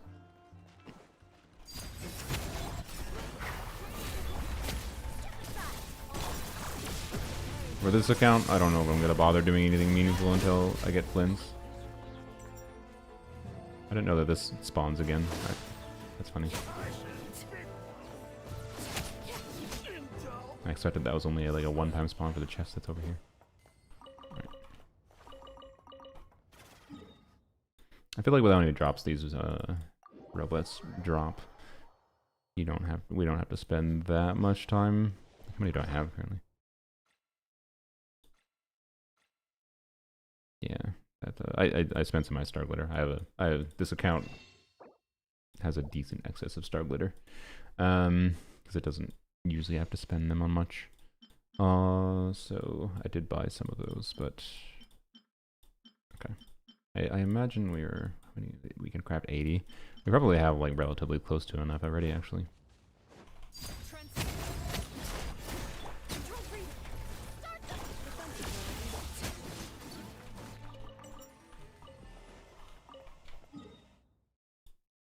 That's a little bit annoying.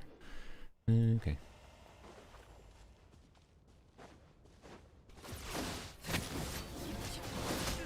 Attack Sands, attack Goblet, and a boost of tenacity on the team, TTDS as well as all the rotation. That's a lot of attack, yeah. Yeah, Flynn's just wants as much attack as possible with the main nuance. Like, EM buffs are good for him, mind you. Like, EM is a good stat for him, it's just attack, generally speaking, should give him more damage. The real do. I wonder if I can. No, sorry. I was just realizing based on when I did my exploration of my mana count in this region, I just kind of accidentally, really quickly got the 3 moons. These 3 things, and I think yeah, this one I have is already from this area. Like there's a couple precious chests like here. I think there's 1 or 2 here. And there's the one up here, and then you get like 3 from doing the quest over here. Like it would take me like 30 minutes, I think, to unlock the treasure vault. Probably. But no, we're not going to do that right now. This is supposed to be the bit stream. I just need to finish on this account quick. I should be able to clear a good Stygian, right, with Flynn's riding. I should be able to clear, I think. I don't know. So the thinking is, for Fearless difficult, I don't think I can clear Dire on this account, even with Flynn's release. The reason being is because like you might be like, oh, but you like if you're gonna get C2R1 Flins, surely C2R1 Flins, you know, Candace, Shao, like surely that's enough investment on Flins to clear the Flins boss, and it might be. I think there's a very good chance it would be. But the problem is, if we use Flins's like best team on this account against the Flynn shield boss, can I? Oops, I accidentally we run into the issue of the Bloom boss. The Bloom boss, as far as I'm aware, requires Bloom. It's no ifs, ands, or buts. It requires Bloom. And that means a Hydra unit. And that means Candace. And if I'm using Candace, I can't use Flynn's and Candace together on the Flynn shield boss. I have to instead use Candace and Flynn's potentially on the Bloom boss. And that's an option. Like I think Flynn's will be able to... Flynn's, Candace, Yao Yao probably clears the Bloom boss at dire difficulty. And then Arlecchino can probably clear the other boss at either difficulty. She might even be able to clear the Flynn's shield boss. Maybe. I don't know. But what is my last team, right? Because I need 3 teams. I don't have a 3rd team that can actually deal with the conjunction mechanics for the enemies, so I think dire difficulty is probably just impossible for the account right now. Unfortunately, which is sad to me, because if there was gonna be a Stygian that lined up with like that was able to have teams that I could conceivably clearing dire on this account, the one that had the highest chance was probably the one when they released a main DPS polearm unit that's really strong and that I have a pretty good team option for. Like for Flynn's release and how restrictive his kit is, it's kind of a miracle that I'll have as good of a team on this account as I will have for him. But it's not enough. It's not enough when they also did the Bloom Shield boss at the same time. So yeah, for Fearless difficulty, I assume though I will be able to clear Fearless. But it's possible I won't even be able to clear Fearless just because Aeon Blight Drake is cringe. And I don't know. Like my thinking is Arlecchino, Emily for Aeon Blight Drake is Fearless. And that might even be able to do Dire. And then Raiden Overload for the Flynn's boss, because I believe you can use Electro DPSing to brute force it at Fearless, and then we'll use Flynn's Candace for the crab. But yeah, that's where that's at. All right, let's go do a little bit more on my min account before we end the stream. Does Arlecchino deserves Natlan wings? I dislike them. Sorry, I disagree. I think the Natlan wings are one of the worst wings in the game. Just saying. They barely look good on Muika. No, they just look dull to me.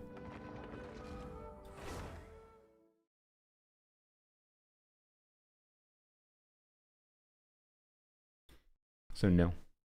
You saying she deserves Arlecchino wings is saying she deserves a crime to humanity, crime against humanity, whatever. But like, how dare you? How dare you? By the way, now that this Abyss is here, I am relatively comfortable activating Llama, but I gotta test some Llama teams. We gotta test Llama and her Shill Abyss, and then we'll be comfortable activating her C1. It's obviously not a significant damage increase C1, so I'm not too concerned about testing anything meaningful with it. But one of the teams that I do want to test, and why I didn't want to activate it immediately, was primarily this team. Can I quit? There we go. And check if it's configured. Key of cautionary suit. Yep. Okay, I think Sincho should be configured still. 900 EM. That seems like not enough ER, but I'm cheating with Zyphos Moonlight, which will give me plenty. Llama should be on Deepwood on this weapon. And then Nahida. It's on Maidens. Proto Ember R5. Alright. That's the idea. And then I don't want to think about the first side. So, should we do overload or should we test, let's test the other shield bearing. You know what, actually, yeah, I want to test, I do want to test, by the way, I imagine Chaska and Nefa feels really good. I feel like a Nefa, by the way, is going to be like one of the units that is going to age the best well. Like other like when Columbina releases, it'll help it a lot. But having a Nefa or not having a Nefa, I think is going to be a pretty big difference maker for having team options that can fulfill conditions for enemy mechanics that they're going to have in the next few abysses. Because of the fact that like an Nefa is versatile. She's very versatile and can be adapted into different things. So yeah. Anywho's. Let's try Shanyun Farina Varesha Shill. With high investment, mind you. C2 Shanyun. C2 Farina too, but that matters, I think, quite a bit less relative to C2 Shanyun in this specific context.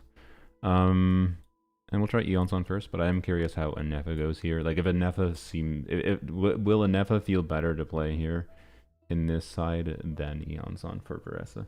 So we'd be sacrificing buffing for Varessa in favor of, hey, do Lunar Charge, but like, theoretically, it's more shield for Lunar Charge, or is it just shield for Electro Charge?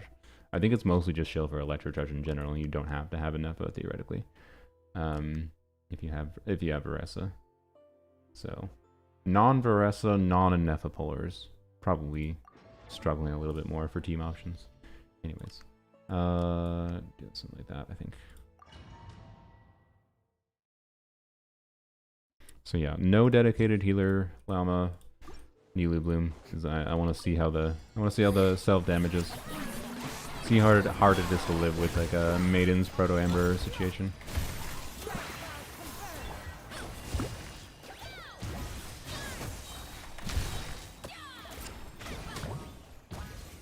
Although my Shanyun is on an ER timepiece because I preferred it.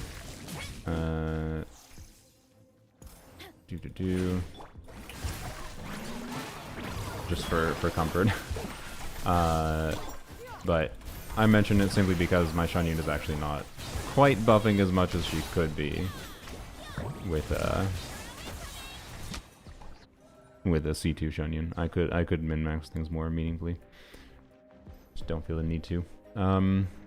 It doesn't usually make a, when I tested it, it's like it doesn't really make a difference in clear times because she just the buff is amplified so much that you just particularly for Varessa, I think, because her damage is just like split between specific instances of hits. If increasing Varessa's damage, right, in an Abyss context at least, increasing Varessa's damage by like having more buffing from Shanyun by having more attack on her is not necessarily going to result in increased clear times unless it changes the breakpoints for the number of hits required to kill enemies, right? And like, I killed that thing in so many few hits, it's very unlikely that more buffing would have let me kill it in more hits. Like, it would have been more damage, it would have seen a bigger number, but probably would have taken a very similar number of hits, most likely. So, anyways. Kapow, indeed. Llama C1 on? No. That's why I have not activated Llama C1 yet, because I wanted to test this team. I'm trying to think what I should actually do for ideal rotation. I think I set up with Nilu Nahida first, and then, yeah.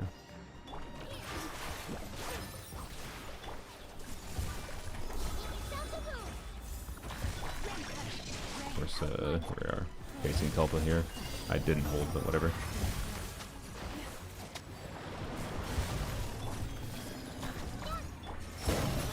I'm gonna die from that.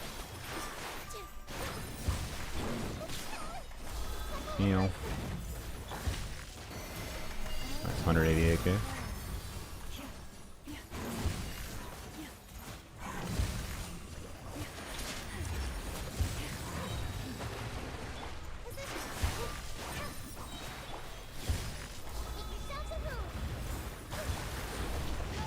Should at least use that.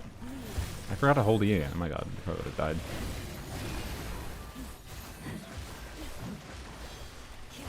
Yeah, I mean, if I could survive that comfortably with a no healer build against Tulpa, and that's with me taking some some damage that was not great.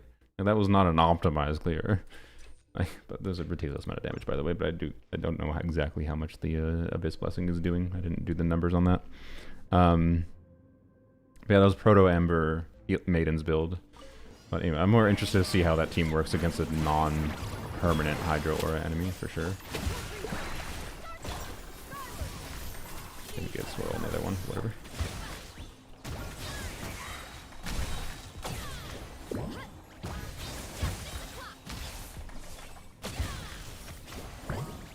What? What? Okay, whatever.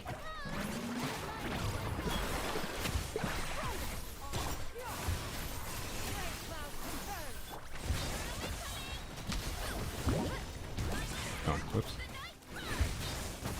I think. Oh, we still have it. Yup. High investment Baressa. That team is probably going to be one of my... If I can clear Dire Mode on this account tomorrow, that team is probably going to be one of the teams that I might let me clear. It might be a context where actually min-maxing Sean Yu buff matters. We'll see. It'll be interesting because that thing is so tanky. It has like 17 million HP. It's absurd. Anyways, we have actual... Also, these things are a little scary. Like, if any situation here is going to be like, healer Nahida on Maidens is not enough, is this one.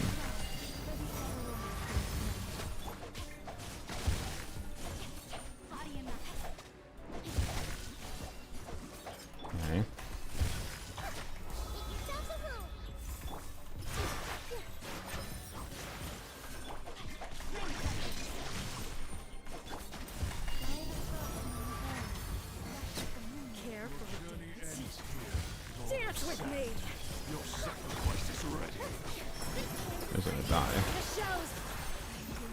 Yeah, I mean, so we're facing a problem of, like, we're doing so much damage that we don't even have time to take damage. Like that, I will say that team felt meaningfully weaker in the previous Abyss, right? So, like, the Abyss Blessing is doing something, but I also tested with a lower investment situation going on, so...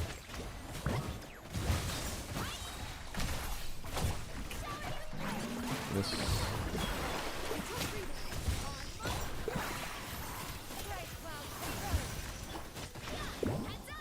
What? Why did you... Oh, you don't do this.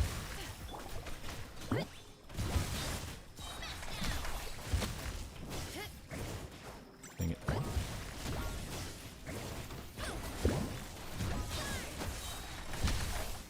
Wow.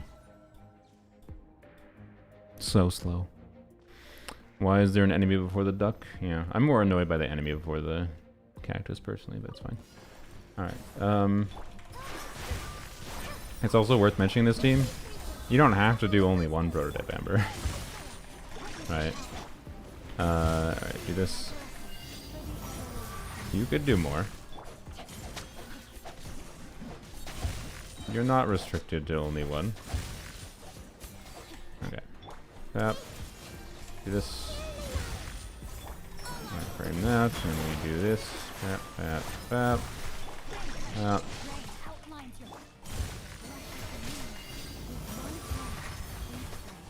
Oh boy. A little scary there. Also, their health just vanished.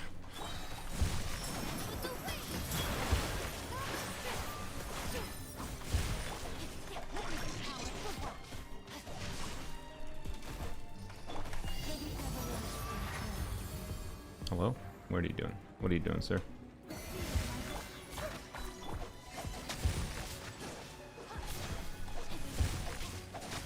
Like, did it get a little bit close there? Sure. I don't know. It's really hard to evaluate because of how much damage it does. Like, I don't know. Nilu Llama being able to do this so much single target damage while also having its same insane strength and AoE, like, that's just that's just stupid. That's just stupid. So I don't know. I think I can pretty strongly say that Llama C1 for Nilu is not super necessary. So it's a question of like, okay, what does Llama activating Llama C1 do for me then in this context for increasing damage? From an Abyss context, it doesn't result in like anything. From a Stygian Onslaught context, what it allows me to do is go back to Deepwood on Nahida, and like I could put a better weapon on Nahida even, right? If I want to go without, but I probably still personally I would probably still leave Proto Ember on her, but I'd go back to Deepwood on Nahida, and then I would put Llama on the new artifact set, the new DPS set in particular, because the new DPS set could enable her to get like pretty consistent, like, you know, I think in the neighborhood of like 200, 300k blooms rather than, well, I mean, we're already seeing like 200k. Point is, right, you can build her more for personal damage, right? In my case, since I don't have that new artifact set yet, I would put her on like Gilded Dreams, right? And a little bit more damage from Llama would be where it really is. Like it's just it's a min-maxing thing, and then it's a comfort thing. And for some people getting Nefer, if you happen to be in my situation where you got this for free, it'll be really nice for Nefer, because Nefer has less viable sustain options. Like Nefer's going to be a similar situation to what I just did there, but less self damage, because you're not taking your bloom self damage. You're just worrying about the enemy self damage because Nefer turns off the blooms. It's going to be a similar situation where you're going to basically have to do Prototype Amber, for example, on Nahida or Llama if you want healing. But I don't know. Again, the fact that you can do like 2 Prototype Ambers at the same time and get multiple instances of healing going means, like, I don't know, plus Maiden's Path like I have on Nahida here. I don't know. There's so many options for defensive utility for Bloom context with Llama alone or with Nahida, just because of Proto Amber's existence.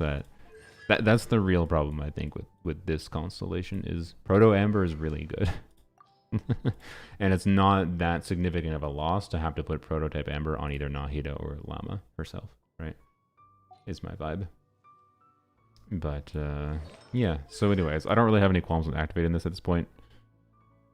I could wait till Stygian, I guess. I don't know if I care. Like, it doesn't increase my damage directly. It's only going to increase my damage when I start min-maxing around it.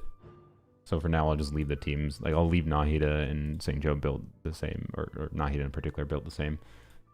Do I have a reason not to activate this? I don't really think so. That was the one team context I wanted to check, and I'm just like, okay. They have an enemy draining your health. They have Magu Kinkies doing a bunch of damage, and I took damage, but I still survived. Just by being half smart with switching to characters at the right times and iframing at the right times. And that's what it's all kind of always been. But now it's like way easier with the bloom damage reduction. So yeah, I'll just activate this. I think it's fine. Bam. And we'll do a run through and see what it's like. Also, let's see how long does it last. Yeah, that's way slower stamina drain. I still would have rather like she just didn't consume stamina. And also, this is still not that useful in exploration ability. Can I even get up here? I can. That's nice. Wow, she can deer form forever. Oh wow, she actually... We don't run out of stamina anymore. Crazy. I got C1. Yeah, not on purpose. It wasn't on purpose. It was a double early pull. Like, that was the first time I've had a double early pull, and they were both 50-50 wins. Like, I've had a couple double early pulls in various gacha games before, but never... most double early pulls I've done have been at Pity, and they've usually been like on the weapon banner equivalent, because like weapon banner in Genshin and in other games has significantly higher base rate. Like, I've never gotten a double early pull in Zenless outside of the weapon banner. And it's been a long time since I got a double early character pull on my own accounts in Genshin. And so quite unexpected to get a double early 5-star and both 50-50 wins. So, you know. And it's a cool quality of life thing to get for free. That's all it is. You can double jump in her centaur form. Yeah. You can do that with C0, I believe. Yeah, bloom damage increased by 200%, lunar bloom damage increased by 75%. Yeah, so that... Jesus Christ, that's a lot, by the way. Okay, so... Yeah, that is a really big. Do not expect the same exact damage numbers from your characters. Oh, we have to try Rod and Hyperbloom. We can't not try it. We're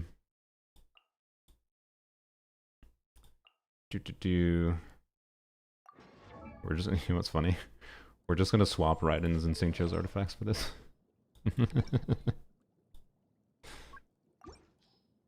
Boy.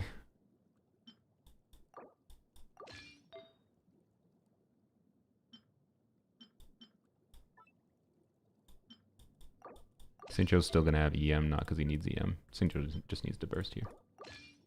I mean, theoretically, Xingqiu should be built for crit, not for whatever. You get the point. I'm just swapping the exact builds over for sheer convenience. All right, bam. There's Xingqiu on Emblem. He'll do some damage. It's fine. I'm a little skewed. It's fine. Okay. And then Raiden, we just need to put on this. We can do Hybrid Raiden too, mind you. Don't worry. We'll do Hybrid Raiden, but I need to test. I need to test Hybrid Bloom Raiden.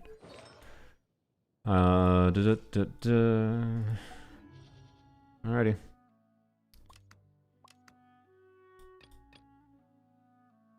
Do you start? I think you start with Llama Tap me, right? You do like a... Yeah, I think you do while you're doing setup. Yeah, okay.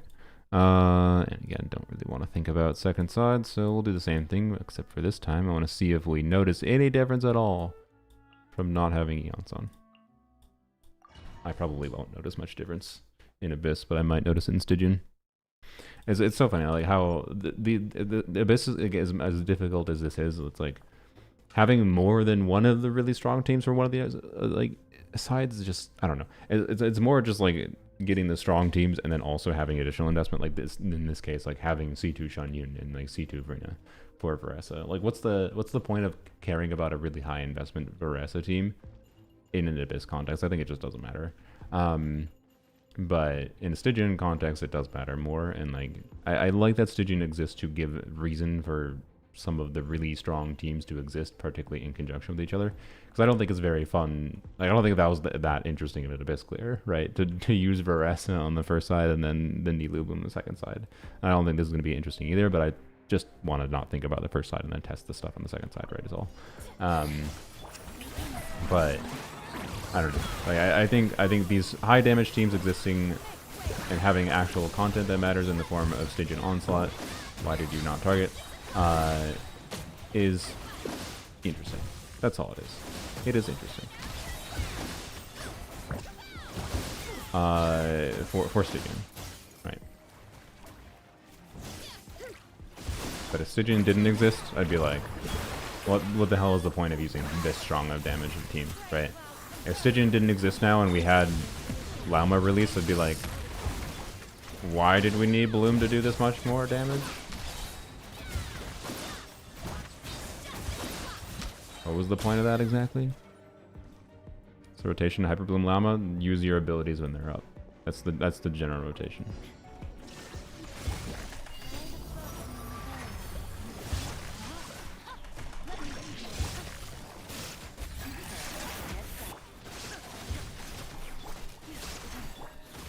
Just checking cooldown.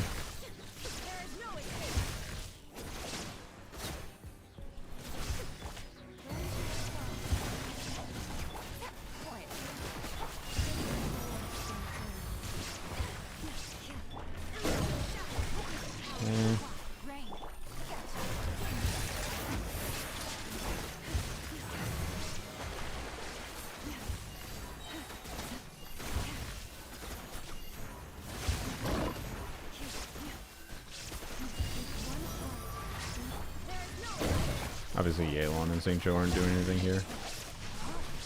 I'm using them. I forgot to hold.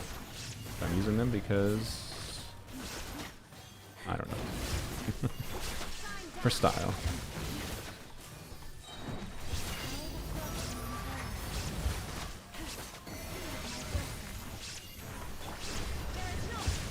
I could have literally not, you know, should I do it? Should I just not switch them at all? No, I don't need it to redo, I don't really care. But Yeah, obviously that was worse than Nilou, but it's not too surprising considering permanent Hydro Aura enemy. Llama C1 enough to heal in Farina teams? Probably. But you're going to have to swap around a little bit. It's going to be... It can only trigger every 2 seconds. It's going to be a similar situation to like how Shalona would work as the only healer for Farina. As far as getting fanfare, but a little bit worse because she has a slower... The Llama C1 is a slower tick rate than Farina.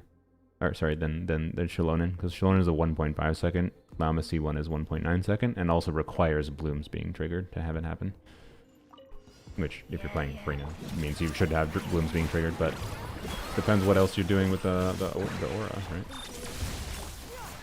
If you're triggering other reactions consuming the Hydro Aura, maybe you won't have that many blooms being triggered. So, I think our healing potential with Farina, I think our healing potential with Farina is gonna vary a little bit.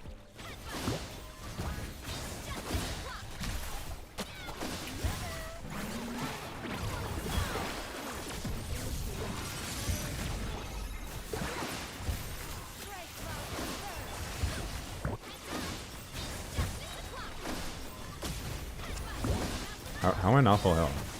There we go. I can definitely... Eon's on is better here. Because that little bit of healing from Eon's on enabled us to get to full health much faster. So that's kind of interesting. But, I think Ineffable will be better in that team context when they inevitably make bosses that shill more for Nod Krai, like Lunar Charge. Like, they'll do it, right? There's going to be shill bosses. Well, so the question is not will they make shill, it's how shill will they be.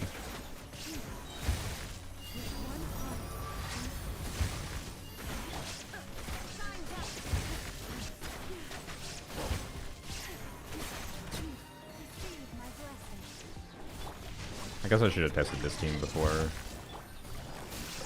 I activated Llama C1, but whatever. Not too worried about it. Oops, I didn't mean to use C6 there. I totally forgot. I didn't forget I had it. I forgot it. I didn't realize I was on the field with her. Words are hard. It's fine. Obviously, by the way, Hyper Bloom is worse in single target than Nilou Bloom. Or sorry, worse in... It's better in single target, worse in AoE than Nilou Bloom. That I can word. Not that this is performing badly, but, you know. This is performing very well for an AoE situation. And extremely well.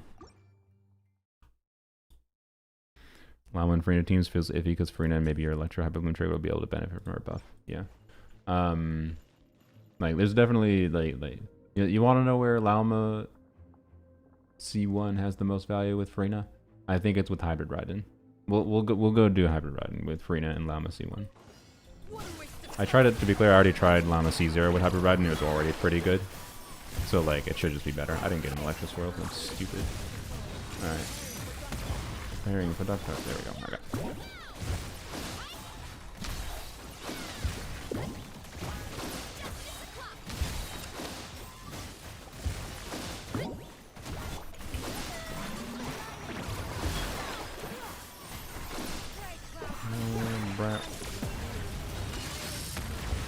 I feel like we're not getting through this any faster. Also, this one butthole is over here for some reason. Yeah. Okay. So yeah, this is just Hydro Electro. Or a lot of just Electro talent damage. This just feels slightly slower than Eonson, so I would say Eonson is better. But it might depend on your Veresa investment a little bit. Your C0 R0 team in FS seems to be better than Eonson? Okay. Interesting. Yeah, with investment obviously. The more investment you have in the main DPS, the more it would scale towards its... God, brain. Whatever. The more it would scale towards the other one. This.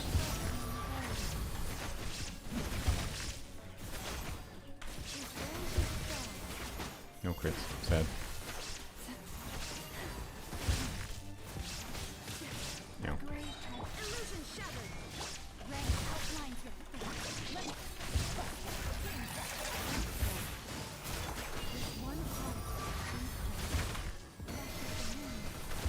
think Llama C1 kind of maybe saved me here. I'm not sure. I might have been able to survive without it, but definitely will be a bit trickier than what I had going in the Niwu situation, because I don't have any healers other than Xingqiu here and Llama C1, right? So it's worth keeping in mind. It's funny how much they chose to shill AoE. Like they really are trying to get people to pull over Niwu here, I think, by the way. That I think was their goal. Because like the Hyper Bloom doesn't feel anywhere near. Like this does not seem like that compelling of a team relative to I think it. Really? There we go. This does not seem like that compelling of a team relative to the Nilu team, but like keep in mind this team has like 20% more DPS. Like from the highest end estimate of for like a C0 investment level of Nilu Bloom with Llama was around like 90k DPS. Whereas this team like was around 110k DPS in single target. Like we're talking a good 20% better. But it's a lot worse in this AoE situation because Hyper Bloom doesn't really scale with AoE. So funnily enough, I think that also means we would see like Burgeon being really good if we did like Burgeon Toma or something, or if I did, or actually we're gonna do a little bit of Burgeon kind of because when we do Hybrid Ride. But yeah, that was very big Hyper Bloom damage. Who knew? Who knew it was possible to do that? So yeah, let's do Farina with Llama C1 here. Wait, we should do it without Bennett actually. Sorry. We should do it without Bennett because I wanna test the Llama C1 situation. So who do we use then? We gotta let me fix Raiden build. Who do we use for the 4th slot for Raiden here? What do you want to see? I'd prefer not an animal unit because well, it'd be fine. It'd just be clunky. I'd rather use Shalon than an animal unit personally. I don't have Toma. Toma leveled up. I mean, we don't need Virgins here, by the way. Like Bennett being there was for buffing. Would have been for buffing Raiden and for healing for Farina. Not for doing Virgins. You would get Virgins as an incidental upside, and it would be valuable, but not like what we were doing on purpose, right? Please. There we go.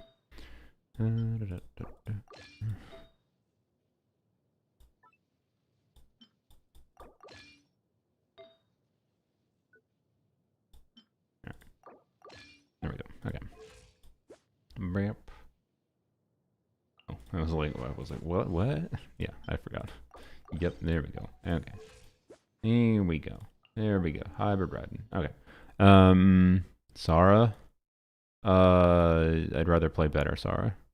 I can play Eon's on. I know how to do Eon's on. Sure. You've convinced me. Good job. Why not Nahida? I mean, we could do Nahida. Nahida would be probably the strongest option, realistically, because I have C2 Nahida. We can do it. I mean, these runs are pretty quick, and it's going to be pretty quick because Hybrid Raiden is going to help one of the problems of Hyper Bloom here. I will tell you, in that it's going to increase our AoE damage significantly. We'll probably get better clears with Hybrid Raiden here than we did with Hyper Bloom Raiden. So that should tell you that like Hybrid Raiden is still alive and well. But that's my prediction. I could be wrong. And we shall see. Also, this second half buff is going to be weird for that. Like I think this is buffing Bloom damage so much that it's going to accidentally bias too much towards Hybrid Raiden. But I can tell you, previous Abyss Hybrid Raiden felt meaningfully better in like the first side, which was AoE centric, than Hybrid Bloom did. I tested it the previous Abyss too. I tested normal Hyper Bloom versus Hybrid Raiden, and it just felt better. So I'm pretty sure in any AoE situation, at least Hybrid Raiden feels better than Hyper Bloom Raiden still. But it takes way more investment, obviously. But I think it's also a lot more enjoyable because of that.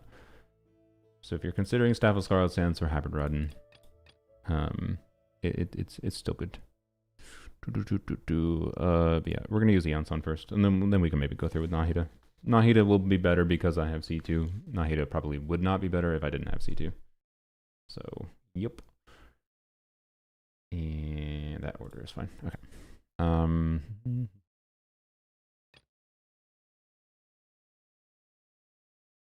My brain. Sorry. Should we try brute forcing with someone else? Can we? What happens if we try to brute force with Skirk? Oh wait, we're using Farina. Ah, frick. Never mind. We are not brute forcing with Skirk. We are. Oh, I'm using Eon's on too. Doomed.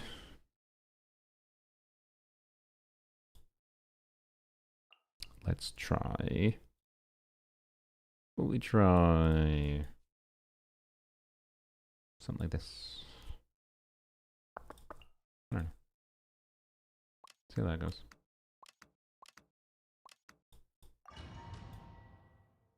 Limbo in chat. Hey Limbo. What are your thoughts on Abyss so far? I think this is one of the hardest Abysses they've probably ever done. It's kind of surprising. It you know, it has a lower HP pool compared to before, but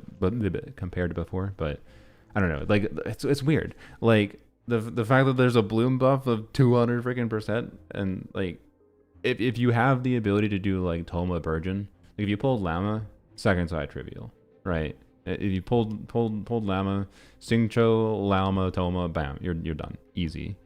Like I think it's trivial. I don't have level up Toma to actually verify that, but it really shouldn't be hard. And then first side is just then do you have like either Veresa Overload or some other Electro main DPS that can brute force things, because just brute forcing with Electro talent damage seems to be one of the ideal paths in my testing so far. Or you can have obviously an Electro Charge thing going on. If you have Electro Charge stuff going on with a Never or without, my vibe is that it's clearable with lower investment teams than like Veresa Overload or whatever. And Clorinda Overload should work just as well as Veresa Overload, I'm pretty sure. Come on, die please. Okay. Oh, why'd I do that? That was dumb.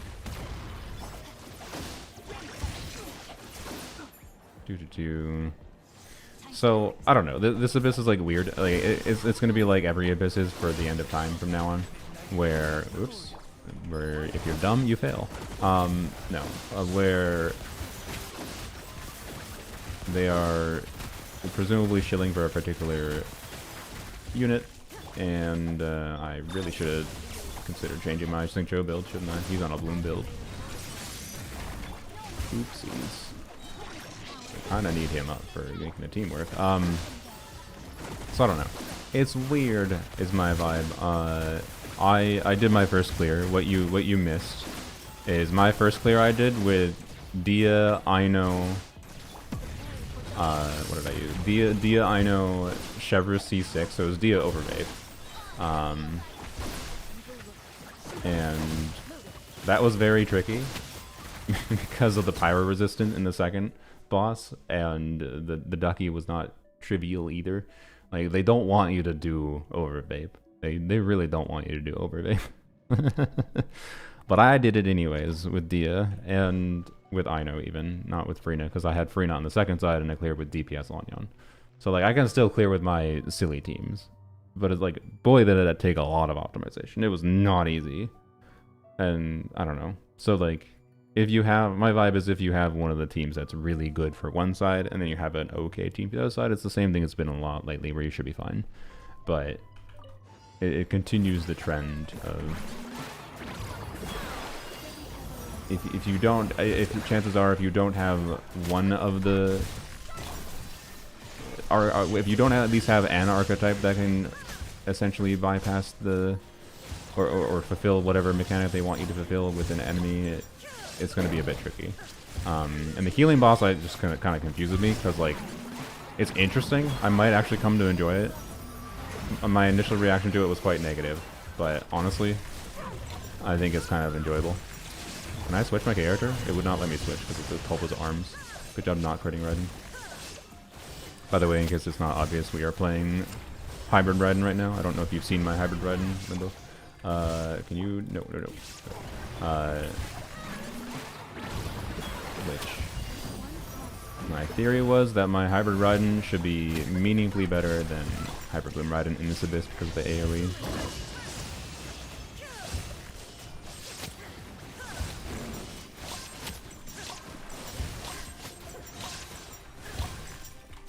But yeah, the healing boss I think is the healing boss with the conjunction for the electro charge or electro DPSing in general is really restrictive. Okay, so this is a single target situation, by the way. I don't think Hybrid Riding was better here. I don't know what our clear time was before. Well, actually, we shouldn't compare our clear times directly because I know my first side clear was much slower. So actually, maybe it was better. I don't know. I don't know exactly what my clear time was with Hybrid Riding here with the single target situation. But in the next two chambers, I think Hybrid Riding at least is going to be a lot better. Haven't seen the build, but I know it works. Yeah. So, anyways, I'm glad Hybrid Riding still works as well as it does. It's C1 Riding, by the way, for anyone watching. Just in case you thought it was like a C2 Riding, that's the reason it was working. But no, Raiden is on Staff of Scarlet Sands with EM timepiece, EM Goblet, on 4-piece emblem still.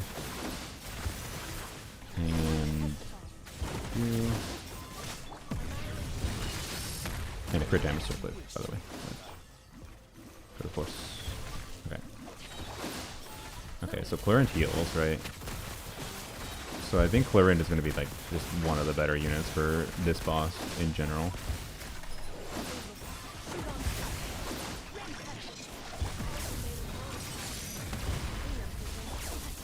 Freaking Saint Cho.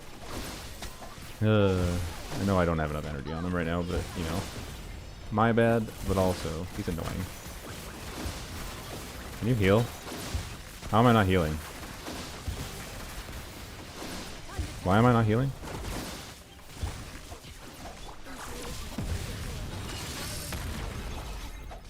Please, please. Why did I not change your build?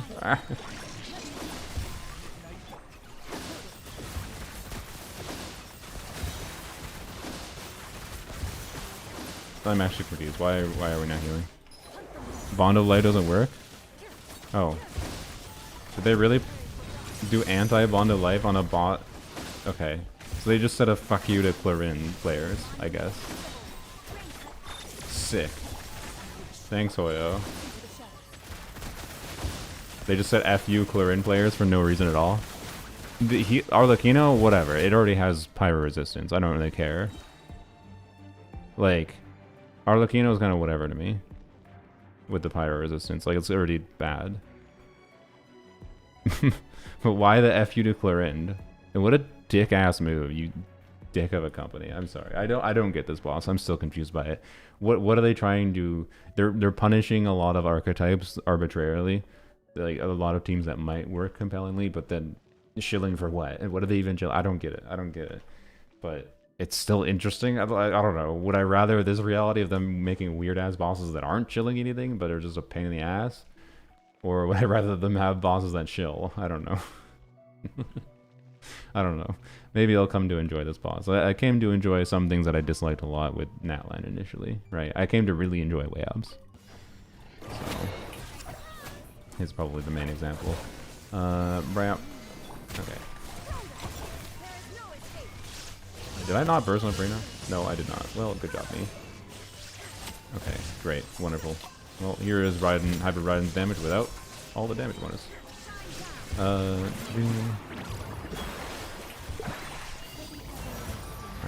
And bap. And bap. I missed.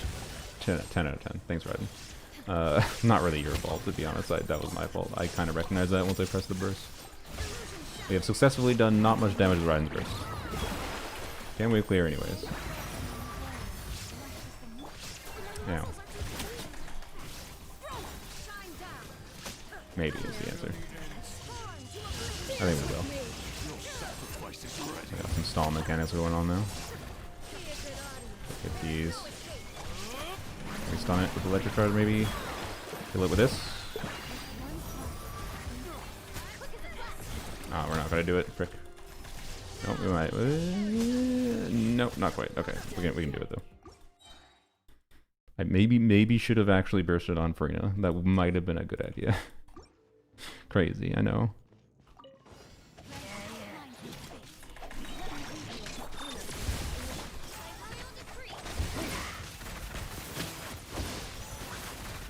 So, despite how anti-Clorin this boss is, and the fact that my first side team has pretty major problems going on right now, It's like Xingqiu not having energy.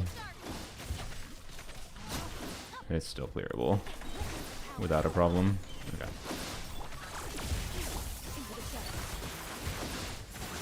Anti-quantum life mechanic. Why? What the hell? It's just like, alright, I guess we don't crit on Chlorine today. It's fine.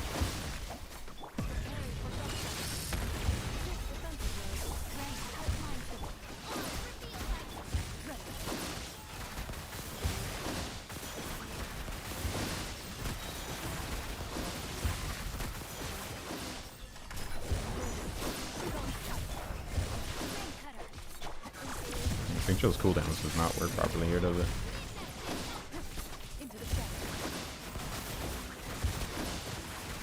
My god doesn't even go when it's down. Ugh. Such a weird ass enemy. What a weird enemy. Oh my lordy. Alright, I don't have energy, that's annoying. Please.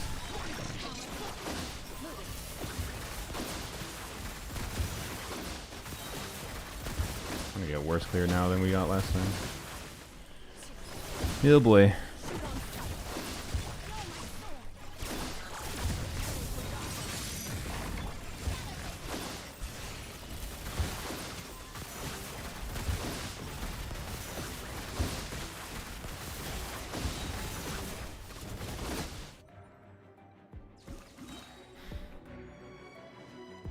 Yeah, I don't know if it's meant. Yeah, maybe that's all it is. Maybe it's just meant to be nerfing Fontaine characters, just characters with HP fluctuation. Is that all it is? Actually, is this just anti-Farina? Is this just them being like, ah? Well, it wasn't enough that we made Natlan units. This is a good thing. I think it was a good thing. They made a bunch of Natlan units that didn't rely on Farina as heavily. Like, I think that's a very good thing about Natlan units that they did as far as like. Power creep notwithstanding, having alternatives to Farina for compelling teams is really good. I think it's a big part of the reason I think like they made as strong as units as they did was, I think, to try to make the units teams and the units they're trying to push not just be paired with Farina. And then now this year they're furthering that with like, oh, Nod Krai talent damage, so like lunar electric charge damage does not scale with damage bonus. So Flynn's does not get any value from damage bonus, and Nefa's talent, they both barely get any value from damage bonus. They don't get none technically. And then okay, cool. And like I'm still honestly kind of fine with that. I'm kind of down with that. But then this is like another layer of that. Like they're also releasing enemies that are anti-Farina and anti-Fontaine. It's just like that. That maybe is a step too far, right? Because like we should be able to clear that perfectly fine with Chlorine. Like Chlorine fulfills all the requirements for that, other than the boss is an extremely arbitrary anti-bond of light mechanic, right? Like I think this boss is too far with anti-Farina. And I think that's why it is the way it is. It's probably just anti-Farina. So this further.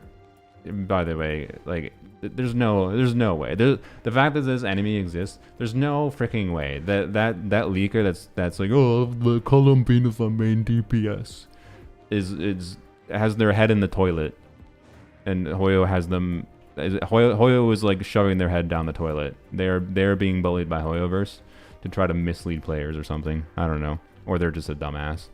There's no way. There is no freaking way.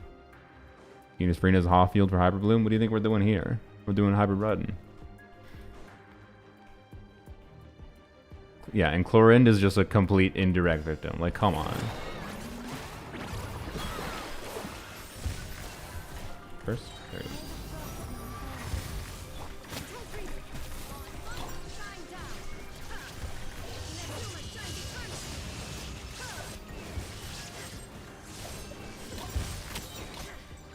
Okay. Bye, please.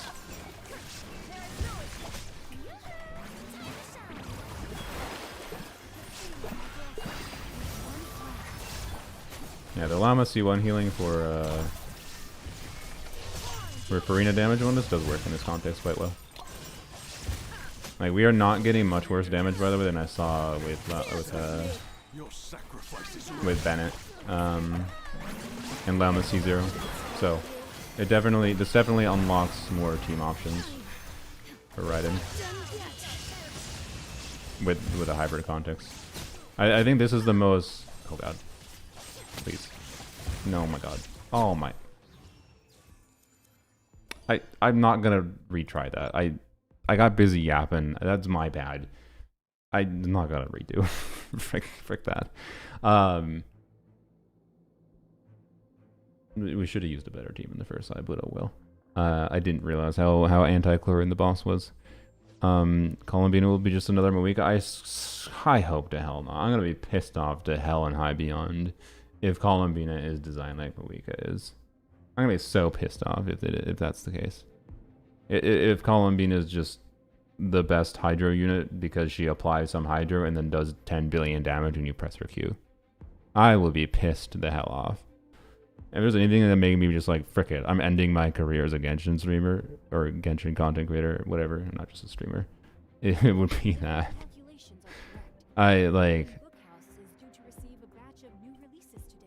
There's so many things they can do to make her interesting and actually somewhat balanced. I don't think they need to what the fact that they're going so anti-Farina kind of makes me think she's going to be a weaker unit. Like, she's not going to be that insane. Like, I think she's just going to be like, how about she just buffs 100 team EM, does more multiplier damage than Farina as an offfielder, and does like 40% team-wide attack. Like, that would seem like a really underwhelming unit to most players. I'd be really happy with that, and that'd be like strong but relatively balanced. To just do a little bit of EM buffing, a little bit of team-wide attack, and I would really value that character. But a lot of people would just be, wow, super boring. Bennett buff attack by 5 billion. So, anyways, yeah, screw Bond of Light just saying screw Chlorine, yeah. It's crazy. It's crazy how much Chlorine just got screwed over by that, but I'm just gonna feel fine here. It should at least, other than my Xingqiu issue, but you know. That ain't Chlorine's fault.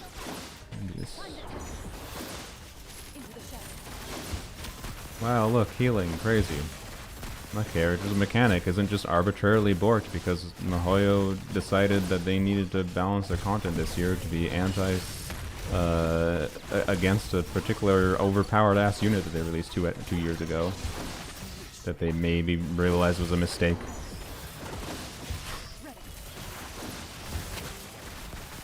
Now it's back off that shield very fast. That means Xingqiu's Hydra application matters with this boss, by the way. Which is cool. That actually makes me like this boss more. The fact that, you know, more application matter. I don't have energy, god damn it. Whatever.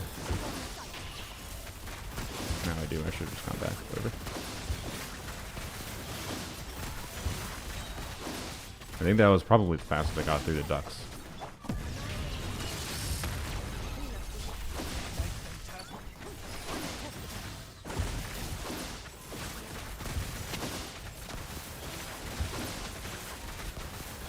If you're gonna play this team, I would probably recommend put your Xingqiu not on a bloom build.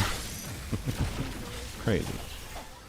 Yeah, I kind of figured that was gonna happen. Yeah, if my Xingqiu wasn't on a bloom build, probably would not happen.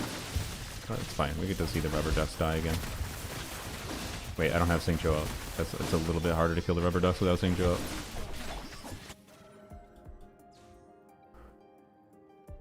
And if she makes a giant lunar sphere on the ground where all damage is lunar, I have no idea. It might. We will see what she does.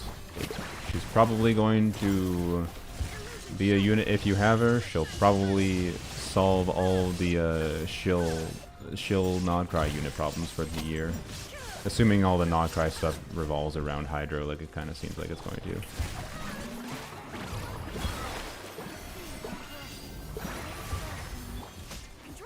Unfortunately, we didn't kill them all at the same time, but just not a. Oh my! I don't want to have to fight it again. I have to because I want to do hybrid Raiden. Well, Llama C1 healing didn't help there because I got whacked 4 times in a row from Magukinki.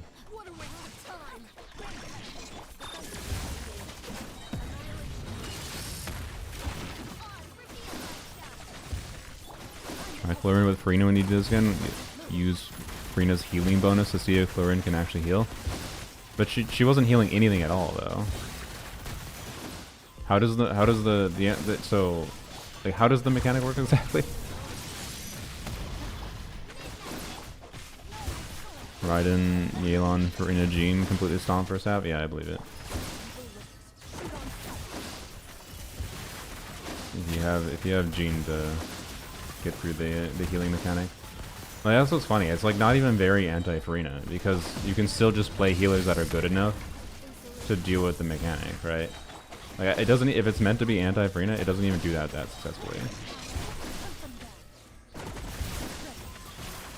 Oops.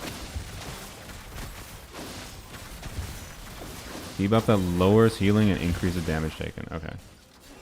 Then yeah, it's possible Farina's healing bonus might be enough.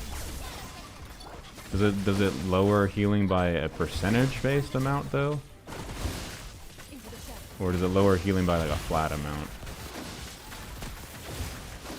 Oh, it's minus 40%? Okay. Yeah, no, it's not gonna work then.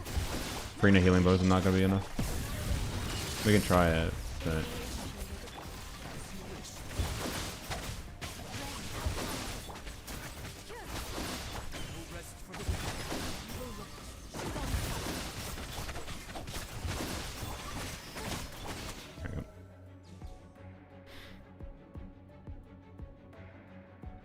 I think she'll be a shielder. Yeah, I would not be surprised if Columbine is a shielder. I'd rather have her be shielder Farina rather than be a shielder herself, though. Eon-san, can you, like, whatever. Okay, the arrow guy is not gonna get hit, but whatever.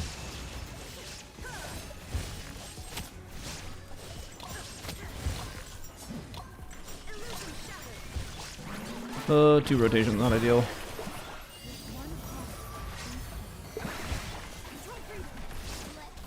How the one? Why are you alive over there?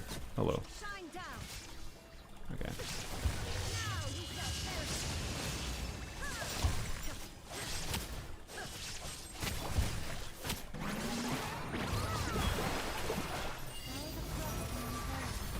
Oh boy. What the? Oh my god, bro. Okay. Well, I think Llama C1 does not like the awkwardness of Llama C1 is the blooms having to be triggered. Like I don't know, like it's not just uptime on healing. That's just like yeah, you have Llama E going, you have healing, right? I think that's part of the problem we're experiencing here a little bit.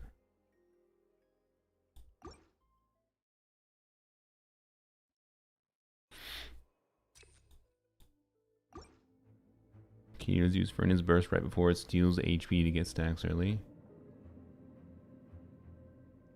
What? You talking about what I'm doing right now, or are you talking about against the healing enemy? Because, like, sure, like, you can do that, but unless you're getting through it in one rotation, does that matter? I don't know. Again, I said we'll try Farina. Yeah, that's a good strat, but even more, that just cements, like, why the hell did they implement this enemy this way if the intention is to be anti-Farina? If their intent is to be anti-Farina, they freaking failed. That's my guess.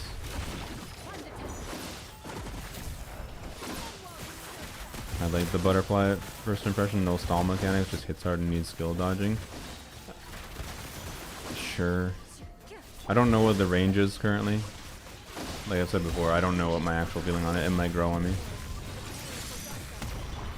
I really dislike the idea that it completely fucks over someone like Corinne though. It really shouldn't, in my opinion. Corinne should not feel as unusable against it as it does.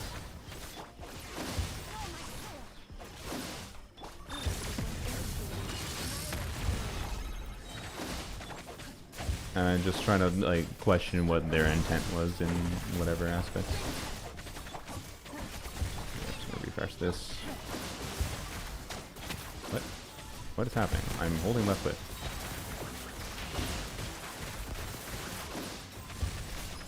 I'm just a freaking board there. Alright.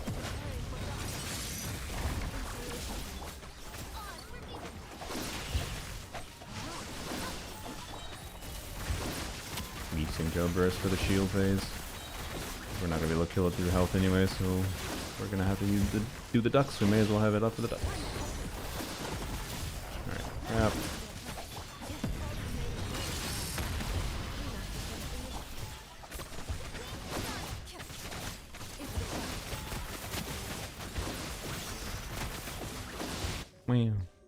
Alright.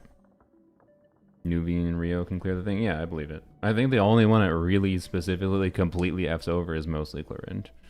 And there might be some stuff to work around it, but like... I don't know. That doesn't excuse that the average player experience is going to be very negative if they try to like use their Clearend. I forgot to freaking go to this one again. God damn it, brain.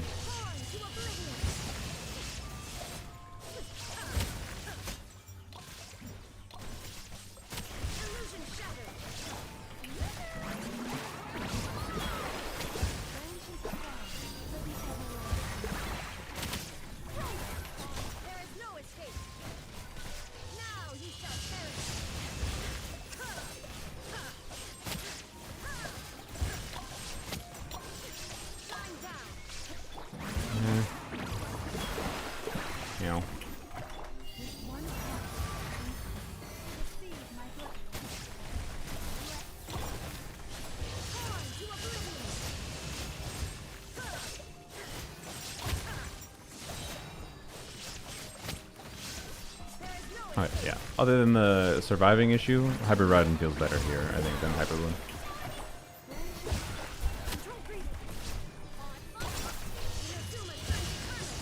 There you go. A little close, but again, more down to the first side than anything. So yeah, Hybrid Riding still feels good.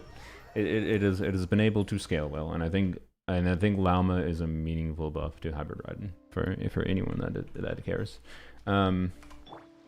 As far as the idea of being able to play Raiden, where I would say it utilizes the full extent of what her kit is best at, but yeah, I still like it a lot.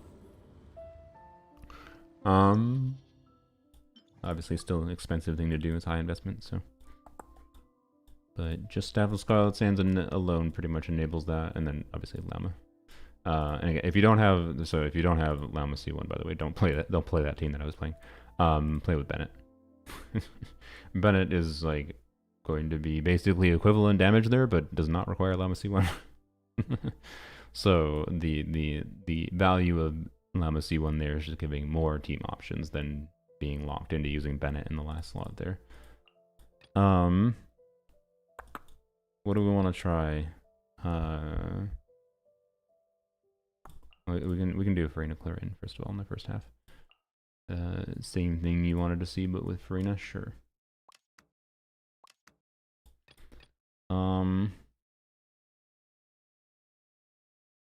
needs EM and Nilou not hit a Llama. Yes. You will. Yelan is the one that's going to be doing the most bloom triggering there. If you want Yelan to be built for a crit for a Nilou team, that is a path you can go, but generally speaking, you're going to be doing triple Hydro with solo Dendro. So let's say if you're doing Yelan, Nilou, Llama, of course, and then I don't know, Xingqiu or whoever. It's not going to be the optimal Nilou team, mind you, but it's a way you could.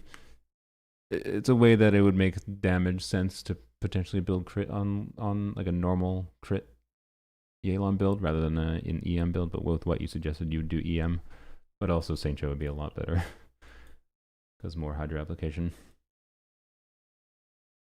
Full kit for leaks for Nefer, by the way, a little while ago. I think last week I did. Anyways, we can kind of try whatever the frick we want on the second side. Like pretty much anything that's AoE-ish will work. We can try it. Should we try a Dia clear second side? Why not? Let's do a Dia clear. Let's do a Dia Yai clear.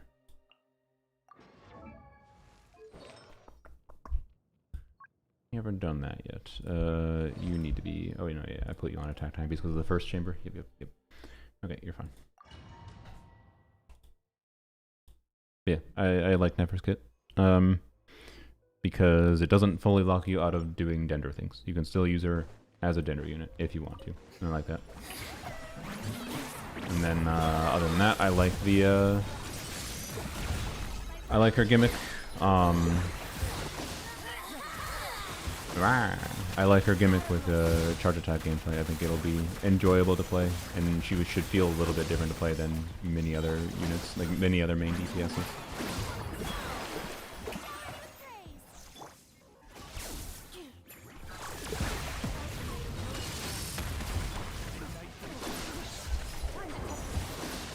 Her hyper carry teams are going to be a little bit restrictive, though. That's the main thing that might make me not enjoy her. I'm intending to get her, but see what happens. The main thing that might make me not enjoy Nefer long term is how restrictive her teams are for her hyper carry playstyle. But I enjoyed Skirk, despite her restrictive good teams, and I like Skirk's non-good teams, like frickin' Sunfire Melt Skirk is one of my favorite Skirk teams. Don't think I really want to play this Abyss, to be honest, but you know. Yeah. Let's see how much Dia damage we can get here on Mr. Tulpa. Let's see if we can just nuke these down. Sick, we can indeed. Alright. Nice non-crit Dia. Honestly, less damage than I expected considering Trevor's team. I don't have an EM time gauge, mind you, but you know. I get more vaporized damage than overvape.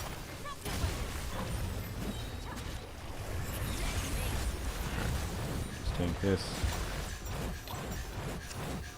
To be clear though, our non-vaporized damage is way higher in this team.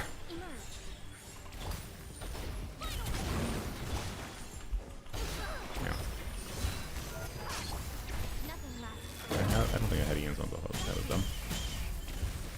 Who cares, I guess. Not for me. Of course you went outside that range. I don't want to use the burst. Save it. Alright. She sounds really fun, but I'm noticing a lot of negative opinions for some reason. Yeah, I don't know. People are being dumb. People are being dumb because why? Because they're dumbasses who saw the first end. This has happened so many times before. I think people are being negative because of one, they're stupid about complaining. They think that the burst not being optimal means they don't get to stare at the slideshow if they don't want to. You can stare at the slideshow if you want to. And two, they think that it means you never use the burst. No, the burst not being optimal to use on a spreadsheet level doesn't mean you never use it. In practice, you very often end up finding that characters' bursts that aren't worth to use end up being used in various situations. And then secondarily, and I think this is the big effect actually this time with Nefer, is all the people saw the freaking animations for Nefer when she wasn't in combat. Her animations that came out were the typical thing where they show the character not in combat. They just show her doing her default animations, and she has different animations in combat. Her charge attack does not do its special flashy animation with her not in combat. And so I think people saw that and they're just like, oh, she's boring. And like, I don't know. And I've seen sentiment, yeah, that she's boring. She's just using she's just doing charge attack. You just do skill and then charge attacks. I don't know. Generally speaking, when they have DPSs that are like, you have to press multiple buttons with like different sequences of each other, they tend to be more actively engaging to play, in my opinion. And I saw people have been like, oh, she's like just as boring as Skirk. And like that's the funniest shit to me, because someone saying like she's just as boring as Skirk, like saying Skirk is a really boring unit as far as her attacking with her goes, that's the type of player they just click left click. They just click left click for Skirk, and they're like, that's optimal gameplay for Skirk.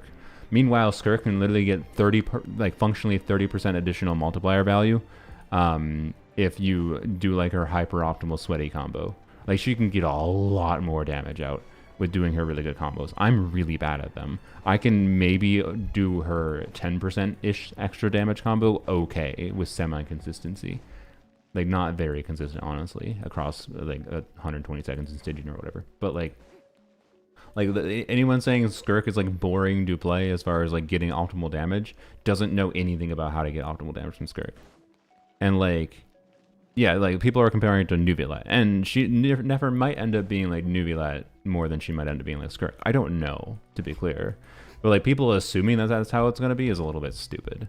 And it kind of seems like Nefer is not gonna be like Nuvilat because of the fact that she has nuance, kind of like Navia, where like you can do kind of dynamic rotations where you just you can do like a shorter rotations that do one skill, and then you do 2 skills next rotation. So you do like 15-second rotations, but different amounts of skills. Like it doesn't do set rotations things, and not being restricted to doing set rotations is one thing I like about her kit as well. So like it's just people typically having seeing something and like drawing conclusions off of something they haven't actually used, and whatever. I think people are gonna like how Nefer plays, is my suspicion.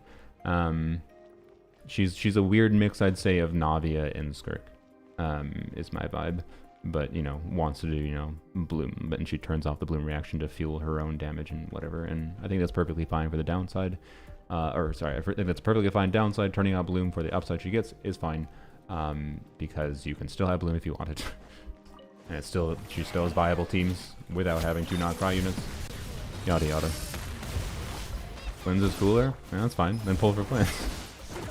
I don't think every person should pull every character. That's a dumbass statement. I've never said that, and anyone saying that is out of their mind. There should be different characters for different people with different preferences. I am far more interested in Nefer's gameplay than I am in Flynn's gameplay, quite frankly. I died. Oops. I've never heard that before. What did she say? This is not where I belong. How can I learn about Skirk's optimal combos? Tars, are you here? Where's Tars getting his information? Let me message him. Tars, where... Tars is the one that's been keeping me updated for Skirk, so I haven't had to look for it myself. Where were you getting Skirk combo stuff? From Furu Discord, I'm guessing? Or somewhere else? I'll ask Tars. That's a funny deathline. Nefer versus Nilu, which one do you like more? Probably Nefer. Is there some people that are comparing Nilu or Nefer to Nilu because of the fact that right now Nefer's best team seems like it includes Nahida, but that doesn't factor in potential constellation investment. And I think it also ignores other, like, I think, yeah, I don't know. I don't know how long Nahida, at least at C0. Like for me, for my account, I'm quite confident Nahida is not the best. Well, actually, no, sorry. For my account, Nahida is probably the best last in slot I forgot because I have C2 Nahida. So I don't know. Maybe it depends on your investment direction in different ways. So, Fling's rotation with 2 mini bursts and a big burst is going to be really interesting. Yeah, that's the one interesting thing he has going for him. But that's more of like a difference in how you build him than actually like a how you play him nuance. I think how you play Flynn's is going to be relatively boring in practice, but it's still going to be enjoyable. Like so, the visual number experience I think is going to be satisfying. But anyways, if I had to guess, Tars has gotten his. Tars is the one that's been sending me the breakdown. I can actually go scroll and find it. Let's see. He sent it to me a little bit ago.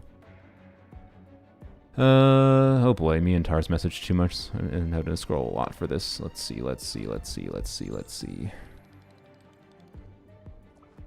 My god. Tars, we message each other too much. I can't find it. I'm having to scroll back so much further than I thought I would have to. Oh my god. Maybe he didn't send this to me. Maybe someone else sent this to me. I am now back in August. There it is. It was from August. Yeah, he sent it to me. He sent it to me like I had to scroll through so many messages. Boy, I forget how much I message Charts. Or we message each other. It's a chat with each other. Here, this is the. I can find Discord in my thing. There it is. That. Oops. So this is again. I don't know exactly who made this, but so like N5Q, N3C2, N5, N4 is like the default assumed. Like this, like number 5 here is still like the combo. Like number 5 on this list here is the Skirk combo that, you know, is the default recommendation of like, you know what you're doing of playing Skirk and playing her like well. right? It is like around the number 5 here. You're playing her decently, and then like the little bit lower than that is like, you know, stuff like number 1, 2, and 3. Number 1 is like really bad. And like even casual players are probably not playing that bad usually, but some of them are. Like some of the people saying Nefer is really boring are doing 3 and 5 Skirk. So, but I shit you not, there are people that are doing the combo in the bottom. There are people doing 2N2D, N2Q, 2N2D, N3W, N2CD, 2N2TD, TD, N3W, N2D, N3, and getting 134%. Like they're getting 13901 motion value versus number 5 is they're getting 3000% more motion value. Like I ain't gonna touch this. I don't expect to ever see this shit from me, to be clear. But like, it's possible. And so calling Skirk boring is like, okay, it's boring because of how you play. Doesn't mean like she's actually boring as far as the implementation of how to maximize her damage, right? And I don't know what Nefer's gonna look like. I think Nefer will probably have less nuance than Skirk, but we shall see.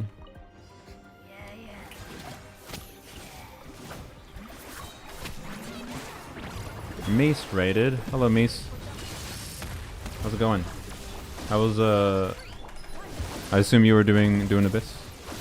What do you think on the Abyss? It's my turn to ask for thoughts. Hello, hello.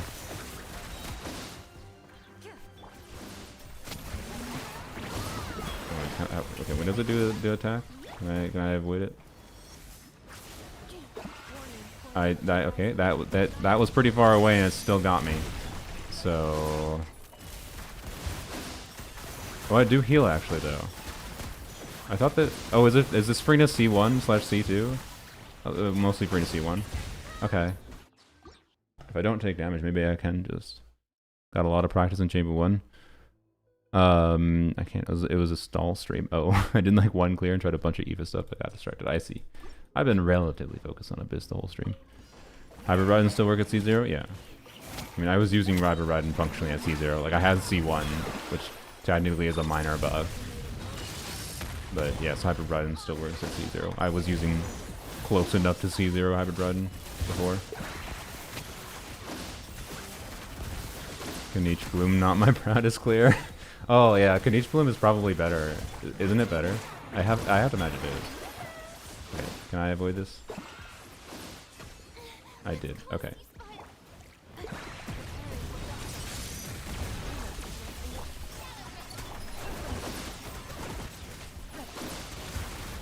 So like, yeah, if you want to use Clorind, you have to know about being able to do that, right? So if you're a player who does not realize you can do that, like if you're a Clorind player who does not realize you can do that, you're gonna have a bad time. But if you do it, you have a perfectly fine time. You didn't try Kanichi Burgeon? Rip. Yeah, I wonder if this Abyss actually, because of the Bloom buff and whatever, I wonder an AoE yada yada. Is Kanichi Burgeon or Kanichi Bloom just better? I'm not sure. But yeah, maybe worth testing, but I don't know if I'm gonna test today. I'm getting a little bit tired. I've been going for like 5.5 hours, but maybe we can do it.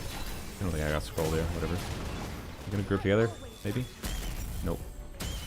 One bozo just chilling over there. Alright. I think most people just call gameplay and characters they don't like boring. Oh yeah.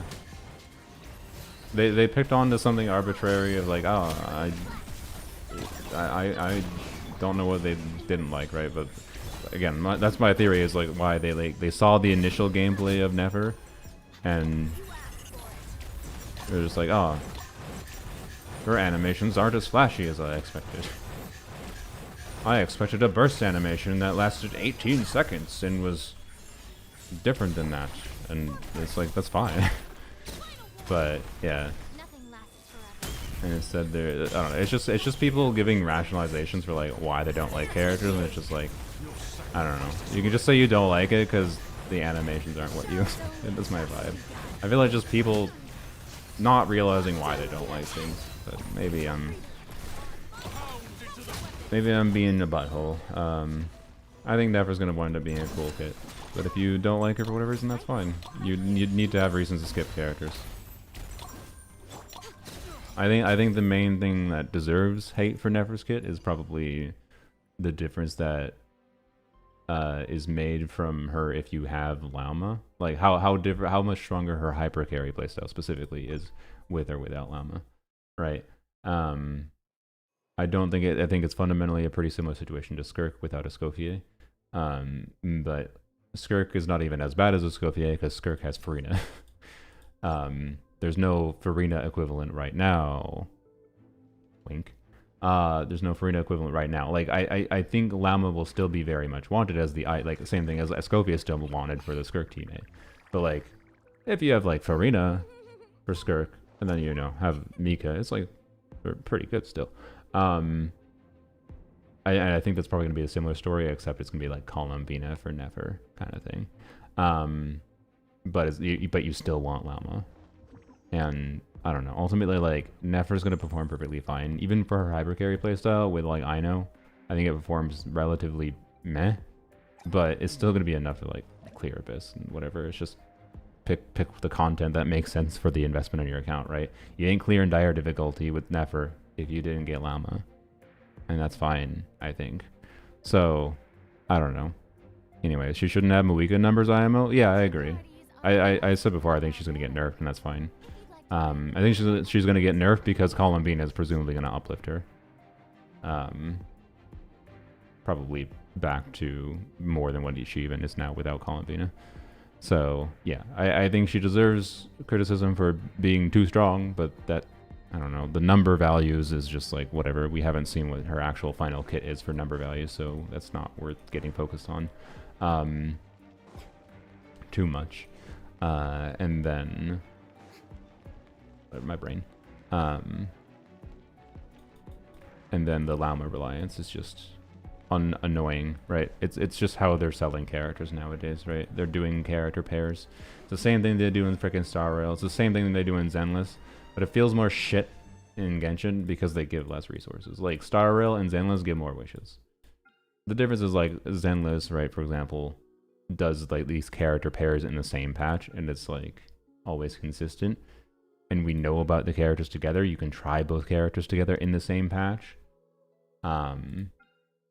So like it's much more fine. I've been very much fine with them doing the character pair shit in Zenless for the most part. It hasn't resulted in an unpleasant experience for me relative to the resources gained and how I can try them. But yeah, like Star Rail also releases 2 5-stars. Yeah, I know. So does Zenless. I know. Like that's kind of my point. Is like they're doing the Zenless and Star Rail strategy without like unironically. This isn't me saying they need to release more 5-stars. But if they're doing character pairs and they're not in the same patch, and we don't have like a good way to trial them together, and you don't have a good way to be informed about things, because like how many players are going to be like potentially interested in pulling Nefer that didn't get Llama, and they didn't partake in the leak conversation, the pre-release conversation, to prepare themselves for Nefer coming out. They just are normal players, right? And then they release Nefer and they're just like, screw you. Because like at least in Zenless they do like Zenless equivalent would be they'd release Nefer and then Llama would be in the second half, for example.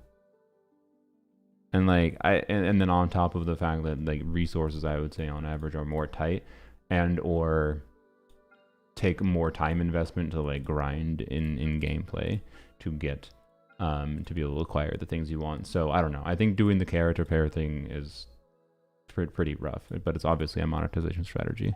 Who was also doing character pairs? Yeah, I think this seems to be one of the things that the gacha industry has realized is just really good for making money. Is you sell character pairs, and it feels like shit. So especially when Genshin like feels like it was originally not balanced in a way to do character pairs. Whereas Zenless was like kind of fundamentally designed in a way that like the team building of the game is designed to some extent fundamentally around character pairs being the release like paradigm. Whereas Genshin wasn't originally designed like that. So if it was like ZZZ, it would have been 6.0 and Nefa, Flynn's, Llama, Nefer. Yeah, exactly. But they would give way more pulls and whatever, presumably. But I don't know, right? I don't know. That's I think the main criticism Nefer deserves though, is the character pair situation. But I don't think it's actually Nefer's kit. It's just the gacha monetization problem and how they have shifted to doing this. Like how bad the character pair thing is just varies based on the characters. And I think Nefer, the reason the character pair thing is more of an exaggerated issue with Nefer is there's not as compelling options for buffing Dendro units, like Dendro damage dealing, that aren't Farina, but Farina's damage bonus and she doesn't scale with damage bonus. And like, so they're just, like, for how Nefer's damage works, right? There just aren't that compelling of Hydra units, there aren't that compelling of Dendro units other than like Llama released for her. So it's kind of a similar story I think that I felt with Skirk, where I feel like a big failing in Skirk not having very much team versatility and an exaggeration of the problem of her reliance on Escoffier is because they've failed to release very many compelling Hydro units and or Cryo units in Skirk's case. And that's why like I had my whole yap back then about how like, hey, they could have solved this problem just by they could have solved the issue of Skirk not feeling like she had good team diversity and being overly Escoffier reliant by making Dahlia a niche attack buffer, like by making Dahlia only buff attack in full Hydro Cryo teams or something. Make him a Hydro Bennett, but in a very limited context and probably less buffing than Bennett, right? That would have helped a lot. But no, instead they're like, nope, character pairs. Gotta sell the 5 stars, and then Dahlia is just a cope shielder option for your last slot if you don't have the other compelling last slots. But she has like 5 freaking options for compelling last slot teammates, so Dahlia is just like a consideration. And how do you fix that for Nefer? Does Nefer have an equivalent situation? I think she kind of does. Like if we had a Hydra unit or Dendro units that were made to buff EM more, if we had more dedicated EM buffers that are Hydro in particular, but like if Ino buff more than she did, like Ino's already pretty good with her. Like Ino C0 is better than Yelan, it seems like. So like to tell you the value of the EM buffs, and again, it's presumably a signal that of what Colin Bean is going to do if anything. So yeah, I know EM buffs is con locked. Yeah, exactly. So I don't know. I know kind of is that, and then it's just a problem with like who's the last slot for her, and it's a problem if we don't have any other Hydros or Dendros or other unit. We don't really have that many units in general that actually synergize with buffing Dendro and also buff like EM or crit or whatever at the same time. Like if they had released off-fielders that do something off-field and also buff crit more, like more than just like Rosaria. If they had released, if there were weapons in the game that gave like team-wide EM buffs. Instead, we have stuff like Wandering Even Star and whatever that converts EM to an attack buff. Well, Nefer doesn't want attack; she wants EM. Can we have an attack to EM conversion from a weapon? No, we haven't gotten that. So I don't know. Anyways, but yeah, so that's true. It's important to point out like when it comes to like the Nefer Llama pairing, you don't need Llama, or if you get Llama, you don't really have to feel like you need Nefer, because Llama is an extremely good character regardless. But yeah, I think a large part of the problem of Nefer's kit really is just how broken as fuck Nefer is, quite frankly. Or sorry, how broken as hell Llama is. Like if Llama was a more balanced character, they could uplift Nefer's baseline performance to factor in the fact that Llama like did less buffing. But now that Llama exists and is released as she is, they have to balance Nefer around Llama rather than vice versa or anything. So I don't know. Anyways, that's my vibe. That's I think the most. That's I think the best criticism that you can give Nephros kit. But it to me it's criticism with a larger gacha structure rather than Nephros kit specifically.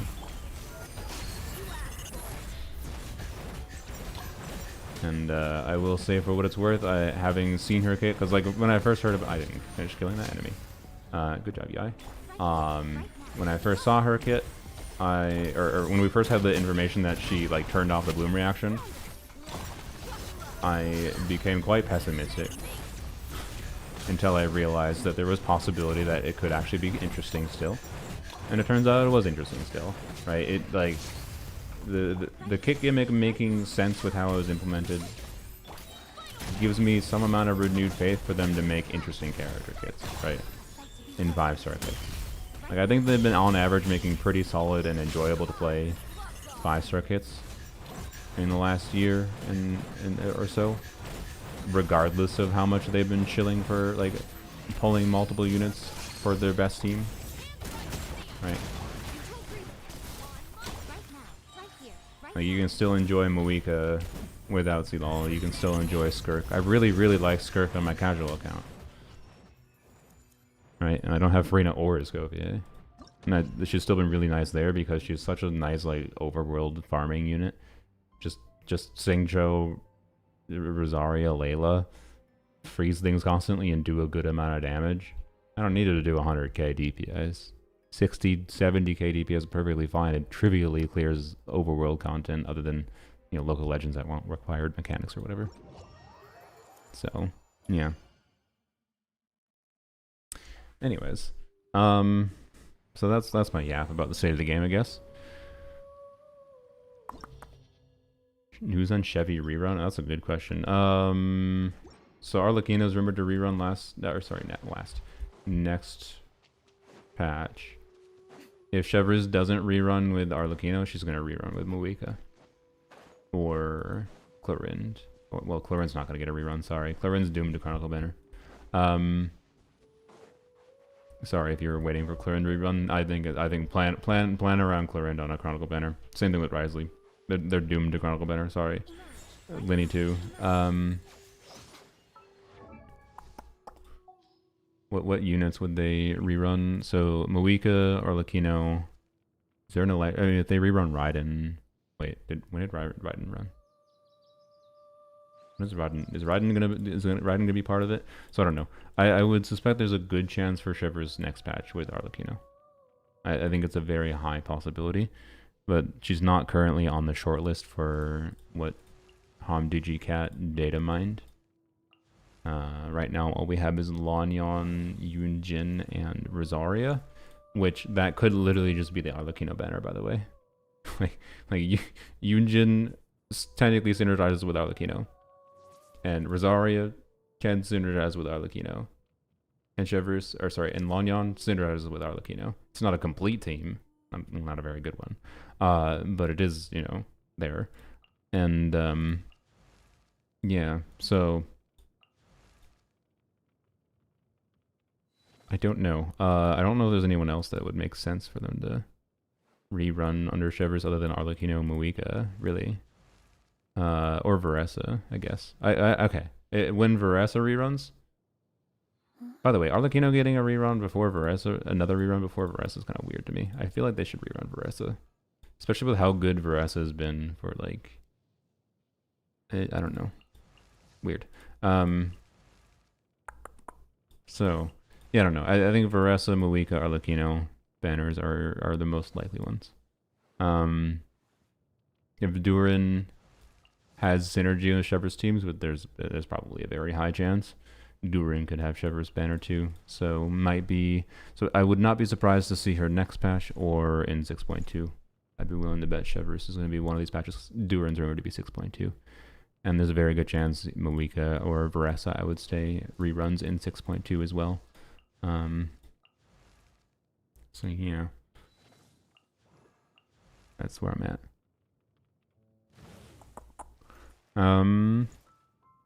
Say, who should we try? Let's do one more clear to end off the stream. I'm getting a little bit tired, but I've been going for like 6 hours here, but I can do one more. What do we want to see? I can pretty confidently say, yeah, Llama is very strong. Go figure. I don't really have much more thoughts on her, to be honest. She's just a really good unit. Oh no. Wow. Can each bloom? Can each burgeon or can each so we can do can each burgeon if we want. Or do you want to do can each hyper bloom? Which one? Can each hyper bloom or can because can each bloom is either bloom or burgeon. And so we could do can each but ignore like you could just get 3 E's. I believe you can get 3 E's if you do hyper bloom. Virgin more functional? Sure, we can do Virgin. Okay. Should we do Dia or should we do Moika? Should probably do Moika. Should be better at triggering the cores more consistently. Okay. And then we use Llama. And then hey, actually, okay. Should I do Farina again? Should we try to see if this is another circumstance where C1 Llama matters? I'm down to try. This is a lot of 5 stars, but yeah. Let's try it. Let's see if we can have Llama C1 be relevant again. And Farina's variable Hydra application might be an advantage here. That could help trigger more burgeons but also still have whatever else going on. Dia you know, let's try Dia instead of Moika. Why? I'm not gonna be lazy and I'm not gonna change her build. But I don't know, there's enough buffing in the friggin' Abyss going on that I think it should be fine. But the idea is we're going to take some damage, and this is like kind of a scary combination of things, but also if we take a bunch of damage with Dia, Dia will proc her healing. That's more healing bonus potentially, so yeah, theoretically more fanfare. Dia can have minor problems with actually triggering the blooms as consistently though, so we'll see. She's not built for EM right now. I'll put her on an EM type piece at least. I'll do that, but I don't feel like changing her whole build. Sorry, but there's enough like bloom buffs from Llama kit and then from freaking the blessing. We'll get bloom damage. We'll get good bloom damage regardless, so it's fine. Anything I want to do on the first side? I'm using Freen again, so I can't. I was going to test Skirk brute forcing, but don't want to go through the paint. Should I try? I mean, let's see. Let's see how it goes. Let's try overvape with Arlecchino. Let's see how painful this is. Where's Ino? Where are you? Where are you, creature of the deep? All right. You into you, yeah. You. I think I do you first. Sure. No, I think I do. Wait, you know what we'll also do? Okay, no, I will. It's fine. It's fine. I will. I don't feel like changing her whole artifacts, but just changing 2 things is easy. I will give her an EM weapon at least. Kyra, or should we give her Mailflower? Mailflower is more EM. Not much more. I'll give her Kyra. Well, actually, okay. You know what? I think I kind of think Sack Sword is better. I'm gonna give her Sack. Okay, you know what? Fine. I'll give her freaking EM. I've convinced myself. Fine. Can I just find the first EM goblet? We're not using Sea Lolly. Bam.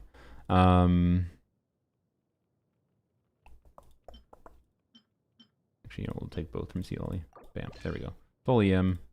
Technically 560 EM. I know we could get more. This is good enough. It's good enough, okay? Good enough. 560 EM with all the buffs going on. Sack Greatsword should make her skill line up better for doing 18-second rotations with Kinich. That's the idea.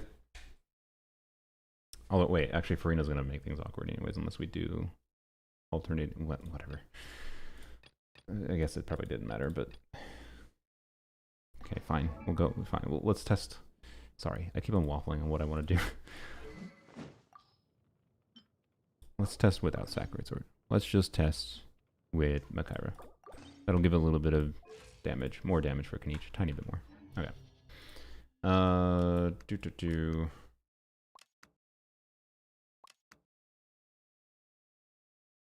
Just trying to think with the uptime of Llama. Doesn't matter if I... No, I think it's fine. Because we don't need...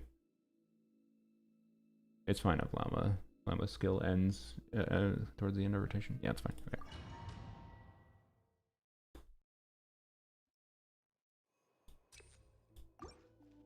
Sure, brute forcing definitely works. I did it. Yeah, someone else said they did it, or maybe that was you.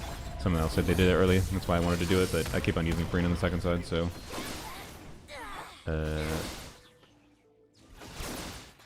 Perfect. Alright. Thank you, Inepa. You really helped out there.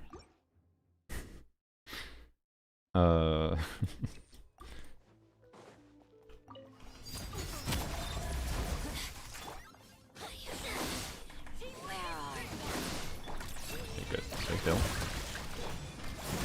No. Okay, still within range. Good. Alright, well, that was okay.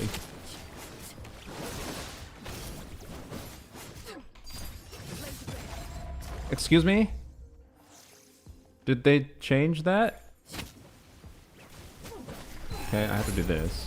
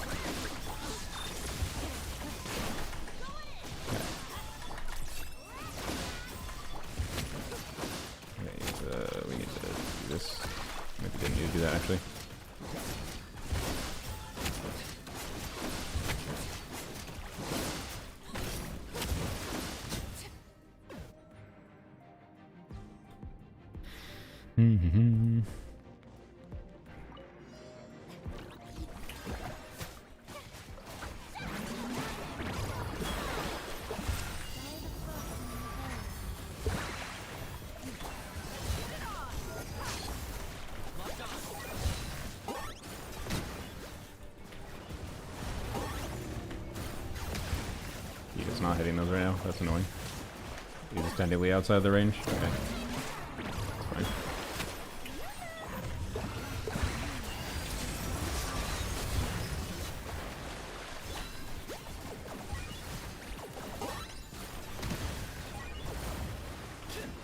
What? God dang it. Can each jank, it's fine. Oh my god. Okay. We successfully... what did we get? Like 4 E so far? For him? Oh dear. Alright.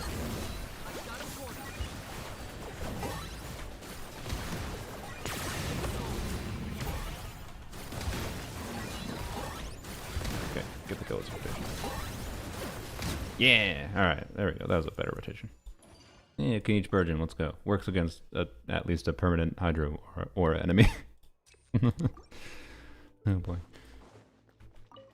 Alright, let's see how this mess goes. Brap.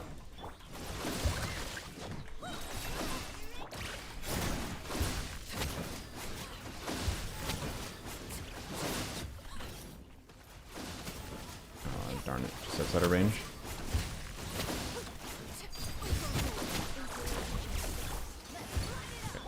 Frick away. Uh-oh.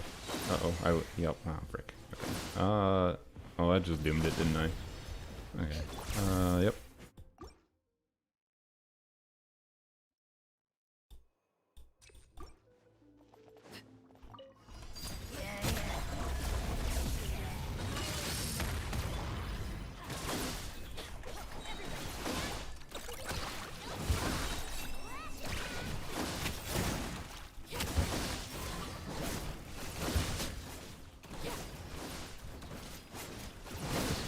Worst first wave.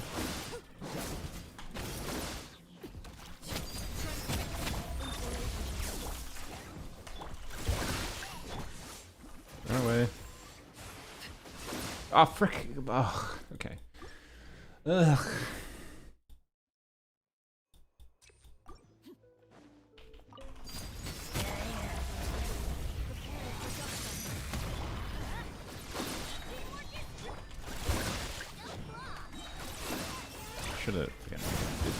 should have thought about positioning that a little better. But, oh well. Okay, that was much better, but no hydro. Oh well. Get the mark on and then frick off. Okay. What?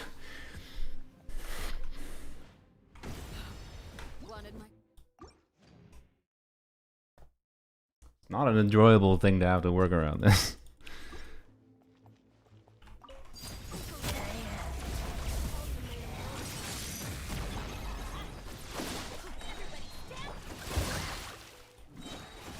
Go here might be good.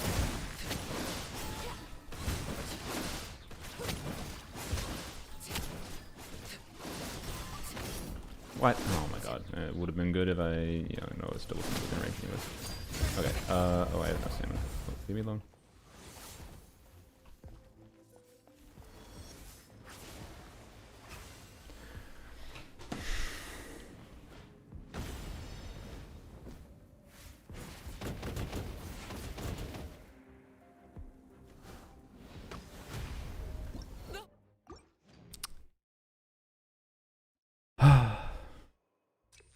Brute force clear was a seat lolly C2 SU. Alright.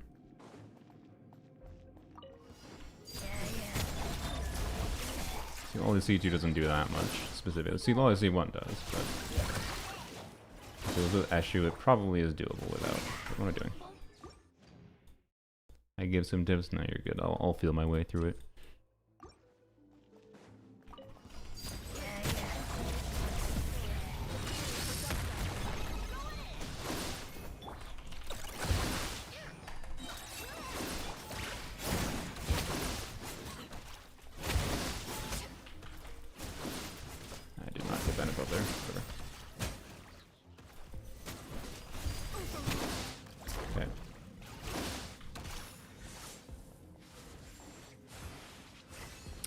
God damn it.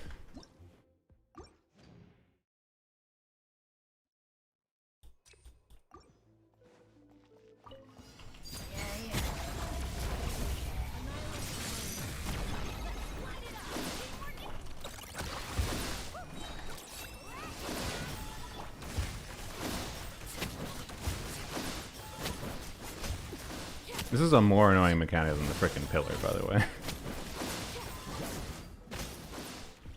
Over here. Bro. He barely moved. End me.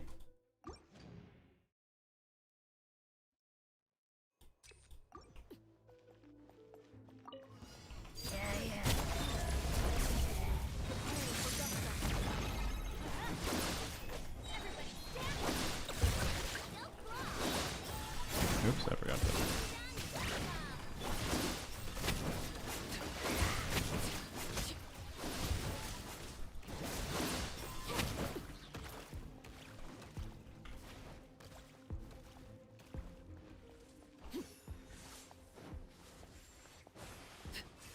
Us.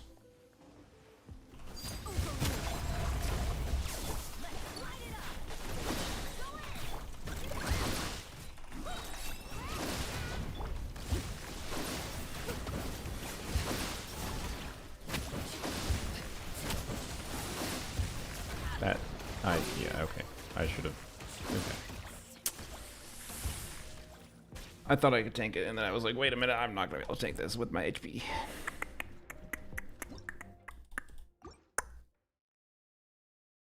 Oops. Use charge attack move to move faster? I did try a couple of times.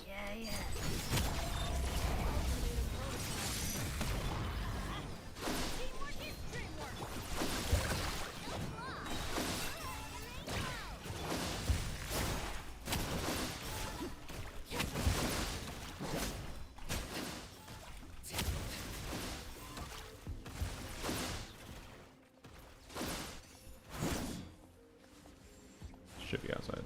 Yeah, okay. Can I get my shield? Oh my god, lady, I need my shield.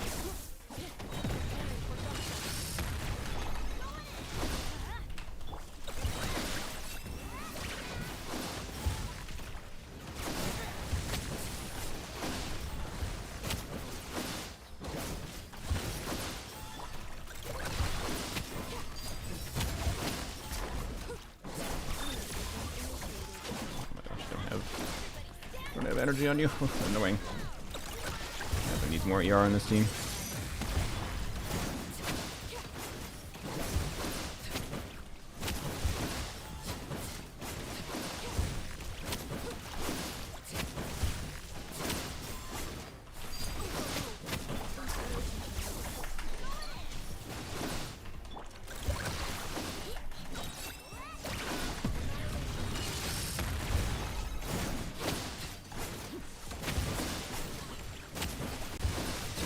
There we go. Alright. Yeah, Chlorine Farina was easier. But I also avoided it the first time with Chlorine Farina. So, but gameplay-wise, I also didn't have to stress as much. Like, Chlorine Farina after I avoided the thing was just, like, free, right? Whereas, yeah, that was a little bit more sweaty. Hurry up. I didn't for some Llama because I'm dumb.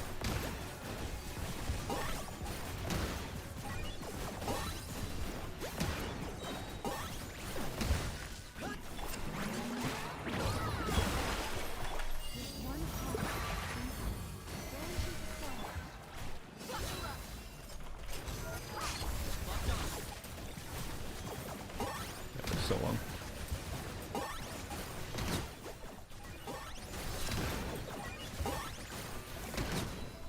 Journey ends here. Sacrifice is already.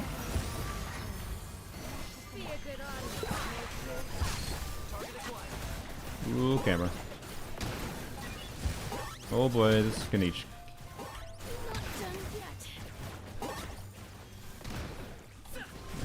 Alright. There we go. Okay. No problem. No problem after clearing the first side.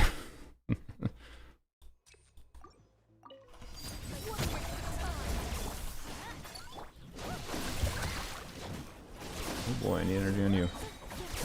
Alright, we're just not gonna burst from you, that's fine. I will wait for a second E here. No, we'll just go over. Okay.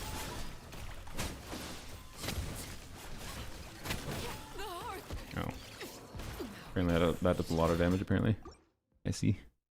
I see, okay.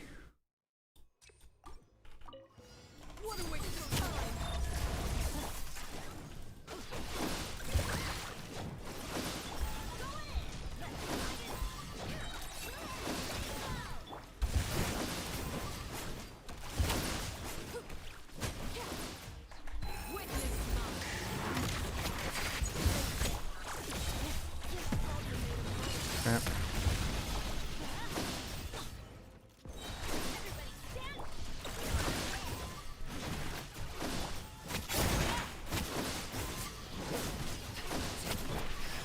Yeah.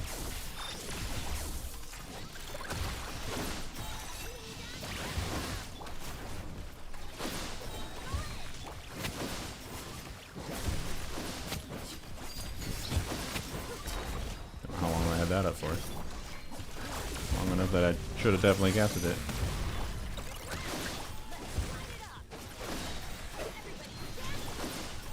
Please. Alright, there we go.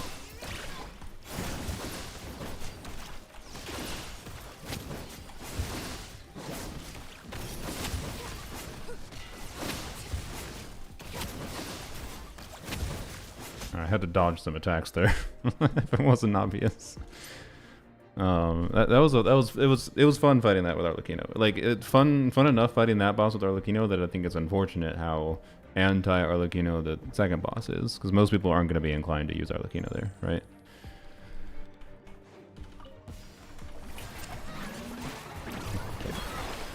Yep.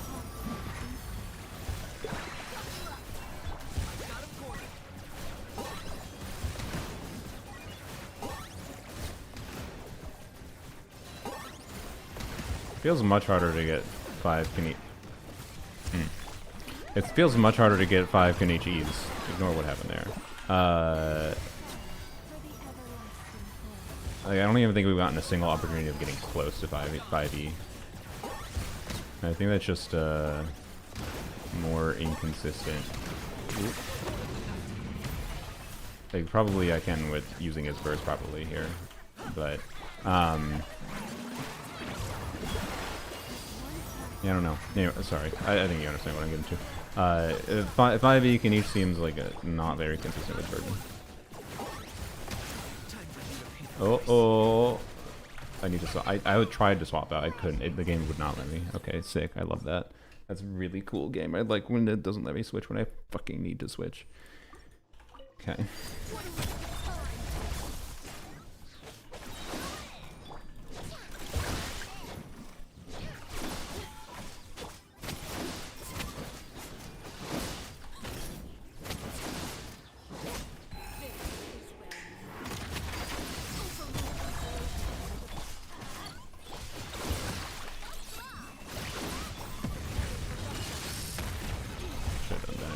Whatever. I don't think it really matters. They're gonna die presumably from this first.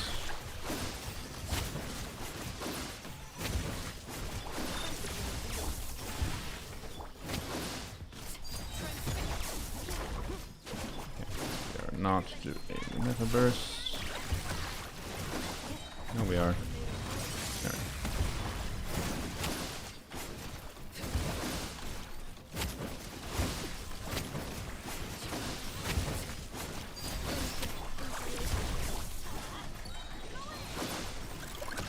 No, my god, are you serious?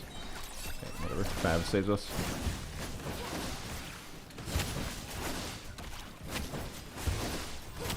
Alright. Damage numbers on the drones is kind of annoying. Yeah, I think they did that intentionally, but it is, yeah. It kind of, like, you just can't see where the hell they are. Which, I don't know, you can't control it very much, so maybe it doesn't matter, but, yeah. I think it's like funny once and then it just gets annoying. Oh my god, camera.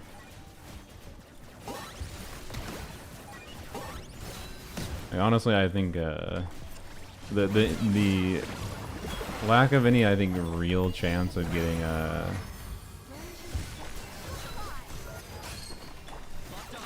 Kanich 5e means I feel like just a Chappie is going to be far more consistent of an experience. So may as well not bother doing the holdy.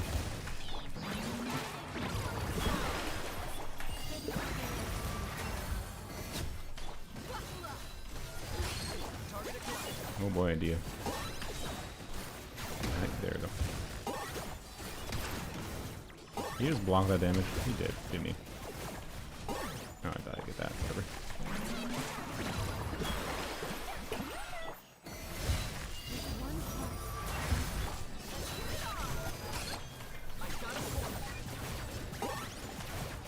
Yeah, I don't know. It's Kanich with Muika weapon, mind you, but and well, the bloom damage isn't affecting his talent damage, but I don't know. His talent damage is kind of higher than I would have expected it with Muika's weapon, at least, which is probably helping considering we don't have an attack buffer. But I'm pretty sure with an attack buffer, like I think Kanich can probably clear this equivalently well with a non-Virgin team, right? I don't know if that much value was gained from Virgin there, but it wasn't. It was fundamentally a pretty similar experience, just in a different direction, right? And I think it's cool. I think most people are gonna feel like they need, like I had Llama C1 there. I think most people, if you're gonna do Virgin Kanich, are gonna feel like you need to do like probably prototype Amber, I suspect, on Llama at minimum without Llama C1, even with Dia there. So, but especially if you dare consider like Muika or Pyro Traveler instead. So it was similar to Nilu's Bloom. Yeah, I believe it. So I don't know.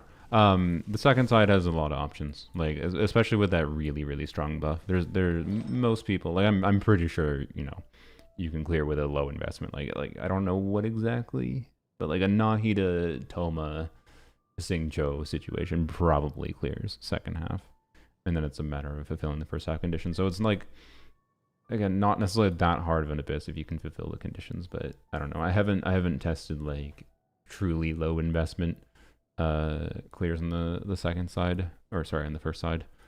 But I don't. I think the jankery me trying to get Dia I know Anefa over Babe working was enough to show that it's doable. Trying to think if there's anything else I want to do quick. It's for funsies. Sticks out in my head. I don't think so. I don't know. I haven't played Skirk like at all. Should I do a Skirk run? I said that was gonna be the last run, but my brain's like, but what about you? What about that character? What about the other character? There's infinite combinations of characters, unfortunately. So it's not possible to test everything. Llama doing enough healing for Freena. That's part of what we were just doing in the last little bit. I wanted to see what the healing situation was for Freena. So actually, yeah, I forgot about actually we were using Freena. So you definitely want Prototype Amber if you're doing that. So you can at least get some healing bonus, right? Or you can play one of the other Hydra units and not care about that. Why? Oh, okay, there we go. It's like, why have taken so long to find the thing? All right, and put her back on this for now.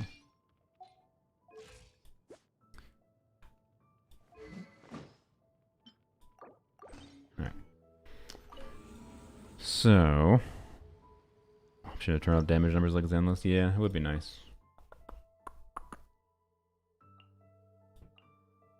Can we brute force? I don't want to brute force with Sea Lolly. That feels like too high of investment.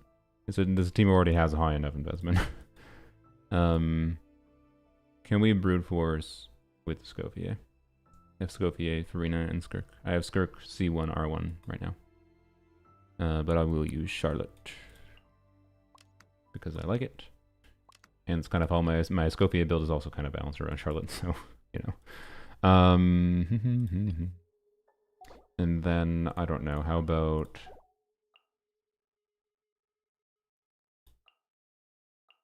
this? No. Well, I mean, this would be really good, the first chamber. Or just, I was, the curiosity in my head was, how much can we get away with not Yai's damage, but...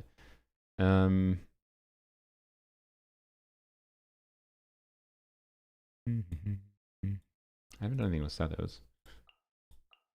How dare I not do anything with Sethos, actually?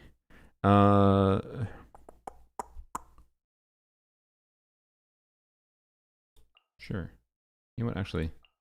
Let's do, we'll do Llama Sethos with Aino.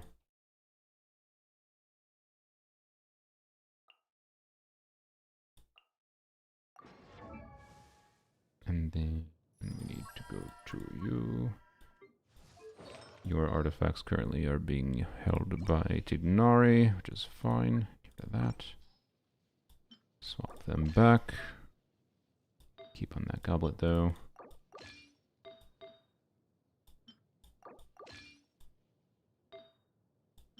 Alright, bam, there we go. There we go. Okay. Let's see how it go. Something like this. Yeah.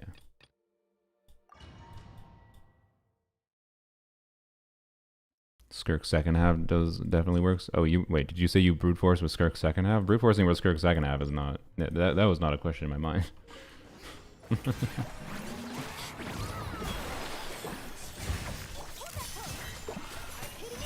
thing is cryo resistant, by the way, too. It dies nonetheless.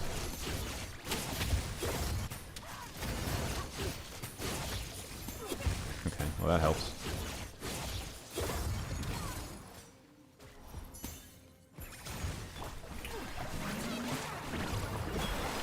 Yeah. I don't know if that's actually worth using, but yeah, no, it didn't really do much. Okay. Choupon.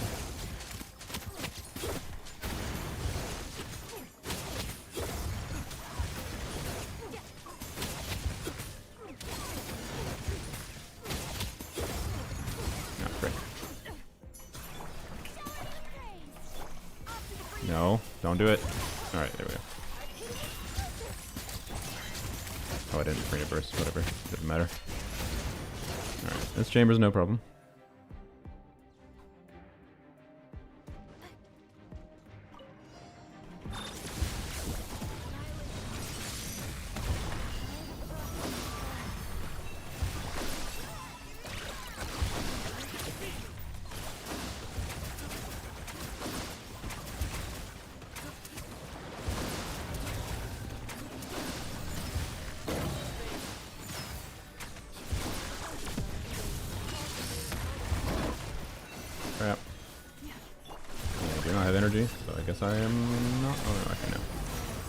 Drain this. Yep.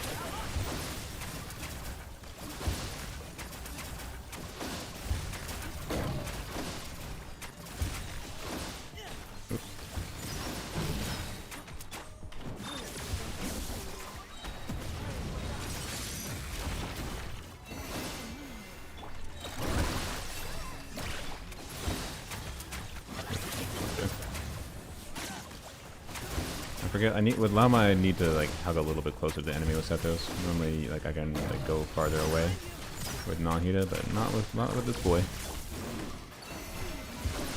Wow, we crit. All right.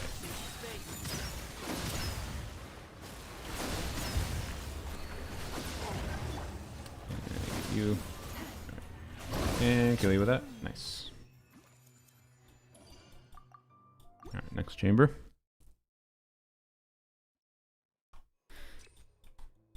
The first chamber was easy enough that I'm pretty sure you could clear with a lower investment Skirk, but how low investment, I don't know. When I tried to fight the cactus in chamber 3 in the past,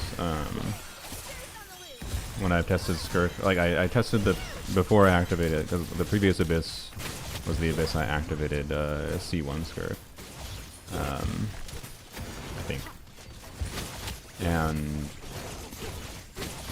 okay, we almost killed it before it. Before I got to that phase. What was I saying? So the previous abyss, right? The cactus, I don't think when I tested, because I believe when I had C0 Skirk, I tested Finale of the Deep with this team on Skirk with C0 Skirk, and I was not able to get through the cactus shield, but I was still able to brute force the cactus in the previous abyss, because you don't have to get to the shield technically to brute force, as long as you can deal with the time loss, right?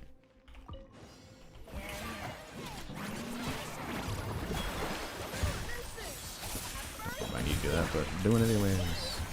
Actually, wait, I should have saved that for whatever. It's fine.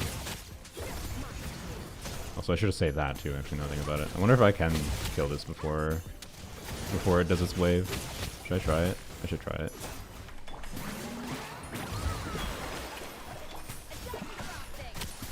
Obviously, this team can deal with this thing's mechanic perfectly fine. Skirk's teams with Brina and Scopia are made to have a bunch of healing, so yeah, it clears them fast. But let's see if I can kill it. Do I have high investment enough in this team that I can kill it before it does the like anti-healing phase? That'd be funny. And I think to do that, I do this. I think I do this. And I do this. But I don't burst on her.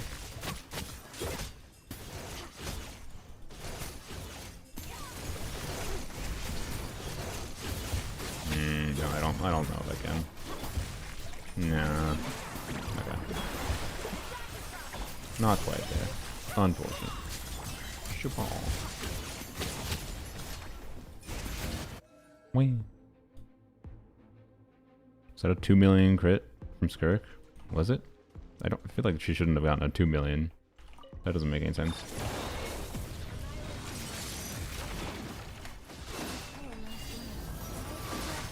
Right, now we have to actually rely on Nino's Hydro.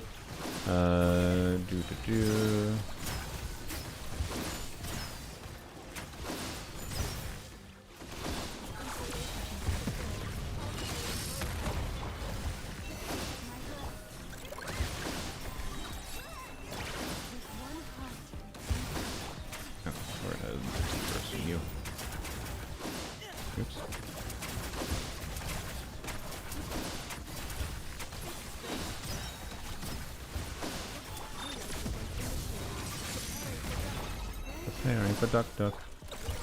Apparently, I have a kind of awkward amount of energy on Llama right now.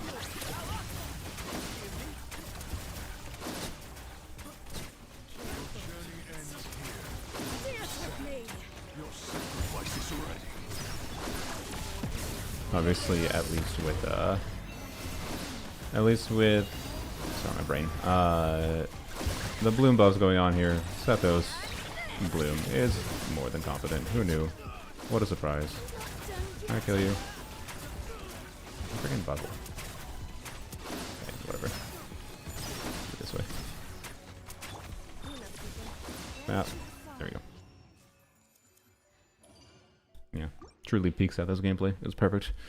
Oh, I was basically Bote there. Alright, this is the real brute force question. Can you brute force this boy?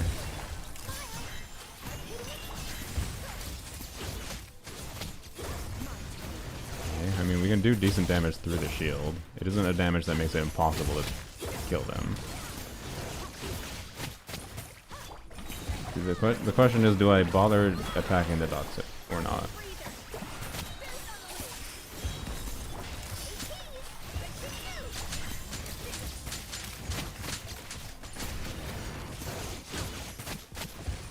I don't know. Do the ducks ever despawn? Because, like, I have them half dead.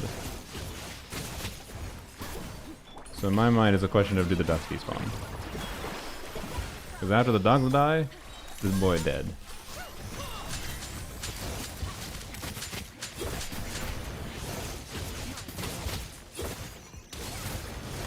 Oh, bruh.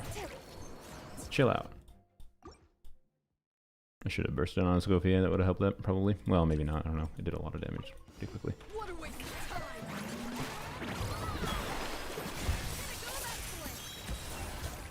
I switch.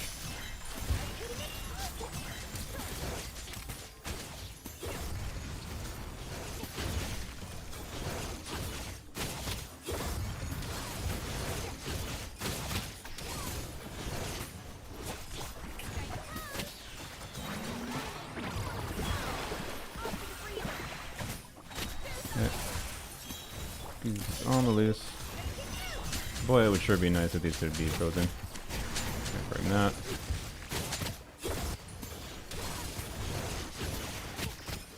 Don't push me away. One of the ducks is all the way over there. Oh my god, bro. Stop it. Stop pushing your ducks away.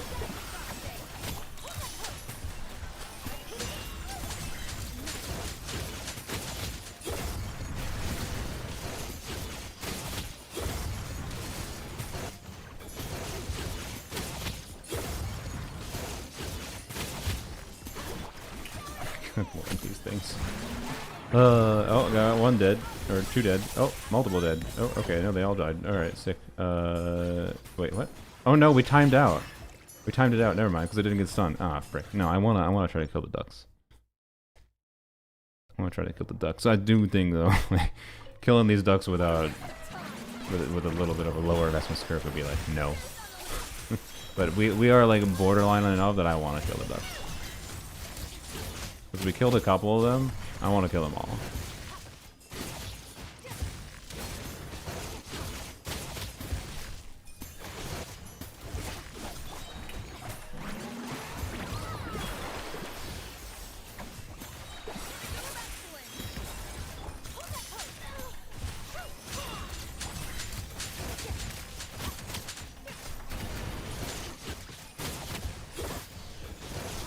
I'm not trying to do good script combos, by the way. I'm going to focus on avoiding damage.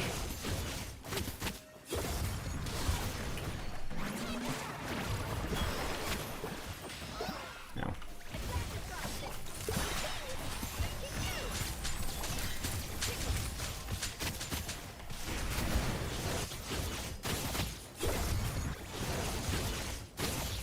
One.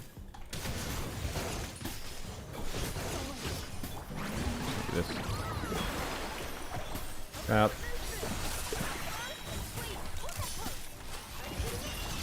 No, so close. Damn it. What I wanted to do was actually I wanted to burst there, and I didn't actually burst, but I don't think I would have gotten anyways. I have Skirk's premium team, but no Skirk. That's unfortunate.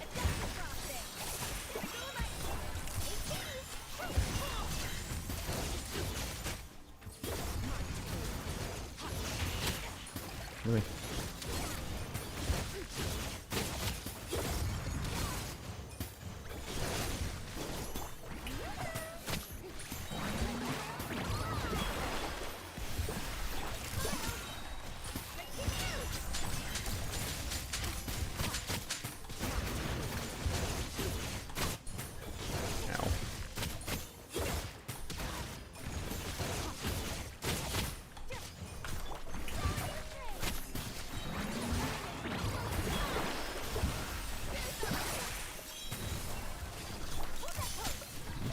Stop pushing things around.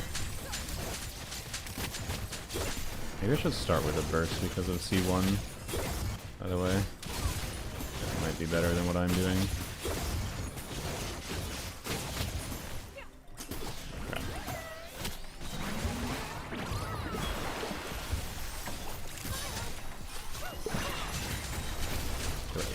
No! I mean, again, we can kill it without a problem, without it being stunned, obviously, just based on the damage you saw there. like, we don't need to kill the ducks, but I'm stubborn and I really want to kill the ducks. This is what I want to end this stupid stream with. I'm gonna kill these stupid ducks. We keep on, like, I think it's just, like, a crit variance plus minor variance of, like, some of my Skirk's hits not hitting the ducks. But let's try let's try the strat of saving my or not saving. Let's do Q right away. That.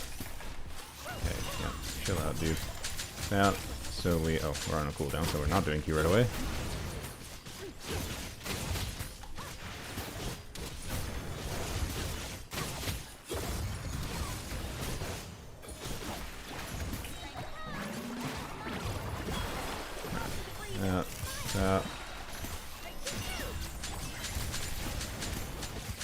Yeah, the idea of doing that right away is just for more C1 damage right away. Okay, right now we're not attacking multiple, so that's doomed.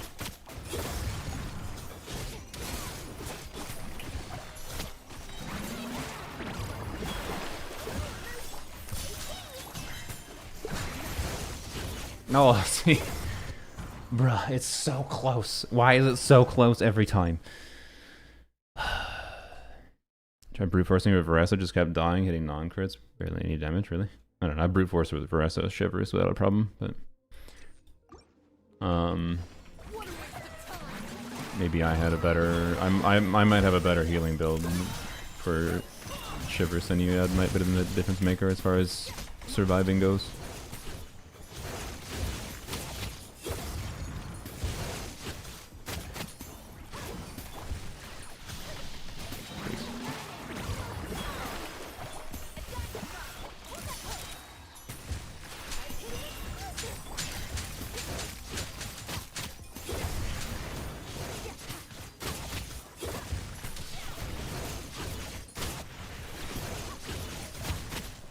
Bruh, why are the ducks so separated?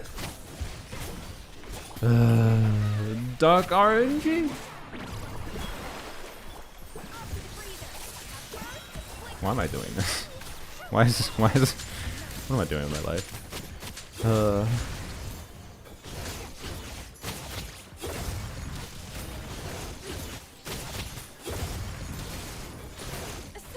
No, oh my god. I mean, we probably wouldn't have gotten it anyways. Yeah, that one duck had too much HP.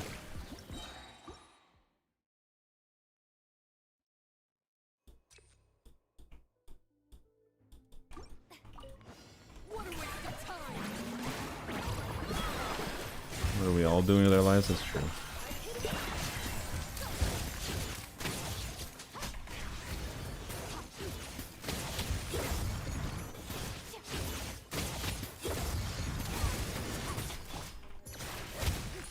Stop it.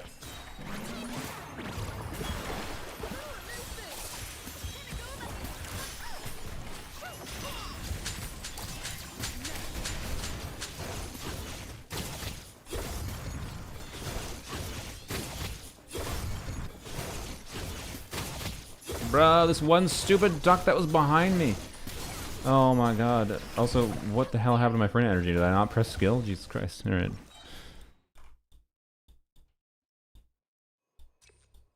Healthy realizes that Scoffy is essentially doing nothing without her burst. I think you don't realize how a Scofia's kit works.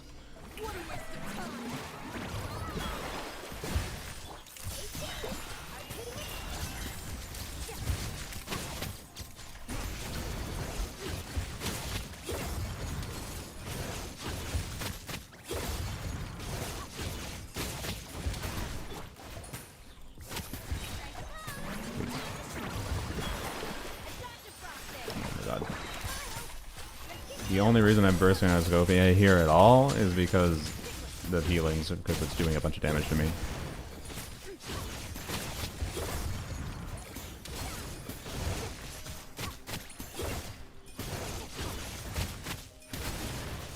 Oh my god.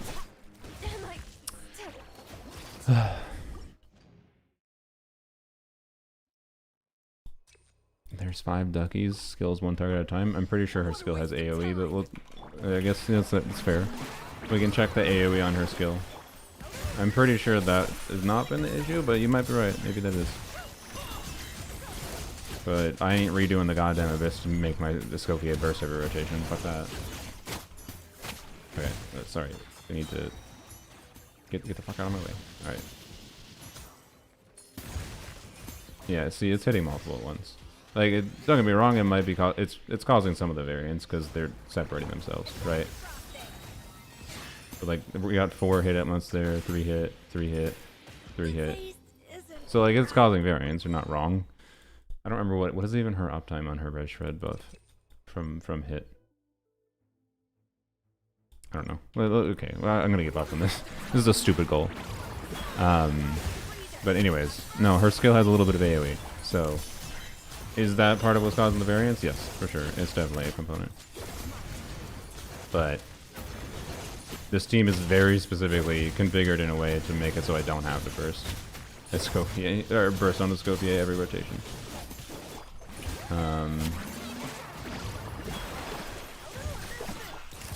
And also, I'm pretty sure. Actually, we didn't check is the skill activation more AoE than the skill hits. Because the skill activation might be doing literally equivalent to what her burst would do. If her skill activation is AoE, more AoE than her skill interim hits. Let's check here. Yeah, I think it's a little, I don't know, it's similar. 12 seconds, yeah. But either way, I can't burst every rotation, so like, it doesn't fucking matter. I ain't redoing the goddamn abyss just for it. Fundamentally, I was extremely close to killing all of them at multiple points, and that was the bigger deal for me.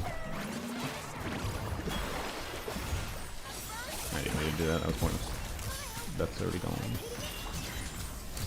So you're not wrong, but I also don't think you're completely right. But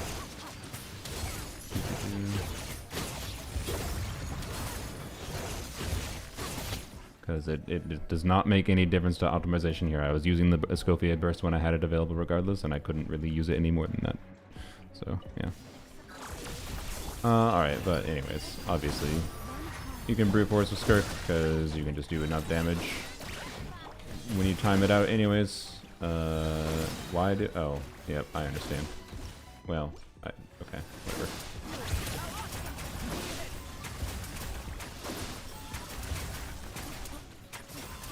Problem is avoidable. Brap.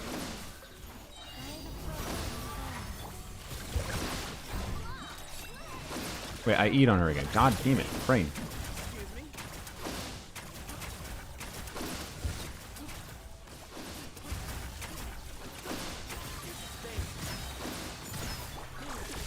Well, this was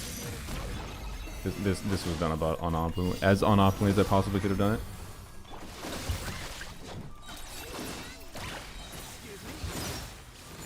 Bro, how are you blocking all of this damage?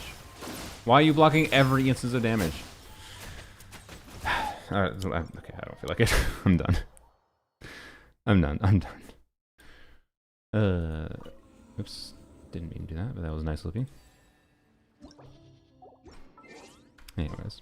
Yeah, it's not that hard to be able to have some fun as Abyss. My vibe though is that yeah, this is a pretty difficult Abyss if you just have particular teams that you want to play. I don't know, and that's been the struggle with Abyss since Natline really, is they've hard ass pivoted this direction of making Abyss being more and more shill, and part of my hope was Stygian being so hyper shill was to particular units was that they'd make Abyss a little bit more flexible again, and I don't really think that's the case. I really don't think that's the case.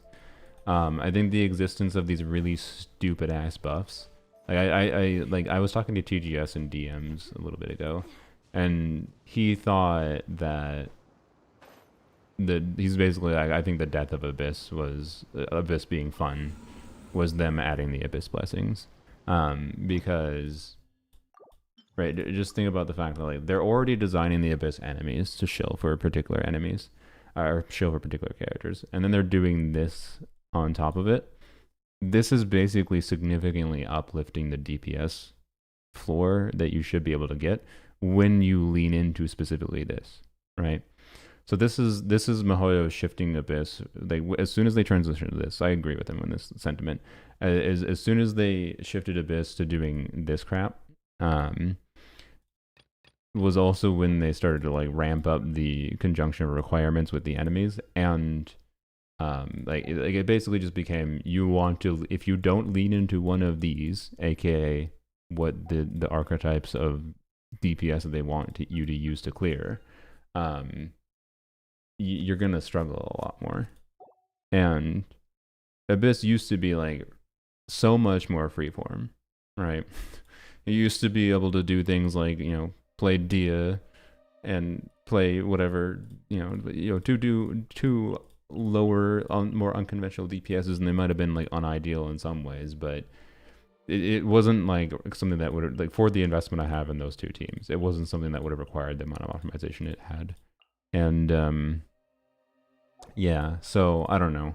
Like the second side is relatively flexible, but at the same time, they still, like, the existence of this buff and like how they've been scaling HP really pushes most players towards just using Bloom, in some form or another.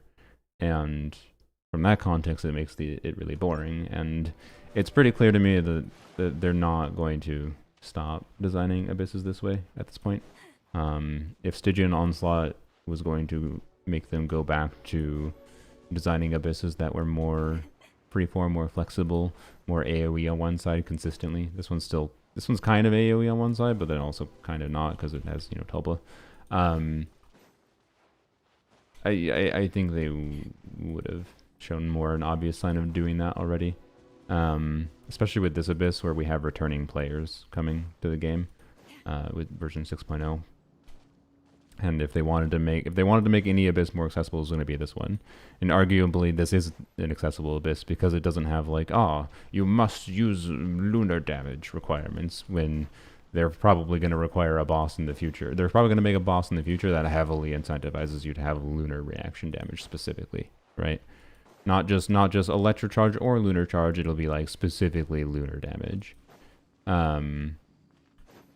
So yeah, at the same time, I don't want every enemy to play a punching bag. Yeah, me either. So like, I don't know how to feel about the healing boss. I think how they exactly designed it to like punish Bond of Life is kind of dumb. Ultimately, there's ways around it. So like, I don't know. It, like, I said it was like it was worse than the pillar boss, and I maintain that. I think it was worse than the pillar boss. But we'll see how it changes over time. I don't know. It's an interesting one at the baseline, especially because it's a boss. The anti-healing, or sorry, healing moth, whatever, healing moth, I'll just call it that, is not shilling for a particular unit. It's just incentivizing you towards a particular path. But and it's the problem of that conjoined with like the electro charge, lunar charge, or heavy electro DPS incentivization that really limits your teams on the first side. Or just really high DPS teams, obviously, that can brute force, like I was doing with Skirk. So, I don't know, right? It's like the story of most Abyss cycles. It's like, I had fun, but I have an account that has all the options. I'm a very long-term player, and I log in every day, and I also like do Welcomes and Battle Pass help a lot to allow me to level up and pull more units over time. Even if I wasn't doing even if I did top ups, right? The Welcomes and Battle Pass make far more of a difference, in my opinion. And so like, and I didn't touch on, using mini units that I could have touched that all could have been usable in some form, right? Gene could have been very good, obviously, for healing boss, whatever. So I don't know. This makes me this makes me think they're going in a certain direction with Nod Krai that is basically the same as Snatland, but more for Abyss structure. And so it'll be interesting to see like how, like I don't even have that much. Did I even do it? No, I did clears without using an FO on the first side. So I did Versa Shivers, right? But it'll be interesting to see like some content from people that aren't I'm curious how well Inefa. I'm curious how well like Oron Ifa, does against the first half. I suspect it might be pretty okay, but probably not incredible without like a heavily invested Ifa, right? I don't know. It's interesting how the new player could benefit from the shill, since the only characters they can get work with the shill. Yeah, like that is unironically one of the benefits of them power creeping like they are. Is, oh, I'm a new player. There's a freaking 100 characters in this game. Who do I pull for? Well, pull the characters that seem fun to you first of all, because you gotta find what you enjoy in the game. In my opinion, that's I think fundamentally most important. Figure out what kinds of things you enjoy, and that means if a character seems fun to you, pull them. Right. Embrace the RNG a little bit, see what you get, figure out what you enjoy, learn your lessons, and then as you continue playing, then you can focus, I think, more on making efficient decisions. But as far as the efficient decision goes for a new player, yes, pull the newest units. You pull Llama now. You can go for a chance on Flynn's, but you could easily like pull Llama, pull Nefer. You get Ino for free. And like Llama, what's the lowest investment team with Llama? I wonder that clears the second half. I'm not sure. Probably something pretty low investment. I wonder if Llama Kave, like Kave as in like the weird janky Nilu Kave. I wonder if that clears second side. It probably does. It's probably just the awkward as hell. So, anyways, but you could do like Burgeon as mentioned before, right? So like Singcho. Llama, Toma probably clears second half, and then first half. What is the lowest investment thing I could envision being relatively easy, not trivial, but like relatively easy to clear, on the assumption that you skipped a Nefa. It's probably Oron. Needing Hydro, or the incentivization to use Hydro on both sides is kind of rough, actually. Maybe it's something with Oron Farina. And then you have Jean, standard banner unit. You can select her for free. And then you got whatever works on field for you. I'd have to check at a baseline what Farina Oron Jean performs like. And then see how much extra damage you need to see if like it's something as simple as Fischl or Run Farina Jean viable for clearing first half. I don't know. It might be. I don't know. It'll be interesting to see like 4-star on the clears for this Abyss. I assume it should be very doable, like with Hyper Bloom on second side and then something on the first side. Something. But like, there's enough compelling electro units. Sethos, Singcho, Oron, Fischl, Larazon. Like, there's enough options. I assume the 4-star only clear is pretty doable. So I don't know. I don't know how it makes me feel. It makes me think they're going the same direction, which makes me think like, it's going to continue to be like, well, I would really love if I could play Kave, and I'll try Kave. Not right now. I'm not in the mood anymore. I'm too tired. But like, sure would like more content where I could consistently play Kave, right? I think that's been a struggle with Genshin for a long time. Is like this is something like Zenless or even freaking Star Rail doesn't fail at, and I don't think Wuba fails at either. Is you can just kind of play whatever character you want when you want to, if you want to play with them, outside of just overworld context. So like Zenless, for example, has Hollow Zero, and Hollow Zero can be quite difficult, and also has the tower mode, right? Both of those are permanent combat modes that don't change. They're static. Well, the tower has a temporary one, but it's like temporary for like 3 or 4 patches. And so if I wanted to like take Kave, and if I wanted to take Kave and Zenless, I could go into Hollow Zero and tweak Hollow Zero to whatever difficulty is appropriate. And Hollow Zero is, you know, the roguelite RNG mode with like different enemies. So like it's still engaging to do multiple runs with variants and whatever. But then I can consistently fight the same boss at the end and choose a particular build pad. Like they don't have that equivalent mode. I think they tried to make Theater that mode, but they really failed. If their goal was to make Theater that mode in Genshin, they really failed. Theater can be fun on a like, hey, this is fun to do once a month for me. But it's not fun for me to be like, ah, yes, this is where I can go play Kave. So, yeah, I don't know. Did I try some Burgeon? Yeah, we did Kaniche Burgeon, which is, you know, a lot more Kaniche than it was Burgeon, to be fair. But I don't know, maybe I'll try full Burgeon at some point. But I don't know. I've kind of fully transitioned from trying to do a lot of shenanigans into more just finding the teams I really like playing and investing a lot in them and doing what I can to make them work. Like I had more fun, I would say, trying to clear with like Dia and Lanyan, teams I enjoy and wanted to play, and were really awkward for various reasons when I played them together, at least. Not necessarily separate. Like DPS Lanyan with a better team at first, that would have been very easy, right? But using those teams together was fun. It was an engaging challenge for me. But when it comes to like, oh, try doing the same Dia team, but then someone wants me to play a much worse team on the second side. But not like much worse. Like let's say an equivalent performance team as DPS Lanyan was on the second side, or slightly worse because I did have time to spare technically. Would I enjoy that team if it wasn't a team I'd enjoy? Probably not, right? Like I enjoyed doing that because I enjoy playing that team. So I don't know. I don't know.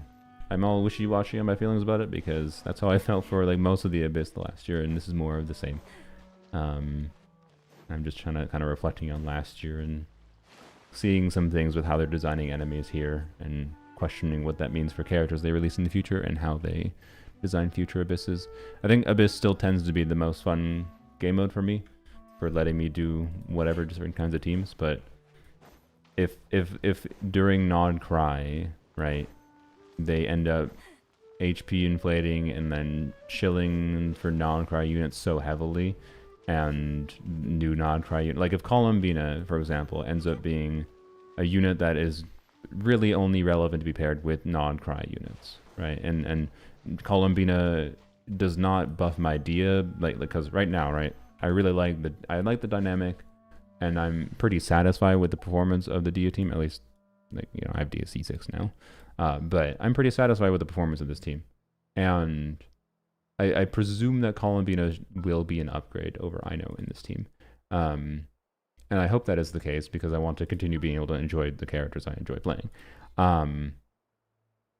But if it is not the case and Columbina is just like doesn't buff Dia at all and only buffs, you know, non-cry DPS damage, like it might still be an improvement for this team, but in a way that like doesn't feel satisfying.